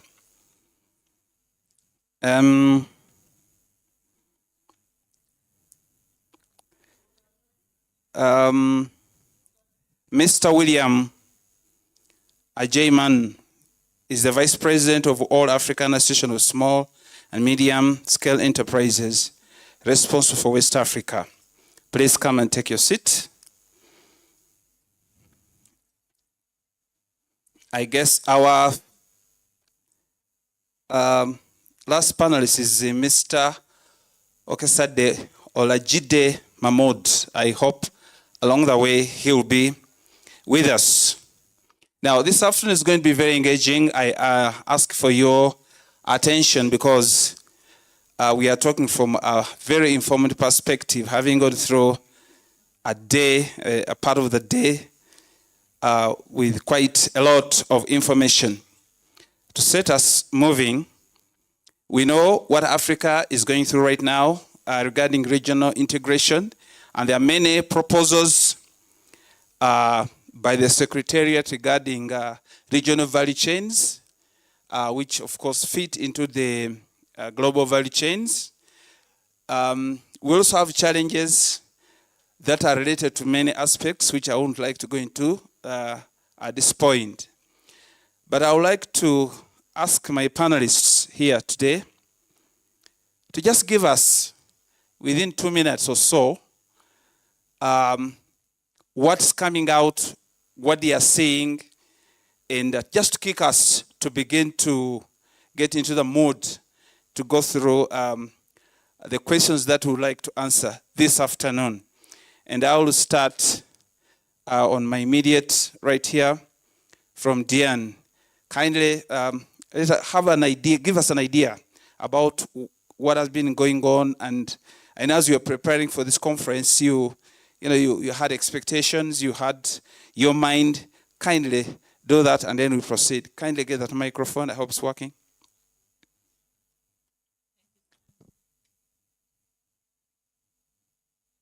Yeah, thank you so much, moderator. Good afternoon, everyone. So it's a pleasure for me to be here this afternoon and discussing one of the key topic we have now on the continent, the continental value chains, and how can we really use existing opportunities to make sure that we are strengthening our companies to fully integrate the continental value chains and at the same time also becoming competitive at global level. So as he mentioned, my name is Diane Senzoga and I work for UNCTAD, and UNCTAD is mainly focusing on the integration of the countries, least developed countries into the global value chains. And we are doing so by implementing so many programs, including the trade facilitation programs, such as the capacity building and also producing key tools countries are using to facilitate their trade.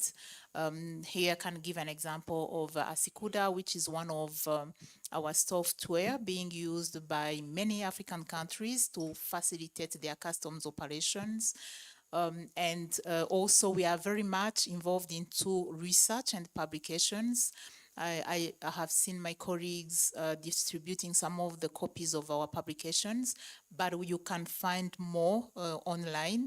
So those publications are really very useful to inform policymakers on the continent. So coming back to the topic of today and what I think, so the global value chains are very, very important for Africa in general. However, African countries are not yet able to take advantage or benefit of the global value chains because of so many challenges we are having on the continent, including even the connectivity of the continent itself, because it's really very difficult to do exchange within the continent. And I believe some of the policies, strategy, and initiatives such as IFCFTA are coming in the right time to address some of those challenges we are facing. However, all the stakeholders have to work together and make sure that they are addressing challenges existing within the continent, such as challenges related to policy, related to facilitating small businesses, related to access to capital, among many other challenges. So let me pause by here. Maybe we will get the time to dig deeper into those topics. Thank you.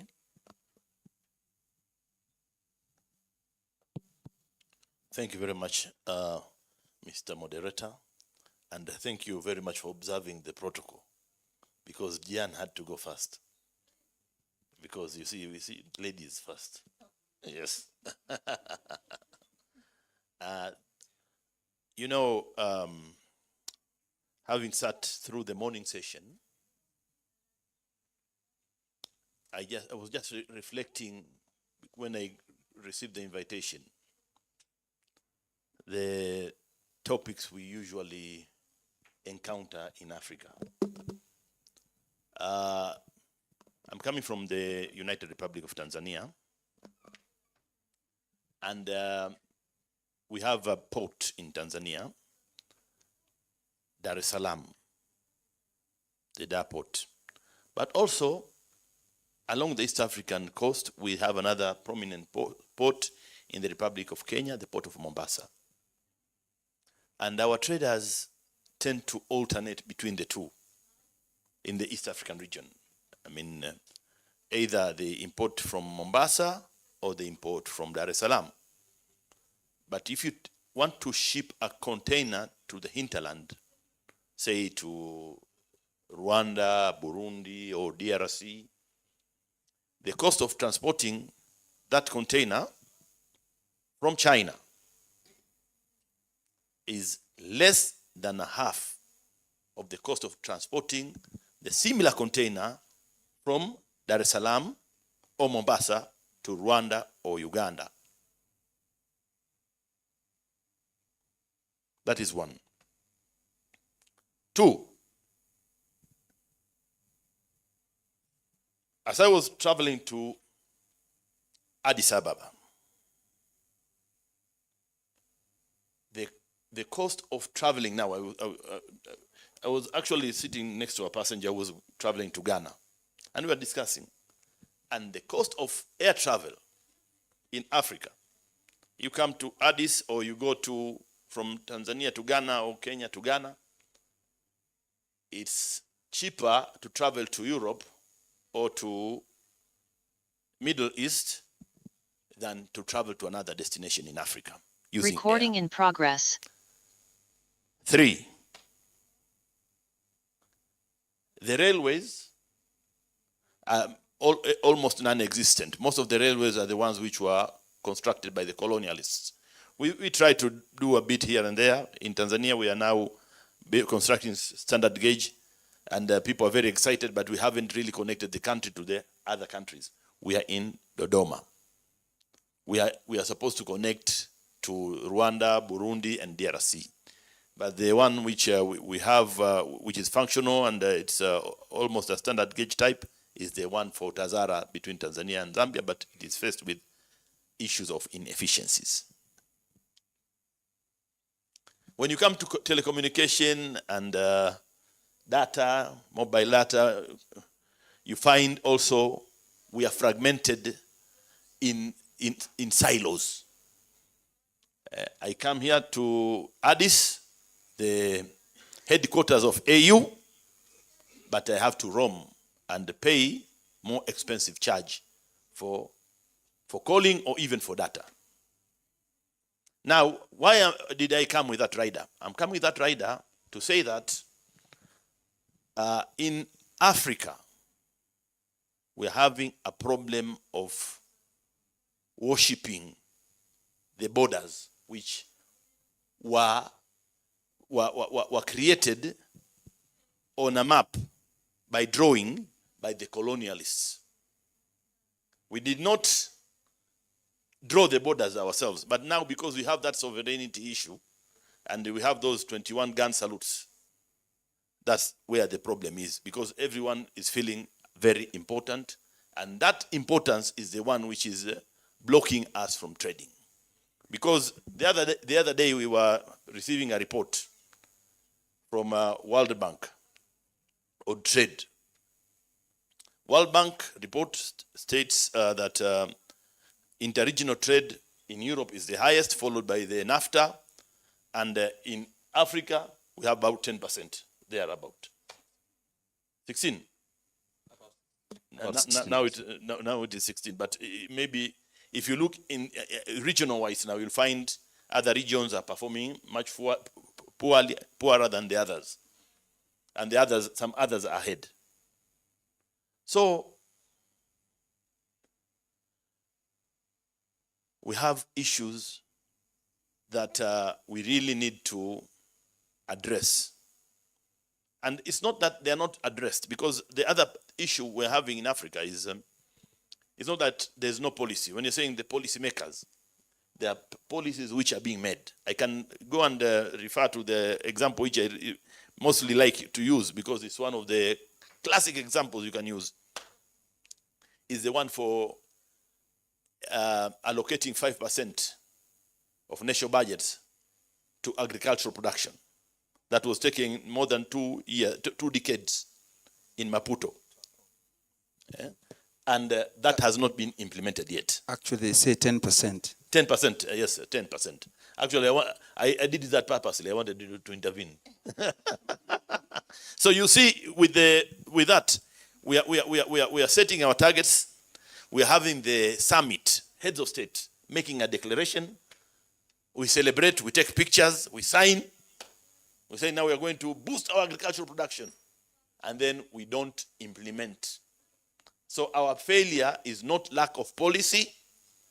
Our failure is implementation of the policy. When we said in Africa, let's have a united Africa. An Africa with one voice.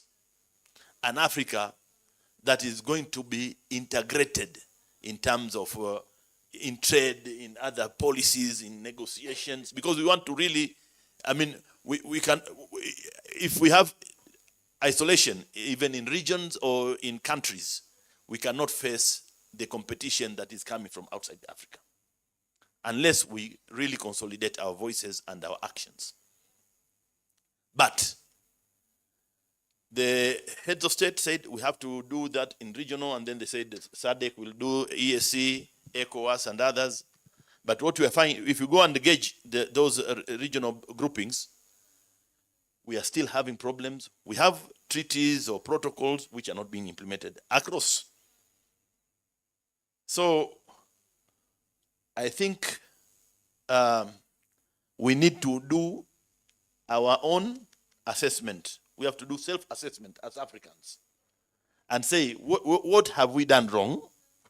And what do we need now to do to correct this situation? Because if you look, maybe if South Africa was doing better, and then West Africa was doing poorly, you say West Africa should come to learn from South Africa. But it's poor performance across the board, and it's non-implementation across the board.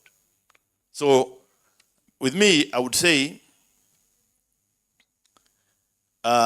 we are here trying to look at the global value chain. And we really want to achieve and have our private sector, participate. But my sister here spoke about continental value chain. And we also talk about regional value chains. But how can we achieve the regional value chains and continental value chains with these borders which are, the borders are meant to facilitate trade, actually, and not to be a hindrance to trade. Now, that's an issue of how we are managing our borders, our customs, our NTBs. We want to eliminate trade barriers. My brother from the Trademark Africa spoke about NTBs. That has been the language in AU meetings, in ESC meetings, in SADC meetings, in ECOWAS meetings. Actually, 13 years ago, is it? 13 or 12 years ago, my sister might come and intervene later. But in ESC, SADC, and COMESA, we came with an innovation that we, ahead of the continental free trade area, we want to have the tripartite, the SADC, COMESA, ESC tripartite. Very good, and then it was marketed that it's going to be the largest trade area. You know, those slogans and marketing words we really have. But are we implementing after saying that? So now we have the SCFTA. We should be positive, but what is important is to walk the talk. So that is what we need to do. Thank you very much. That was very insightful. All right. Thank you very much. My name is William Ejemeno. I'm actually the past vice president for ASME, responsible for West Africa. I have a career spanning from a banker to a public servant, working with the Ministry of Food and Agriculture and coming to the private sector, with Ghana Cassava Center of Excellence. And when I received the communication that I'm going to talk about value chains, I said, well, that's a very comfortable place for me. I previously worked for FAO as a natural value chain consultant, and I've worked with UNIDO. I think today we're discussing competitiveness. There was a project implemented by UNIDO, West African Competitiveness Program. That is WACOM. And I happen to be one of the lead consultants for one of the studies in Ghana. So yes, obviously, this is a very good topic we're discussing here. And also, I also want to thank AERC for putting this best brains together for us to come to discuss the way forward for Africa. I think this will be my fourth time of coming to Addis Ababa, discussing the same topics, and especially on youth employment. Because with all this we're discussing, the end goal is to be able to transform our national economies. The end goal is to be able to contribute to national socio-economic development, which is youth unemployment. In all countries in Africa, youth unemployment is it's a ticking time bomb for all of us. And then I think we need to also contribute our best to ensure how we collaborate amongst ourselves to be able to enhance job creation. I am a farmer and I'm an agro-processor and I also do export. So I think that most of the presentations that happened this morning, they were right on point. We need to escalate the discussion to the next level to see how, especially getting a very strong private sector institutions in our respective countries. For instance, if you come to Ghana, I'm the chairman of the agribusiness sector of the Association of Ghana Industries. It's the biggest business private sector, very powerful one. And I said in the morning that we collaborated with the government of Ghana to develop the Ghana export development strategy that has also helped us to also increase the export volumes of the country. I also happen to be a tutor of the Ghana Export School, and basically one of the areas that Mr. Moderator have identified, especially going around the world, is that I think we seem to lack the requisite skill or the capacity to enable us to penetrate the international market. Exposure for me, I say, is very, very, very important. Just last Saturday, I'm a member of the UK Farmers Guardian. And so every year we meet to discuss how we link agriculture to environment, net zero and all that. So just last Thursday, we were discussing the net zero integration and then export. And realized that when I come back to my country, our respects, we actually do not have the respect for the environment. And it will be very difficult for us to penetrate the UK and then the European market. And it's even more dangerous and alarming if you look at the wider Europe, what they call the European Commission Due Diligence Act. That is talking about how we manage our forests, how we manage our soils, the climate and all that. We seem not to be, really appreciating the urgency of what these Europeans are saying. And most of the time, excuse my language, most of the time we have this kind of entitlement that these guys are not allowing us to export our products and all that. But the export market is a very aggressive world. I do export, so I understand. Look, nobody is going to allow you to put any, excuse my language, substandard product on their shelves. If you go to Tesco or Salisbury or Carrefour or anywhere, nobody is going to allow you. Fortunately for us, in Africa now we have Madonna, we have KFC, we have most of this international franchise coming to us. And they are saying that meet the minimum quality specification and we're going to allow you to bring your product. In Ghana, for instance, there are has avocado coming from Uganda, coming from Kenya. How does it come? It comes through ShopRite. And they bring all these products from different countries. So if we also have something, we can also give it to ShopRite. And ShopRite will do the export and send some of the product to Nigeria or to Tanzania or to any. So I think this is a very beautiful engagement, Mr. Moderator, and thank you for bringing us. And we are ready to support to make the engagement far richer. Thank you. Yeah, thank you for those opening remarks. We have Olajide online. I hope he's finally on to give his opening remarks.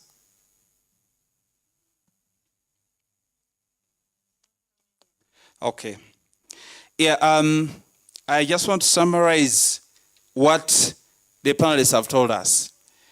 We talk about market access without thinking about market presence. Those are two different animals. The challenges we go through, the transport aspects, communication that the Honorable raised, the standards aspects, and strong private sector at home, all these, if worked upon, will move us from market access to market presence. And that's the biggest challenge that we have within our regional integration discourse. At the same time, the inability to penetrate very interesting markets where it's cutthroat competition in terms of your product being able to compete. But the role of UNCTAD, I think, is very crucial in one of the areas of trade facilitation, because that's a cocktail of many policies. So I think we will move on as we wait for our colleague, if he's to come on board and be with us. And I'm getting back to Diana. What are the prospects and challenges of the FCT agreement in catalyzing African commodity value chain within the continent and globally? What are the prospects and challenges? All right, and then related to that, how can implementing challenges be addressed to unlock the potential benefits of the FCTA? Yeah, thank you so much. First of all, many of Africans, actually all of us, were very positive with IFCFTA, and we look at it as a solution to really facilitate the integration of our value chains.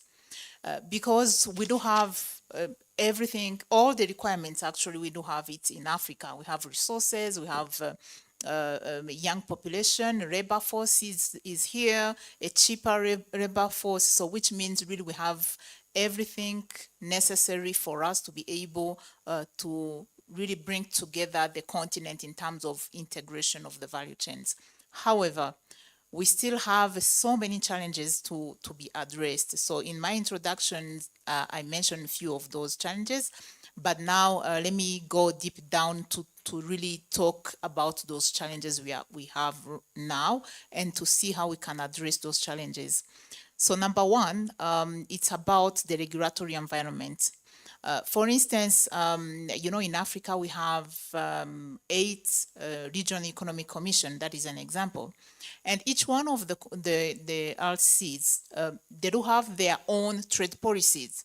So basically, that is one of the challenges which is there and which is even easier to address, because we are Africans, we are the one who are creating those legs. We are the one who are creating those policies. So like aligning those policies within the legs will be really like a quick win in terms of addressing challenges that are affecting the integration or the implementation of IFCFTA.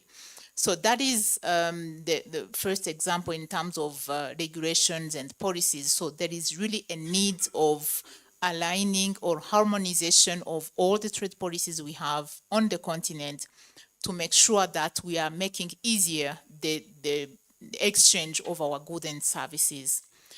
Number two, another very critical challenge we have is the productive capacity. The productive capacity of our businesses are still very low.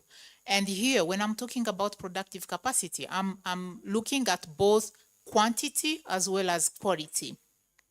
So in terms of quantities, all of us know that more than 90% of our businesses are SMEs. So they are very small businesses. So to be able to produce for the continent in volumes, it's really a very big challenge for those smaller businesses. And even being able to afford the transport costs he was mentioning, my colleague here, it's really a challenge, especially for those small businesses trying to integrate the regional value chains. In some cases, they are not even able really to cross the border because they can't produce in quantity, they can't afford the cost of transport or even the cost of shipment. And when it comes to quality, I realized that many of the products being produced on the continent are not of good quality, to be honest. And the reason why many of us, we are not even using those made in Africa products. For instance, how many of us in this room is wearing or having a made in Africa handbag? How many of us? At least my handbag is made in Rwanda. Anyway, so it's really just to show you that even as we are not trusting the quality of our product, we are not buying our product, we are not promoting our own small businesses. Therefore, it's become a permanent challenge for our SMEs to grow and being able to sell out of their borders. So that is on the side of production. However, the production also has other challenges like access to capital, for instance. If we are talking about productive capacity, we will need investment to invest and produce. And the costs of capital is very expensive in Africa, all of us, we know it. So which is again another burden for our 90% of businesses to access capital and being able to produce. Another challenge which is linked to the production capacity is the technology. Technology is very critical, and it's still expensive, and our businesses still lack technology to be able really to produce advanced products that they can sell on the continent. So number 3, in terms of the challenges we are facing, of course, there is a skills gap. So we have seen so many investors who are trying to come on the continent, but in some cases, they are not able to find the skills they are looking for to produce. So which is also another challenge. And as a solution, some countries are investing in TVET schools to be able really to promote skilled young people that can serve the industrial sector and being also employed in the production sector. Another challenge we have, which is even created by ourselves, it is the NTBs. You will find that countries are trying to protect their industries and their businesses. Therefore, it kills the integration we are talking about. So if we manage really to remove the NTBs and we align our policies and we improve our production capacity, and of course we have the access to capital as well as skills, I believe we can make the IFCFTA a reality. Thank you. Wow. Yeah, clap for her. Actually, this is again the same issues, the same elephant for that matter, in the room. The things that make it very difficult for us to be able to produce and compete in the market. At an interest rate of 19 to 25, you borrow money to make an investment. You need perhaps profits that are way in the roof to be able to meet the market. And many, like for my case in Uganda, most of the foreigners who are investing in the country, they actually get their money, capital, at 5% from their home countries. So they are now competing with you locally, who is getting it at 19 to 20-something%. It doesn't have meaning in economics in terms of the ability to produce and be able to sell. And I think in the morning I did mention something very interesting. I said, we are talking about global value chains. Where are we in the ecosystem of that global value chain? Are we at the bottom? Are we in the middle? Are we on top? This is again comes to technology and skills. So we must be able to address these to improve our productive capacity in terms of quality and quality. And then we'll need a lot in terms of harmonization, the regulatory environment. I participated in preparing the trade policy for East African community.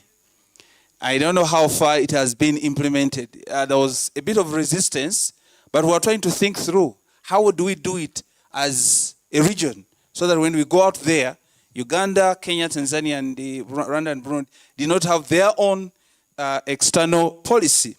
But I don't know how far it has been implemented. All those are issues of harmonization and then having a regulatory environment that's conducive.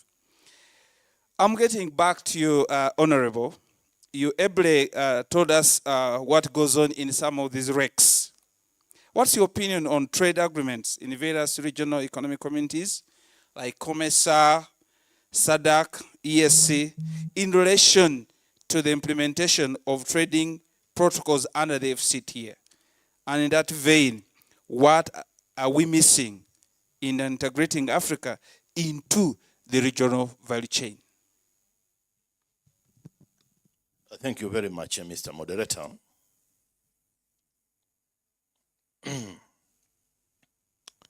Mr. Moderator, first, before I come to that one, I just remembered the two things which I thought I should have spoken about. So allow me just to talk about them, then I come to the issue of trade agreements. One is, you see, in issue of trade policy and what we are determining as a region of Africa, my sister in the morning from the Republic of South Africa spoke about imported second-hand products that are actually flooding the market and maybe frustrating the effort of trying to boost the textile industrial sector. And in East Africa, I want just to share, you know, you have to share what happened. In East Africa, the heads of state took a decision that we are not going to import second-hand products. And after that announcement, the United States of America responded and said, no problem, but we are going also to remove you from AGOA. So everyone backed off. Yeah? Now that's something which is affecting us. And on issue of technology, the other day we were hearing that there were a couple of Kenyan young people were arrested for ably entering or bugging into the systems of international banks and transferring huge amounts of funds from Europe and America to Arabia, and then from those Arabian accounts to Africa.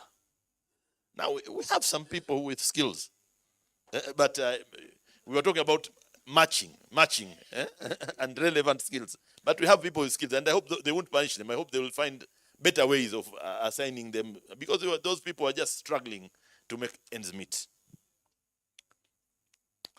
My sister here spoke about cost of the capital. But it's not only cost of capital. The other time, I remember we were in a different conference and we were talking about the cost of electricity, the cost of energy. And we looked at the cost of energy in China, for example. It's the lowest. Because China is, is producing more energy than United States combined with the European, all of the European economies combined. Then they don't even reach that capacity of electricity that's being produced by China. I don't have the factual information, in figures. But now, the president of Uganda usually says, we in Africa we are competing, and say Uganda is competing with Rwanda or Kenya or Tanzania. No. We are all pygmies. He uses that word, pygmies. We should come together and first, the real threat is coming from outside Africa. But we always talk. That's where I won't proceed with that.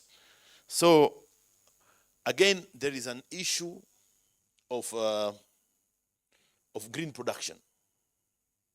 Green production, and along with what my brother here spoke about, because they are looking at the footprint of your product. It's organic, it's not threatening the environment. What is the carbon footprint? Now, we should also make policies, but maybe even legislations to achieve that, and to sensitize our population towards that. Because I'm aware, and we are all aware here, of many sources of water disappearing. Rivers which were maybe wide, more than 60 meters wide, 80 meters wide, 100 meters wide, shrinking to 5 meters. We are aware of that. And that's because we are in Africa, we are having a population growth, and the population growth, the land is not growing, so the need for land has increased because the users of land have increased. But what we should have done is we should have always been planning ahead, because if we're having a population growth, we should have the land use plan, and to have preservation and conservation where conservation and preservation should be, and also to know which environmental, areas need greater emphasis. Now going to the trade policy. The trade policy in all of our countries and all of our regions, all of our countries in Africa, as far as I'm informed, my sister might, if she knows of something different, she'll tell me, or someone else in the here will tell. But we are members of WTO. So all our trade policies, what we do has to be WTO compliant. And usually, after a span of period, we do trade policy reviews. So that's what we normally do. So what I can tell you is our trade policies, they are usually WTO compliant, and we'll always emphasize on, we say we want to remove non-tariff barriers. We'll take the ISO standards. We say that these are the standards we want, but maybe you say, oh, those are very high. We are going to achieve them after 5 years, so we'll have a lower standard. But the moment we lower our standard, or we go to the codex, we say, oh, no, we are going to do a bit lower so that we trade between ourselves. But okay, maybe you want to trade between yourselves as Africans and in that particular region. But when you are doing that, then it means you're automatically barring yourselves from accessing that international market. And that is what is affecting us, because we had been having a window we called everything but arms. I think you remember that one. And it has been open for many African countries. And very few make good use of the window because of, not because we are denied the market access. The market access has been granted. But what we need to do is to up our game in terms of the quality of the product, in the standards and the specifications. So we spoke about, even my brother here spoke about the issue of private sector. Enabling the private sector, supporting the private sector to deliver. You see, in most of the African countries, we tend to rely on the government for solutions, government for employment, government to specify how production is going to be. Now, that is where we are missing the point. We need to have strong private sector, because even the government cannot employ everybody. Even now, we see the government is not, I don't think if it's employing even 5% of the population, but the private sector can absorb, and others can go to self-employment. What we really need to do is to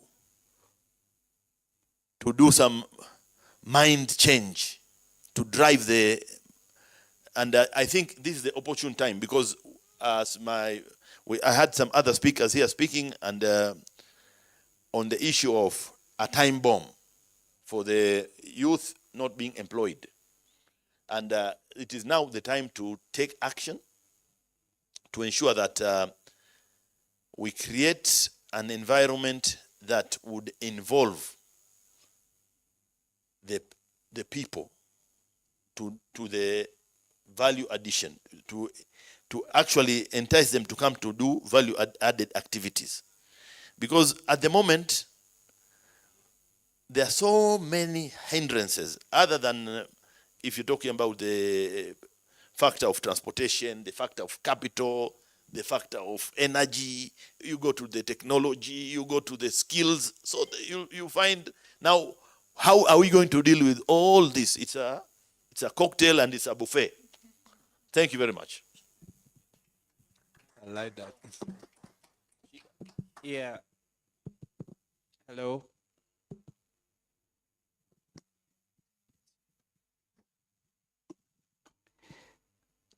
Yeah, it sounds better. Yeah, Honorable raised quite a lot of things, but I just want to make one comment or so on one of them, on second-hand clothes. It's a very big issue. 2016, the heads of state made a decision.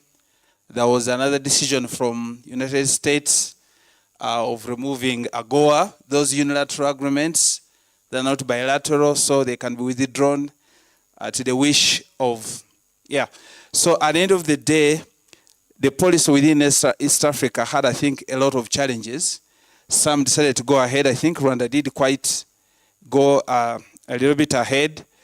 In Uganda, we decided, I think last year, November or December, that no, we need to stop importation of second-hand clothes. We have, my institution has been at the forefront of trying to advise government on how we can do this over a period of time without just doing it immediately for various reasons. So I think we need to think harder in terms of producing and having our textile industry recover from what it is. And I think something very useful that he did mention, which I thought I should highlight also, is use of marginal lands. We're using now marginal lands because we have a very big challenge regarding the population explosion, and we need to work on our trade policy. The private sector remains at the center of all this, with the mindset change and involving the youth to produce. Let me get to William, and you really gave us quite a good opening remark in terms of the private sector and the youth and standards. What is your appraisal of value addition to primary agricultural goods to enhance the global comprehensiveness of Africa? And how does this relate to Ghana agricultural productivity and integration in regional value chains in and global value chains? Yeah, thank you very much. You see, I think one thing I've also observed, I've also been to a number of African countries, right from the south, north, west, east, central, everywhere. One thing I realized that we seem to have great potential in terms of low-hanging fruits, but we overlook them and try to tackle the complexities where we don't have the capacity. For instance, you go to Uganda, cassava is abundant. Go to Nigeria, go to Zambia, and almighty Mozambique. There's so much cassava around these countries, and what are we doing with it? In Ghana, cassava alone contributes to 22% to agricultural GDP. But the emphasis is always on cocoa. And the kind of money the government of Ghana invests in cocoa purchasing every year runs into close to $3 billion United States dollars. And we will need just about $360 million to invest in infrastructure to be able to process the cassava into ethanol, into starch, into sorbitol. Sorbitol is what they use to produce the Coca-Cola and the malt and all that. And all these are imported. If you go to Nigeria, the same thing, they are imported. And one thing I like about Nigeria is that Nigeria is one country in Africa that they consume their own food. Right from, you mentioned President Obasanjo to Goodluck, everybody is eating eba. It's not like food is a class game. Like you have to eat pizza or you have to eat mayonnaise and all that. You have to eat. So once we eat our own food, then it will promote the local economy. Like my sister said, how many of us, and then I'm sure we are all guilty of it, well, how many of us are even wearing or handling or eating made in African commodities? And these are stuff that will help to promote the indigenous businesses. I remember in 2023, the then government of Ghana, in the President Kufuor's time, introduced what they call the National Chocolate Day. And the National Chocolate Day, because we produce cocoa chocolate, people were not eating the chocolate. But when they aligned the chocolate with Valentine, now every year on the 14th, even on the 13th of February, people just queue to go and buy chocolate because that's the National Chocolate Day, 14th of February. And that alone raises the demand for cocoa. Now we have what we call the National Friday Wear. The National Friday Wear was to promote the local textiles industries so that they will be wearing, irrespective whether in the Bank of Ghana, the police service, wherever, you have the right to wear a customized local cloth. That was also promoting that as well. We talked about tomatoes, for instance. Ghana imports a lot of tomato from Burkina Faso, worth about $150 million. We import onions from Niger, worth about hundreds of millions of dollars. But that is not even the problem. So far as an African country is exporting to Ghana, to another African country, I don't have a problem. The problem is that when about average of 50 trucks of tomatoes come into Ghana on a daily basis, the question is, what are we also taking from Ghana to Burkina Faso? Currently, I lead a project, UNDP, Islamic Development Bank project, for about 12 or 10 African countries on cassava and sweet potato. So I've been to quite a number of countries. And if you look at a lot of people, you go to Sierra Leone, for instance, most of these young people are there. They are thinking about government creating the jobs for them. But for me, my story, I left the Ministry of Agriculture 12 years ago, and I went to farming. And so people say, "Are you crazy, William? Every month you are taking your salary, you are in a comfort office and everything as a senior officer. Why do you resign and go?" I said, "No, the passion is to go into farming." And now I've been able to convince a lot of young guys, graduates, and I told them that, look, if you go into cassava or onions, you can make money and buy 3-piece suits, as I've also worn. And now it's changing the mindset. You know, we need to change the mindset. We need to, it's not like every day we produce magazines or reports that have a woman who has all the front teeth broken with some whole dirty one wearing. No. We have to make the agriculture sexy. And that is how we can take advantage of the low-hanging fruit. There are a lot of low-hanging fruits. Just this morning, my brother was talking to me about a meat export from Ethiopia. Ethiopia is the leading producer of livestock in the world. I was even discussing, because I have a livestock farm, I want to even import some cattle from Ethiopia and go and run anything agriculture is mine. Because we have to get the young people to understand that, yes, if they go into farming, it is also possible for them to rise up. In Ghana, at a point, we used to have the Youth in Agriculture program. The government established the Youth in Agriculture program to be able to now incentivize the young people to be able to, as it were, go into farming and other agribusinesses to help them to be able to be part of the employment scheme, which I think went well. And we still have a mindset problem that people think that if you are into farming, your girlfriend or your wife will leave you. But I have been a banker before. I used to work with Barclays Bank. I resigned and joined the Ministry of Food and Agriculture, and also resigned and came. So that is what I'm using as a selling tool to tell the people that, look, it is not true that if you go into farming, your girlfriend or your wife will leave you. Once you are bringing money to the table, no woman will leave you. And that's what I've been telling them. So it's about the bread and butter issue. So coming to the main question, how has the value chain development supported how is Ghana playing in the global value chain ecosystem? Recently, the new government, about 2 months ago, we had a new government in place. And President Mahama have appointed somebody, presidential advisor for 24-hour economy and accelerated export development. So I was called, that is Mr. Gusitano, whom I'm sure you have heard this. He called me, and then we sat together and I said, look, sir, I think with all these policies we want to bring, there's one thing that I want to say. We have a school feeding program in Ghana, feeding about 5 million kids on a daily basis. Just yesterday, the new budget was read. That was yesterday. The new budget was read, and the government has increased the feeding fee from 1.5 Ghana cedis to 2 Ghana cedis. Then I told him that, look, when we were in secondary school, we were feeding us 2x a week.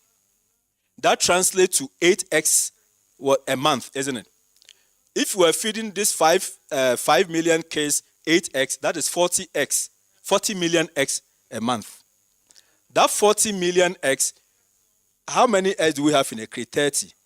If you divide that, you are going to get 1,333,333 crates of eggs. If you are selling that around 50 Ghana cedis, that will give you 666, not the Antichrist in the Bible, not the Antichrist one. I'm talking about 66,660,666 Ghana cedis. And this is the money that we're going to give back to the farmers. And that's how the jobs are created. The jobs are not going to be created simply because we're going to export to Europe and all that. Just before we did that, how are we creating and developing our local market systems? You go to Kampala. The last time I read Kampala around 11 o'clock, a very busy country with horticulture, and I love Kampala. There were people who were still bringing apples, watermelons, and fruit from the hinterlands, and they were offloading. The question is, are we giving these people cold chain systems to be able to store this product at least to delay the ripening 1 week or 2 weeks? You know, Uganda does a lot of banana. And how are we storing these commodities, perishable commodities, so that they don't become, they don't rot, they don't get rot. Well, the more it gets rot, or the higher the post-harvest losses, then our farmers are also losing. So these are things, I think that maybe I didn't know until I came to the private sector, because I have to be farming before I could make some ends meet and feed my family. And I realized that we need to motivate the people. We need to motivate the SMEs more. We need to motivate the young people to get them to at least get the confidence. Because without the mindset, nothing works. Because everything will begin from here, and then it will change, and then the skill development. Madam was talking about skill development. 5 years ago in Ghana, we were advocating for government to establish what we call the National Skills Council. So we have the Agricultural Skills Council, Construction Skills Council, and all that. And I happen to be the secretary to the Agricultural Sector Skills Council. We were lucky to have the UK High Commission, the GIZ, to take us to India and the UK to learn the skill development system. I mean, the curricula, how we're able to convert what we call I've forgotten the right term, but just to be able to make the knowledge base of Africa is just too much. We seem to have too much knowledge but little skill. And if we're able to now emphasize on the skill development, then we can now create the jobs, and then we're able to create the desired jobs that we think. And lastly, on the standards, I think the African Regional Standards Organization is doing very well. I think we need to also give them some credit. And then other agencies who are helping, like AERC, who are all helping to bring data together. I think they are doing very much. They need to be commended for what they are doing. Now, I think the point is that we still need to do more. I serve on the ASO Technical Committee on Cassava. So we are approving the indigenous foods from cassava so that we can bring them to be able to meet the standards and all that. So I believe that we in Ghana, most of the policies that I think the presenter did, Professor presented, I think most of them are true. The difference in Ghana is that, well, we are also fortunate to have a stable democracy. The difference is that we have a very strong private sector. I'm from AGI. In Ghana, if AGI wants to meet the president of Ghana today, we are going to have unfettered access. That is the power of the private sector. Because it's the private sector that holds the key to be able to bring the actual transformation that we will require in the continent. So that is the case study of my country. Thank you. Chair, we have a small video from Okesade Olajide, the permanent secretary in the Ministry of Trade and Industry from Nigeria. He could not join online because of internet connectivity.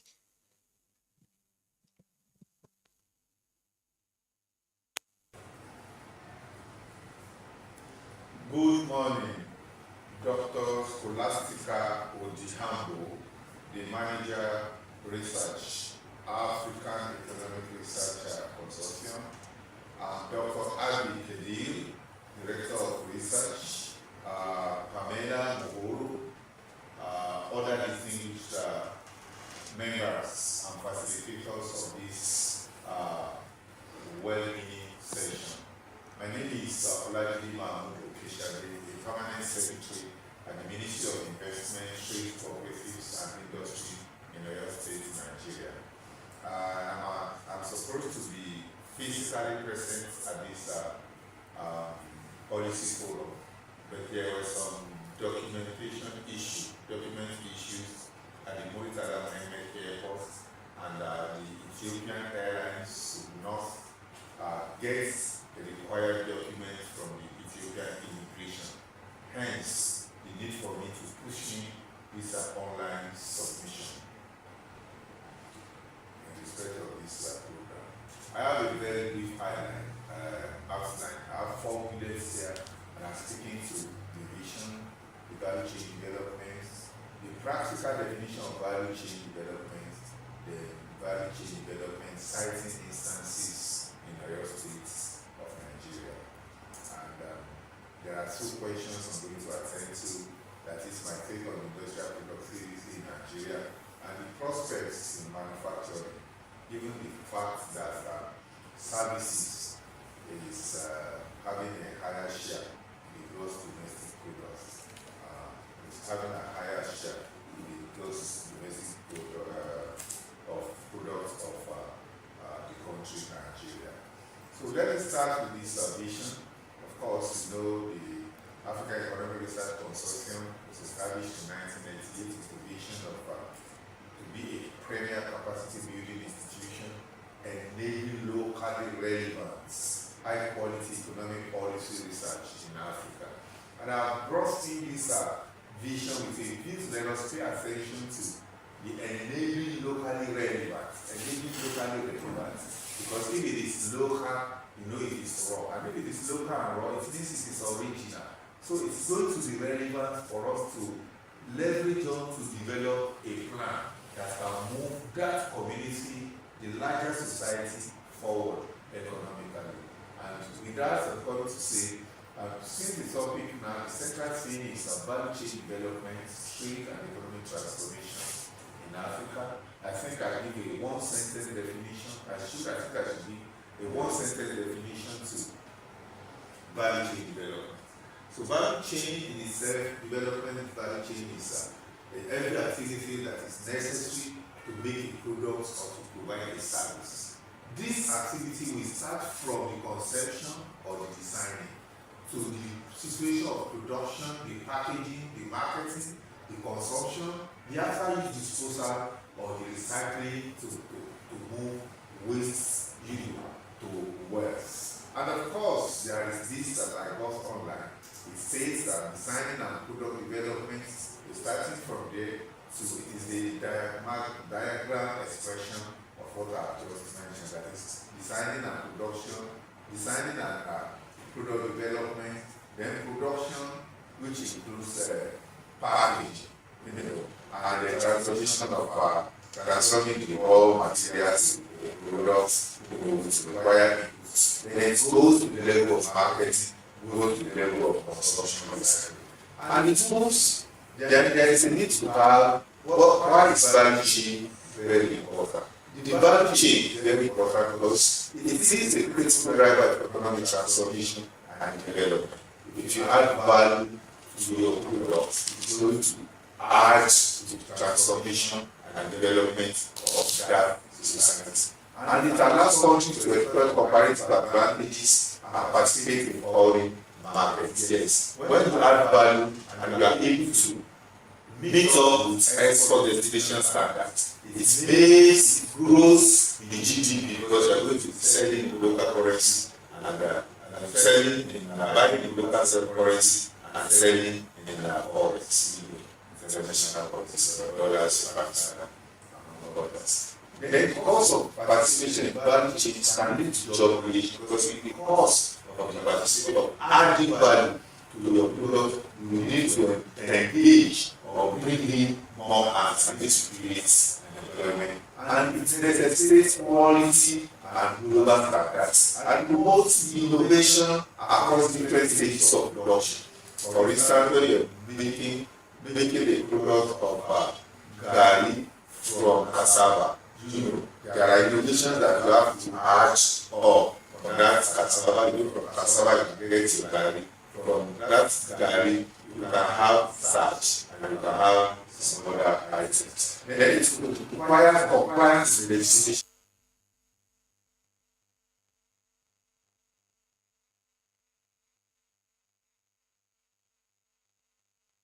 Okay, I was able to pick about 3 points there. As a typical technocrat, value chains will bring forex, job creation, and contribute to our GDP. But just I would wish to have a microphone. We are now going to be there's one here which needs, I think, some help. But before as we work on the microphone, there were 2 young men in the United States who are undergraduates. They went to India for a holiday. I want you to listen to this story very, very, very keenly. They went to India for a holiday. And when they reached Calcutta and New Delhi, they found poor people there, very poor, looking terrible, had not bathed, walking barefooted. And they got a very funny picture. One of them said, I can never come to India again. I'm not going to waste my time. The other one said, no, I think there is an opportunity here. Let me go back to the States and try to come up with a shoe that is cheap enough for these people to afford so they don't step down on the ground. And as we talk right now, I've just forgotten the name. The second colleague is actually a multimillionaire from that project.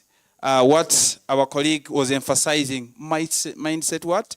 Change. How would you look at these things to be able to look at the positive element? And then I think at one time, an American company gave a marketing manager shoes to come to West Africa those days to market. He went back and said, the king and all the people don't put on what? Shoes. We can't sell. He asked and said, no, give me some shoes and I go. So when he reached there, he gave the king a pair of shoes. When he stepped in a pair of shoes, he moved and the sons and the others were not anywhere. He forced everybody to have shoes in the kingdom. So that was market. So our mindset is, I think, something we need to work on very, very much at the African continent. Can you have the microphone moving this hand there? And then Professor here, number 2. Number 3 behind there.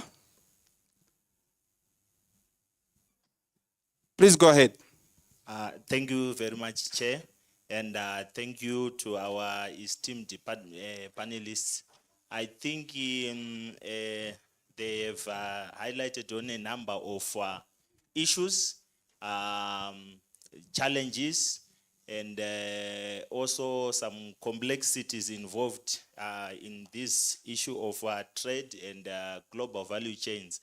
So I just wanted to also add maybe to the discussion. So it's more of a comment. Part of the studies that we also conducted, some simulation studies on the effects, the welfare effects of this African Continental Free Trade Agreement. One of the results that we observed was that the trade creation and trade diversion effects, which I think we also need to take into account in our discussions. And from that, we observed that the large economies in Africa will tend to benefit at the expense of smaller economies. So I think the natural reaction, whilst we are talking about how this Continental Free Trade Agreement will stimulate global value chain participation, we need to take into account how economies will be affected in the dynamic interactions, because we do not want to regress again where we have some economies having some form of protectionism, especially on strategic industries, which may likely be the key drivers of the economy. And also we observed that there are sectoral implications again on trade creation and trade diversion. You will realize that when there maybe, for example, there are tariff reductions or removals, the impact on sectors is not going to be the same. Some sectors, they will gain traction, and the other sectors, they will be affected. So that will also have implications in terms of economic structures, and the implications on value chains, and the implications on labor. So from a dynamic equilibrium perspective, I think there is also a lot that we really need to take into account as we are also having these discussions on global value chains and also the African Continental Free Trade Agreement. Thank you. Thank you very much. And it's been a very, very nice afternoon listening to policymakers and people who got experience, like the gentleman from Ghana. It's actually something that I think I'm going to take home. And I agree with Honorable Makame that Africa does not lack policy. There's so many policies, and other countries have actually benchmarked with us, and they have used the same ideas, and they are many, many years ahead of us. But then the issue of policy implementation is a thorny issue. And then even when we have those policies and issues of implementation, I think I want to focus on policy coherence. Policy coherence. And I'll pick on issues of second-hand clothes. And even as we are saying that we need to revive our textile sector and we reduce the amount, or even we ban the importation of second-hand clothes, we need to ask ourselves, why do African countries import second-hand clothes? The reason as to why, and you'll go into the other area of study of the ARC, issues to do with poverty, vulnerability, that we have a huge population that is living below the poverty line. And they find their livelihoods in importing second-hand clothes. And you'll actually find whole sectors or whole sections of most African cities, including my own city, Nairobi. We have a very vibrant second-hand clothes sector. That is, I think we call it Gikomba. And the government also facilitates this and even provides aggregation centers where you can go and import your maybe one bale, and then it is aggregated into so much, and then it is put in a container, and it is brought into Kenya. So the government, on one hand, is facilitating the trade in second-hand clothes. It is even offering, when we look at the social protection part, it is offering affirmative action funds, like the Youth Enterprise Fund, National Government Affirmative Action Plans, Women Enterprise Fund, and so many others that are used by the youth, that are used by the women, and they import these second-hand clothes, and they find a way of earning a living. So the issue of policy coherence, okay, fine, we ban the second-hand clothes, trade in the second-hand clothes. What happens to these people? Is there a backup plan? Or are we going to find this youth bulge now entering into criminal activities? So the issue of policy coherence is important, even as we think of how these, people can go into the agricultural sector, add value and trade, not only locally, but internationally. We must also think of policy coherence. Thank you very much.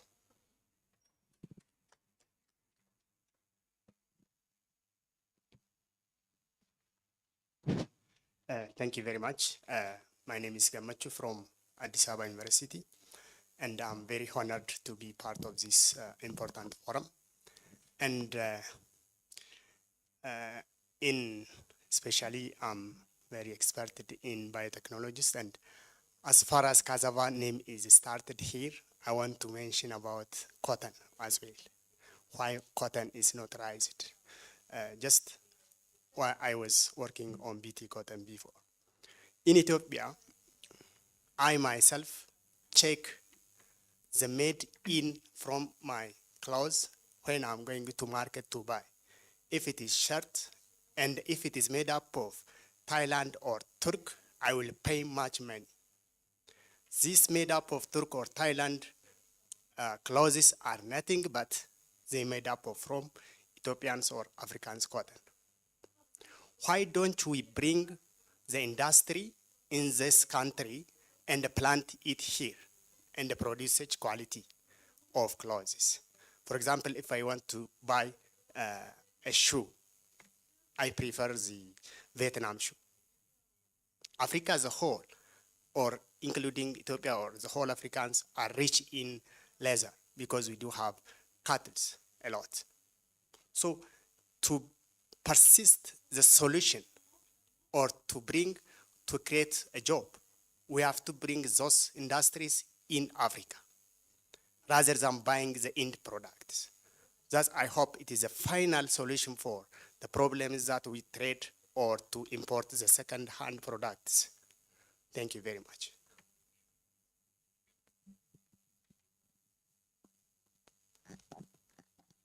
Okay, let's have, and then perhaps the last one. Okay, thank you so much. We want to add a voice on the issue of the second-hand clothing. Our sister among the panelists made mention that African firms have low production capacity. I think that is the main cause because many people in Africa are poor, right? And it will cost less than $1 to get a shirt, that is second-hand clothing, than to get an African-made clothing. So if I can just get less than $1 to get a top and down second-hand clothing, then it will cost me more than $10 to get the African one. And because majority are poor and the firms have low productive capacity, they cannot produce to such huge quantities whereby they can enjoy economies of scale, and whereby per unit cost will be low, and for that matter, the product will be cheaper in the country. If the African products are very far cheaper than the products that are being imported, people will go for the African product. So it is about the productive capacity of the firms that are not able to break through in terms of costs. And for that matter, the items they produce are far more higher than the imported ones. So we need to build the productive capacity of the firms to be able to produce more, and we will enjoy cheaper products. Okay, let's have the last one behind there.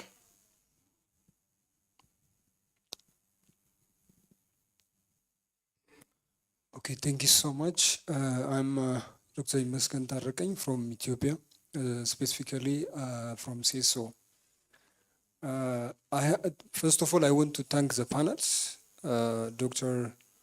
Abdurrahman, if I'm not mistaken, Mr. William Indiana. Thank you so much for your wonderful points. As far as the forum theme concerned, enhancing Africa's competitiveness and participation in the global value chain, I have kind of two questions. Maybe three of you can elaborate whatever the question you want to respond. One is, how can the African government and private sector stakeholders can collaborate to prioritize as far as competitiveness is concerned? I want to bring two things. One is digital infrastructure. Two is skill training. I have listened, skill has been a major gap. So how can those two wings, the government and the private sector, can collaborate and prioritize those digital infrastructure and skill training to ensure that the small and the medium SMEs, enterprises, can effectively integrate into the regional and global value chains? Why is this work? Because it ties to the need for the digital innovation and SME inclusion. As far as competitiveness is concerned, digital infrastructure is a must nowadays, and also for the future. The second question is, given the African continental free trade area potential to boost the intra-African trade, so what we can get from this forum? So what specific policy measures can be implemented maybe the next 12 months or 1 year? What are those key message or top areas that can be implemented the coming year? Thank you so much. Okay, panelists, there are those two questions that have come up that we need to respond to in our last shot of this session. Just a brief comment on trade creation, trade diversion. I just want to say that when you go into regional integration, the theory and the practice is that there are winners and losers to start with. But how do you mitigate the negative effects is, I think, the real issue. I think SADC South Africa has tried its best in terms of revenue. There are compensation mechanisms therein. So our role as researchers and analysts is to drum and inform policymakers that we are going to this, these are the weaknesses, these value chains will be affected. How do we intend to address that? And I was told why SADC, Honorable, why the tripartite has taken a little bit longer, that in the analysis it came out that the powerhouses that will produce for Africa, for the tripartite, will be South Africa, Kenya, and Egypt. And the others will be what? The markets to consume. So some countries grew what they call cold feet after that analysis. But still those can be internalized through assessing where the weaknesses are, where the problems are, and then the remedies within the trade literature, international trade policy literature, remedies to overcome that. And then on the issue of, maybe you could also, my panelists, talk a little bit about coherence, policy coherence in terms of second-hand clothes. What I know, what we advise our government in Uganda is that yes, we need to move ahead, but we need to have a plan of action, not a boom. It has to be, or it has to be phased over a period of time by building capacities. And then also we discovered second-hand clothes. There are many, within that bracket, there are many HSC codes. Those who know HSC codes.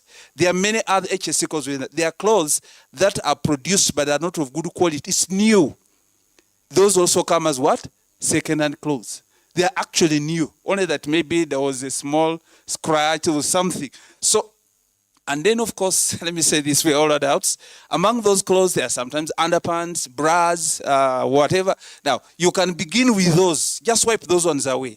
And begin with what you... So, when you have this cascaded approach, because we're not going to use second-hand clothes forever, for heaven's sake. My panelists, I'll start from you. The last shot, and if you can answer some of these questions. The last two. Yeah, thank you so much. Let me start with the issue on second-hand clothes. Personally, really, I believe that Africans shouldn't wear second-hand clothes. So why? Why should we really wear something from someone else? Anyway, that's my personal thinking. And just to give you also an experience, back to my previous job, I was also working for government of Rwanda during that period when the phasing out of the second-hand clothes was in mid of the discussions, and they said, since you are phasing out for second-hand clothes, then you will be removed from AGOA. So the first question was to know, what are we gaining from AGOA? That's what we have to measure. So what are we gaining from AGOA? And then we do cost-benefit analysis. We see if we were removed from AGOA, and then at one side, and at the other side, we invest a lot into the production and the facilitation of our companies so that they produce new clothes. What are we going to gain? So that cost-benefit analysis can help countries to decide if they can stay with the second-hand clothes or if they can move into like a production of new clothes. Yes, I agree with you, ma'am, that there is a whole chain around the second-hand clothes and they are creating jobs and so on. But if we look at the benefit of phasing out the second-hand clothes, which means the creation of industry in the country and the creation of jobs around the factories. You know, the garment and textile industry is one of the labor-intensive industry.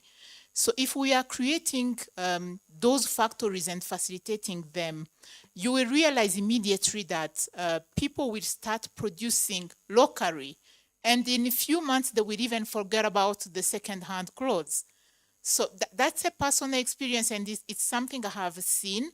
We have had a growing number of industries in the garment and textile industry simply because of the process of phasing out from second-hand clothes.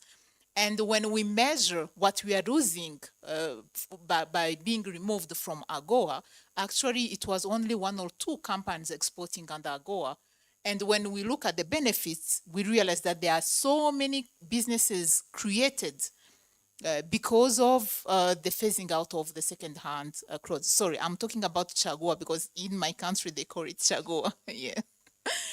Okay, so that was on the second-hand clothes, and personally, I think we shouldn't really even reflect twice when it's about like phasing out the second-hand clothes. And let me try to respond to some of the questions raised. There is something important you mentioned, my brother there, about the private sector. You know, all of us here, either policymakers, from UN agencies, NGOs. When we are talking about value chains integration and IFCFTA, our role is mainly facilitation only. We are not the one doing business. We are not the one crossing borders, doing businesses, no. But it's the private sector. So here it's very critical really to give a big role to the private sector when it comes to the implementation of IFCFTA. And talking about infrastructure and how the government as well as the private sector, they can work together and create strong digital infrastructure. I really, I think that's like the involvement, the public-private partnership, which is very critical when it comes to infrastructure development, where the government can contribute and at the same time the private sector also contributes. This can really close the gaps of digital infrastructure we are having on the continent. Yeah, he also asked a question on what specific policy measures we can take from here. First of all, this was an interesting platform for all of us to reflect on some of the challenges and then look at the solutions. And even we had the opportunity to go through some research papers. This was really an interesting one for all of us, and I believe we had so many ideas and insights moving forward. But to name few, and what personally, what I have as a take home from this session. So number one, it's about mindset change. I think it's Honorable here who really emphasized on the mindset change. It's all of us, our role, our responsibility to think about changing our mindset and start to look at the regional value chains and how we can domesticate those theories and really implement what we are talking. Number two, it's about coordination and bringing synergy between all the stakeholders. This is not the role of the private sector only, not the government or research institutions. So all of us, we have the responsibility of being involved and coordinating our initiatives so that what we are talking about, the IFCFTA we are talking about, the regional value chains we are talking about, we are able really to achieve concrete results. And last but not least, also something which was mentioned, it's about the value addition. I remember this morning someone was asking the question about like producing phones in Africa. We have the resources, but we are not able to produce phones. So what is the missing link there? So it means value addition is very important. And here when we are talking about value addition, it's not only one country or one company that can produce a phone like this one. If you go into details, you will find that actually this phone was produced in like 5 countries. Like one country produced the battery, another one the cover, another one the technology inside. So we can really do a kind of specialization by country. And then at the end, that's how we will be able to produce final products like these ones. Thank you.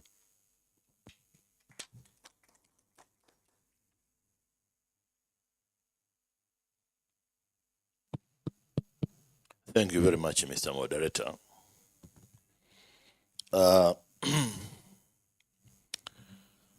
Moderator, as we want to come to the close, actually, you see, I'm trying to look at things, I've tried to jot down. First of all, let me go direct to the issue of policy coherence. And I would agree with you that we needed to, if you want to introduce anything that is going to have an impact on the lives of people and the way they conduct themselves, you don't take an abrupt measure. If you want to quit smoking, if you want to quit any behavior or practice, you don't do it overnight. Some can manage to do that. But actually, you withdraw gradually. So phasing out second-hand clothings could have been given a time. But immediately and until now, actually, the thing which is really frustrating me, my sister doesn't want the second-hand clothes at all. But me, I don't want second-class clothes. But immediately, like the way you said it, for those underwears. Now, even underwear importing. Yeah, this is not befitting us Africans. Yeah? Because someone is throwing his or her underwear in Europe or somewhere and saying this is good for the Africans. Now, we are insulting ourselves. So that is something which I thought I should have raised, but I should also connect it with my experience, travel experience. 17 years ago, I was lucky to visit Mauritius. I haven't been there ever since. And while in Mauritius, I saw firsthand they have their textile industry. It's a small African island economy. They have all the top brands. You name them, all top brands for clothing. You find them in Mauritius.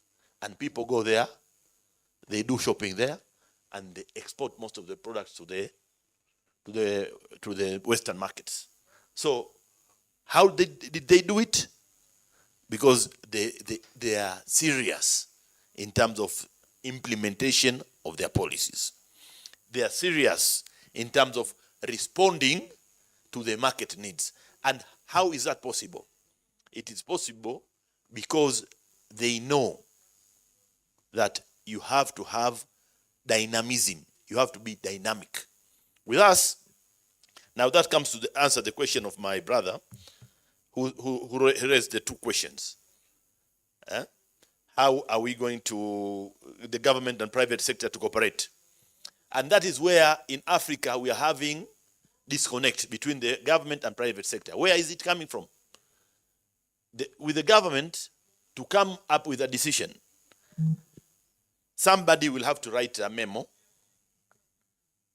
An officer is initiating to the deputy director or to senior officer, and then it goes to the director, it goes to the senior director, it goes to the commissioner, I don't know, deputy PS, it goes to the PS, it goes to the minister.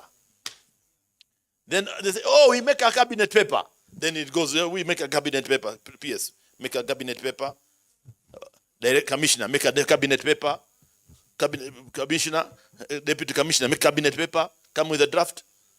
And then, until when that cabinet paper is a draft, it's already 1 year.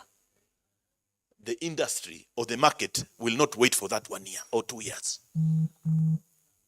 We have to deal with the bureaucracy we're having. The bureaucracy, sometimes they call it red tape. Red tape is there because they say, this is the procedure, this is the way the communication should be done. Now we are having IT. You can have the memos in here. We just develop systems where the most junior officer and the minister will be interacting, and all those in between on the same level. But you just know that the minister has a higher authority than the PS. That's it.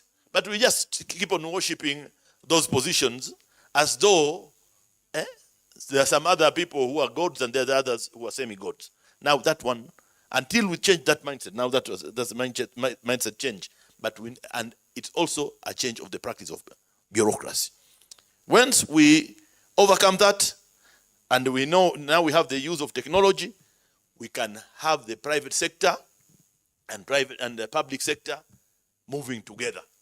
Otherwise, we will just remain in theory. Because in Tanzania, my brother, Professor Kweka, is here. We go to those, we call them TNBC, National Business Council. The private sector and the government sector, they meet, and then nothing happens. At least I can say, you might remember A few years ago, we had a president who we lost. He was good in his own ways, and also maybe, you know, a human being is not perfect. We are all not perfect. But believe me, when something came in the TNBC, if something he thought could be taken action there, he took action there. Directing the minister saying, I give you 3 days or I give you 5 days. We need to have time in smart decisions. Now, if you just let the bureaucracy flow, then that's where you want to be having, meaningful achievements. So I would say we need to do that. And on issue of, basically, let me just conclude there and not spend more time. But I would say we need to use better use of technology to integrate the private sector and public sector. Let's be realistic. You see, the problem with the public sector, let me say, conclude with this one, and then it's gone. The problem with public sector officials in government, there is a guaranteed salary at the end of the month. So with them, something comes in file, they put it in file there, and they minute it up or down. Say, yes, I attended the file, but if it is something serious, really, you know it is affecting other people, but because it's not affecting your salary, you know, at the end of the month you're collecting. We should be having somehow some measures on, more measures. You see, there's a way of evaluating performance of civil servants. But I think across all governments, there is something lacking. And we need to improve also, so that we need to have public service performance that can really be dynamic and can really match the private sector and academia, so that we move at the same pace. But you know, if you want something to be shelved or kept in a fridge or freezer, just take it to the government and then you'll know. Let me conclude there. Thank you very much.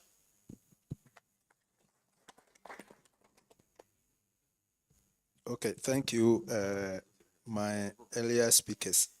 I think somebody made, there was a question on cotton industry. Yeah, somebody mentioned cotton, and then this is where the discussion about second-hand cloth and all that comes in. Currently, the only country in Africa that is doing well in cotton value chain is Benin.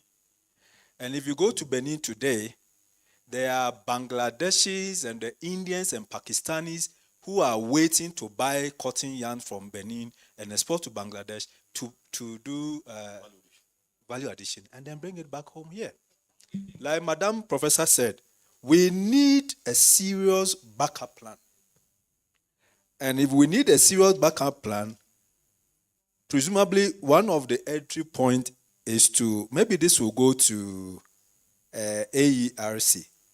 Let's all put our heads together and look at what is it that Africa for more than 100 years now, we've not been able to industrialize, partly or simply because we do not have the requisite raw material base. Is it not about time that we put our heads together and look at what is the raw material challenge?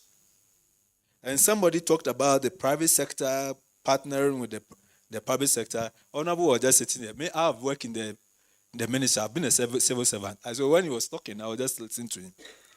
It's business as usual. What are we doing the partnership for? The partnership we're doing is to take advantage of the external market, isn't it? Where is the market? How do we assess the market?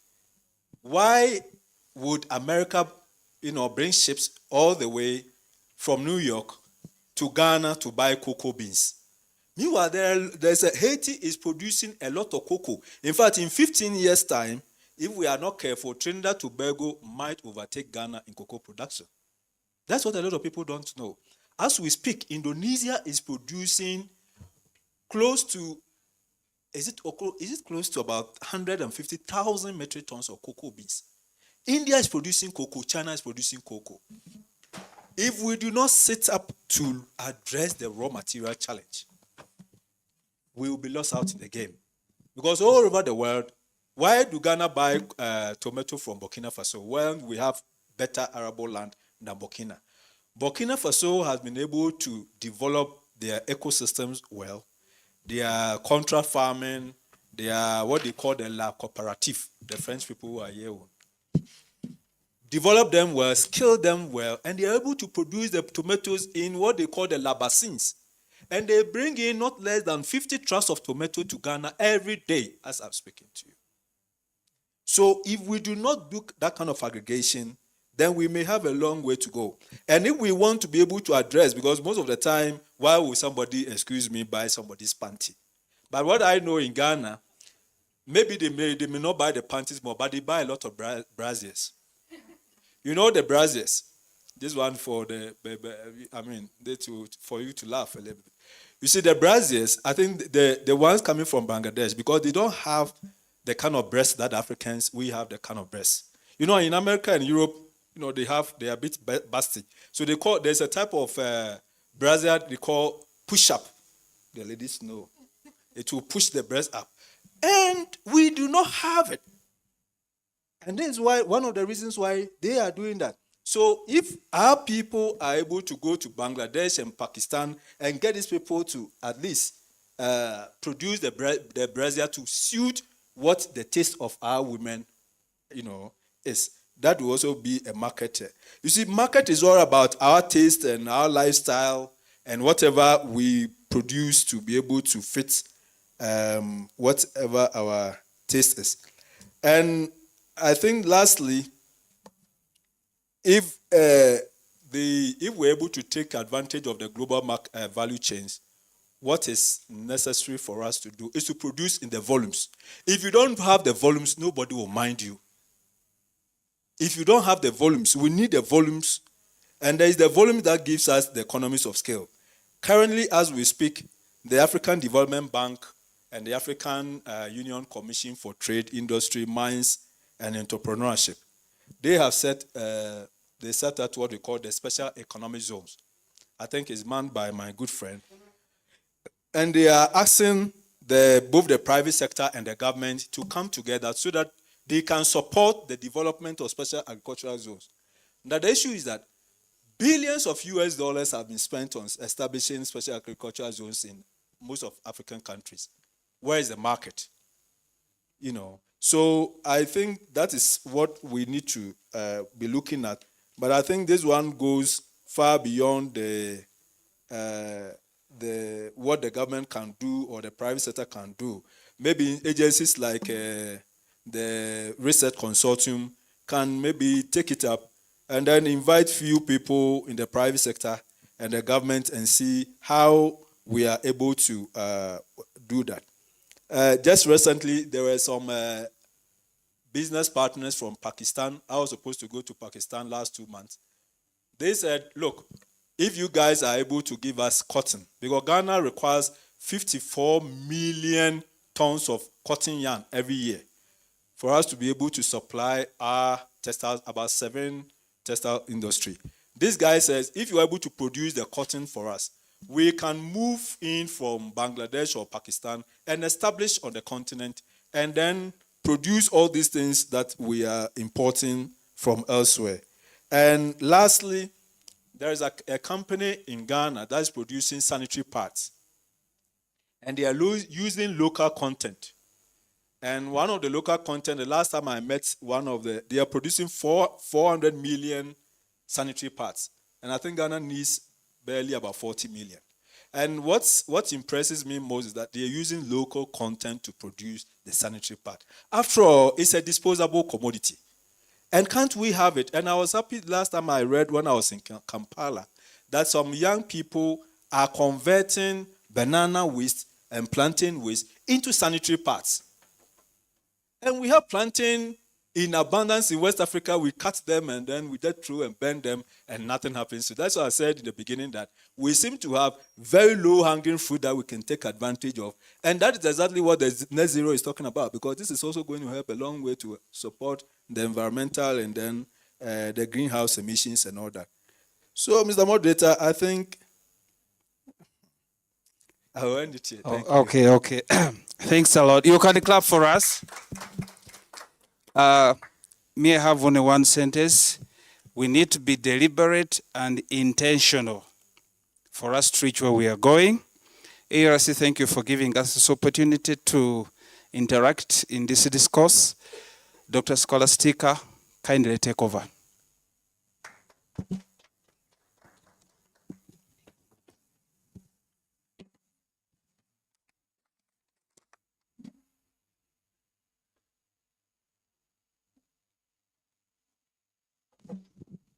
Thank you very much, Dr. Shinyakwa, Diane, Honorable Makame, William, and Olajide online for that engaging policy panel. And true, what you're saying sometimes, some things to be deliberate, deliberate actions towards knowledge formation, deliberate action toward policy. And I like that we were using very straightforward language to put it through, which says that we want to move forward. Let's start from somewhere. Let's improve the global value chain and all that. So thank you very much for a long day. At this juncture, I'll call, but let me announce one thing first. We'll be having a networking cocktail at the terraces. It will be announced where we are going after Abby has come to the floor. Abby is going to give us the closing remarks. Thank you.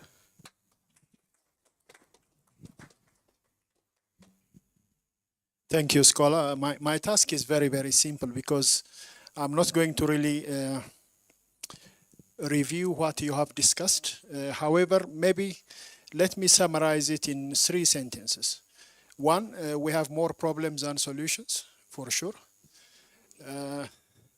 2, ARC is changing, and your deliberations actually confirmed some of the problems that I have discussed with a global network of international and African experts on the pressing African needs, not only in terms of trade policy, but industrial policy. I think we forgot to discuss industrial policy. However, all what you have said is also industrial policy. And industrial policy was not fashionable when I was doing my PhD 20 years ago, 25 years ago, but now it is fashionable. It is mainly because after the COVID pandemic, once you lost your power of producing gloves and PPP, the personal protection equipment, PPE rather, you really realize that manufacturing and industrialization possible. If you look at Africa, okay, we have urbanization without industrialization. That is a big problem and a big challenge for our continent. Maybe finally, I'm going to Washington with our colleagues from ARC to table a 10-year strategic plan. One of it is basically circling around the issues that you have discussed. So yeah, these are my summary points. We have really captured a lot in digital, digitization, green trade, in infrastructure, skills. That is a big one. That's why we don't really have the skill to value add, and we are really edged out. We are not really going to be catching up a lot of other developing countries in light of the new trade theory, scale and competitiveness, and we don't have both. So it is a huge, huge policy challenge that African leaders should really tackle. And also African researchers. ARC, since its establishment in 1988, was really doing a lot of capacity building, but we have to re-engineer ourselves and we up our game. I think to borrow the words that you have really floated during the discussions. Finally, a vote of thanks.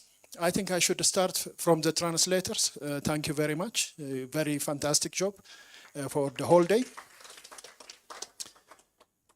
I also thank the technical team, the young IT. The future is on your hands. And we said that technology is going to be maybe the solution for the planet. Yeah, technology will be solving a lot of problems and also creating a lot of problems. And all authors of the 11 papers that the scholar was highlighting in the context of the country studies, panelists, all of you who were on the online following the discussions and the deliberations, and also more importantly my own staff. Without the relentless support from Sheila at the back and Scholar in front, and also Pamela at the back, who were navigating the complexity. Actually, as a director of research, I couldn't really have had any chance of coming here and talk to you if they were not there. So I think a team that is behind all these organizations is fantastic, and I can't thank you enough. And also Natalie, I don't see her here, but Natalie is also helping us. One thing that I want to say, as a director of research, I like there are more problems than solutions, therefore we can study them for the next 10 years. Therefore, I want you, the 11 authors, to submit your papers to journals. If you have done so, very good. I'll be happy to hear it from you, whether you have received any comments from the editors, the managing editors of the journals that you have submitted to.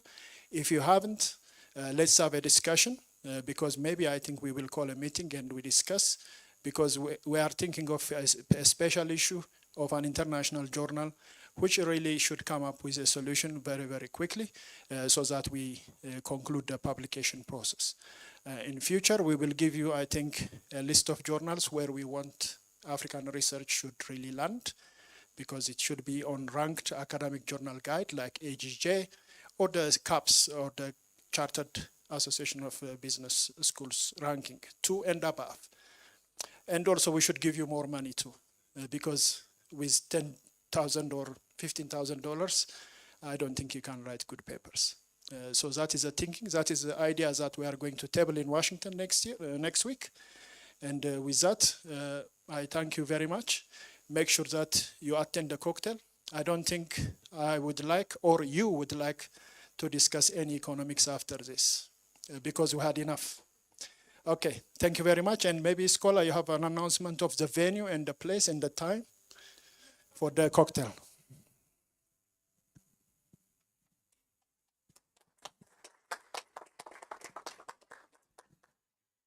Thank you all for you to get time to be here. I think it has been a roller coaster. Some of you sending emails at night and all that. I appreciate very, very much on behalf of ALC. We are having our networking cocktail at the terrace, ground floor. I have the vouchers. And for our Muslim brothers and sisters who have been fasting, I have your vouchers. There's a meal you'll have once you open the fast. Thank you, and we hope to see you shortly. In fact, it's immediately after here. Yeah. Again, you have the email address, the Director of Research and Collaborative Research. Kindly give us some commentary or feedback on the deliberations today. Thank you.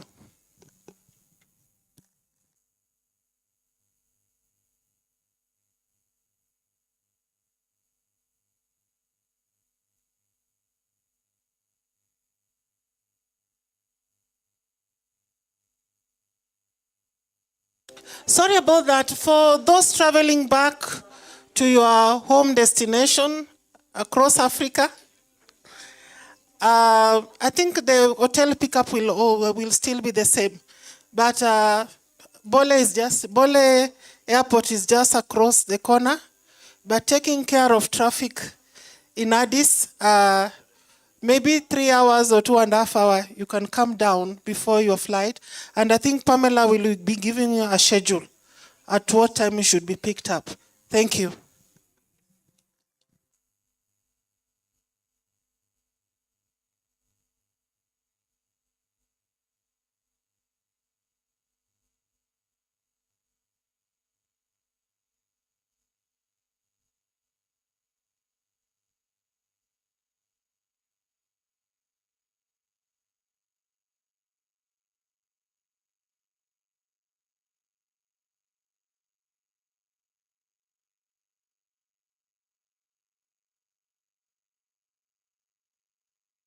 Recording stopped.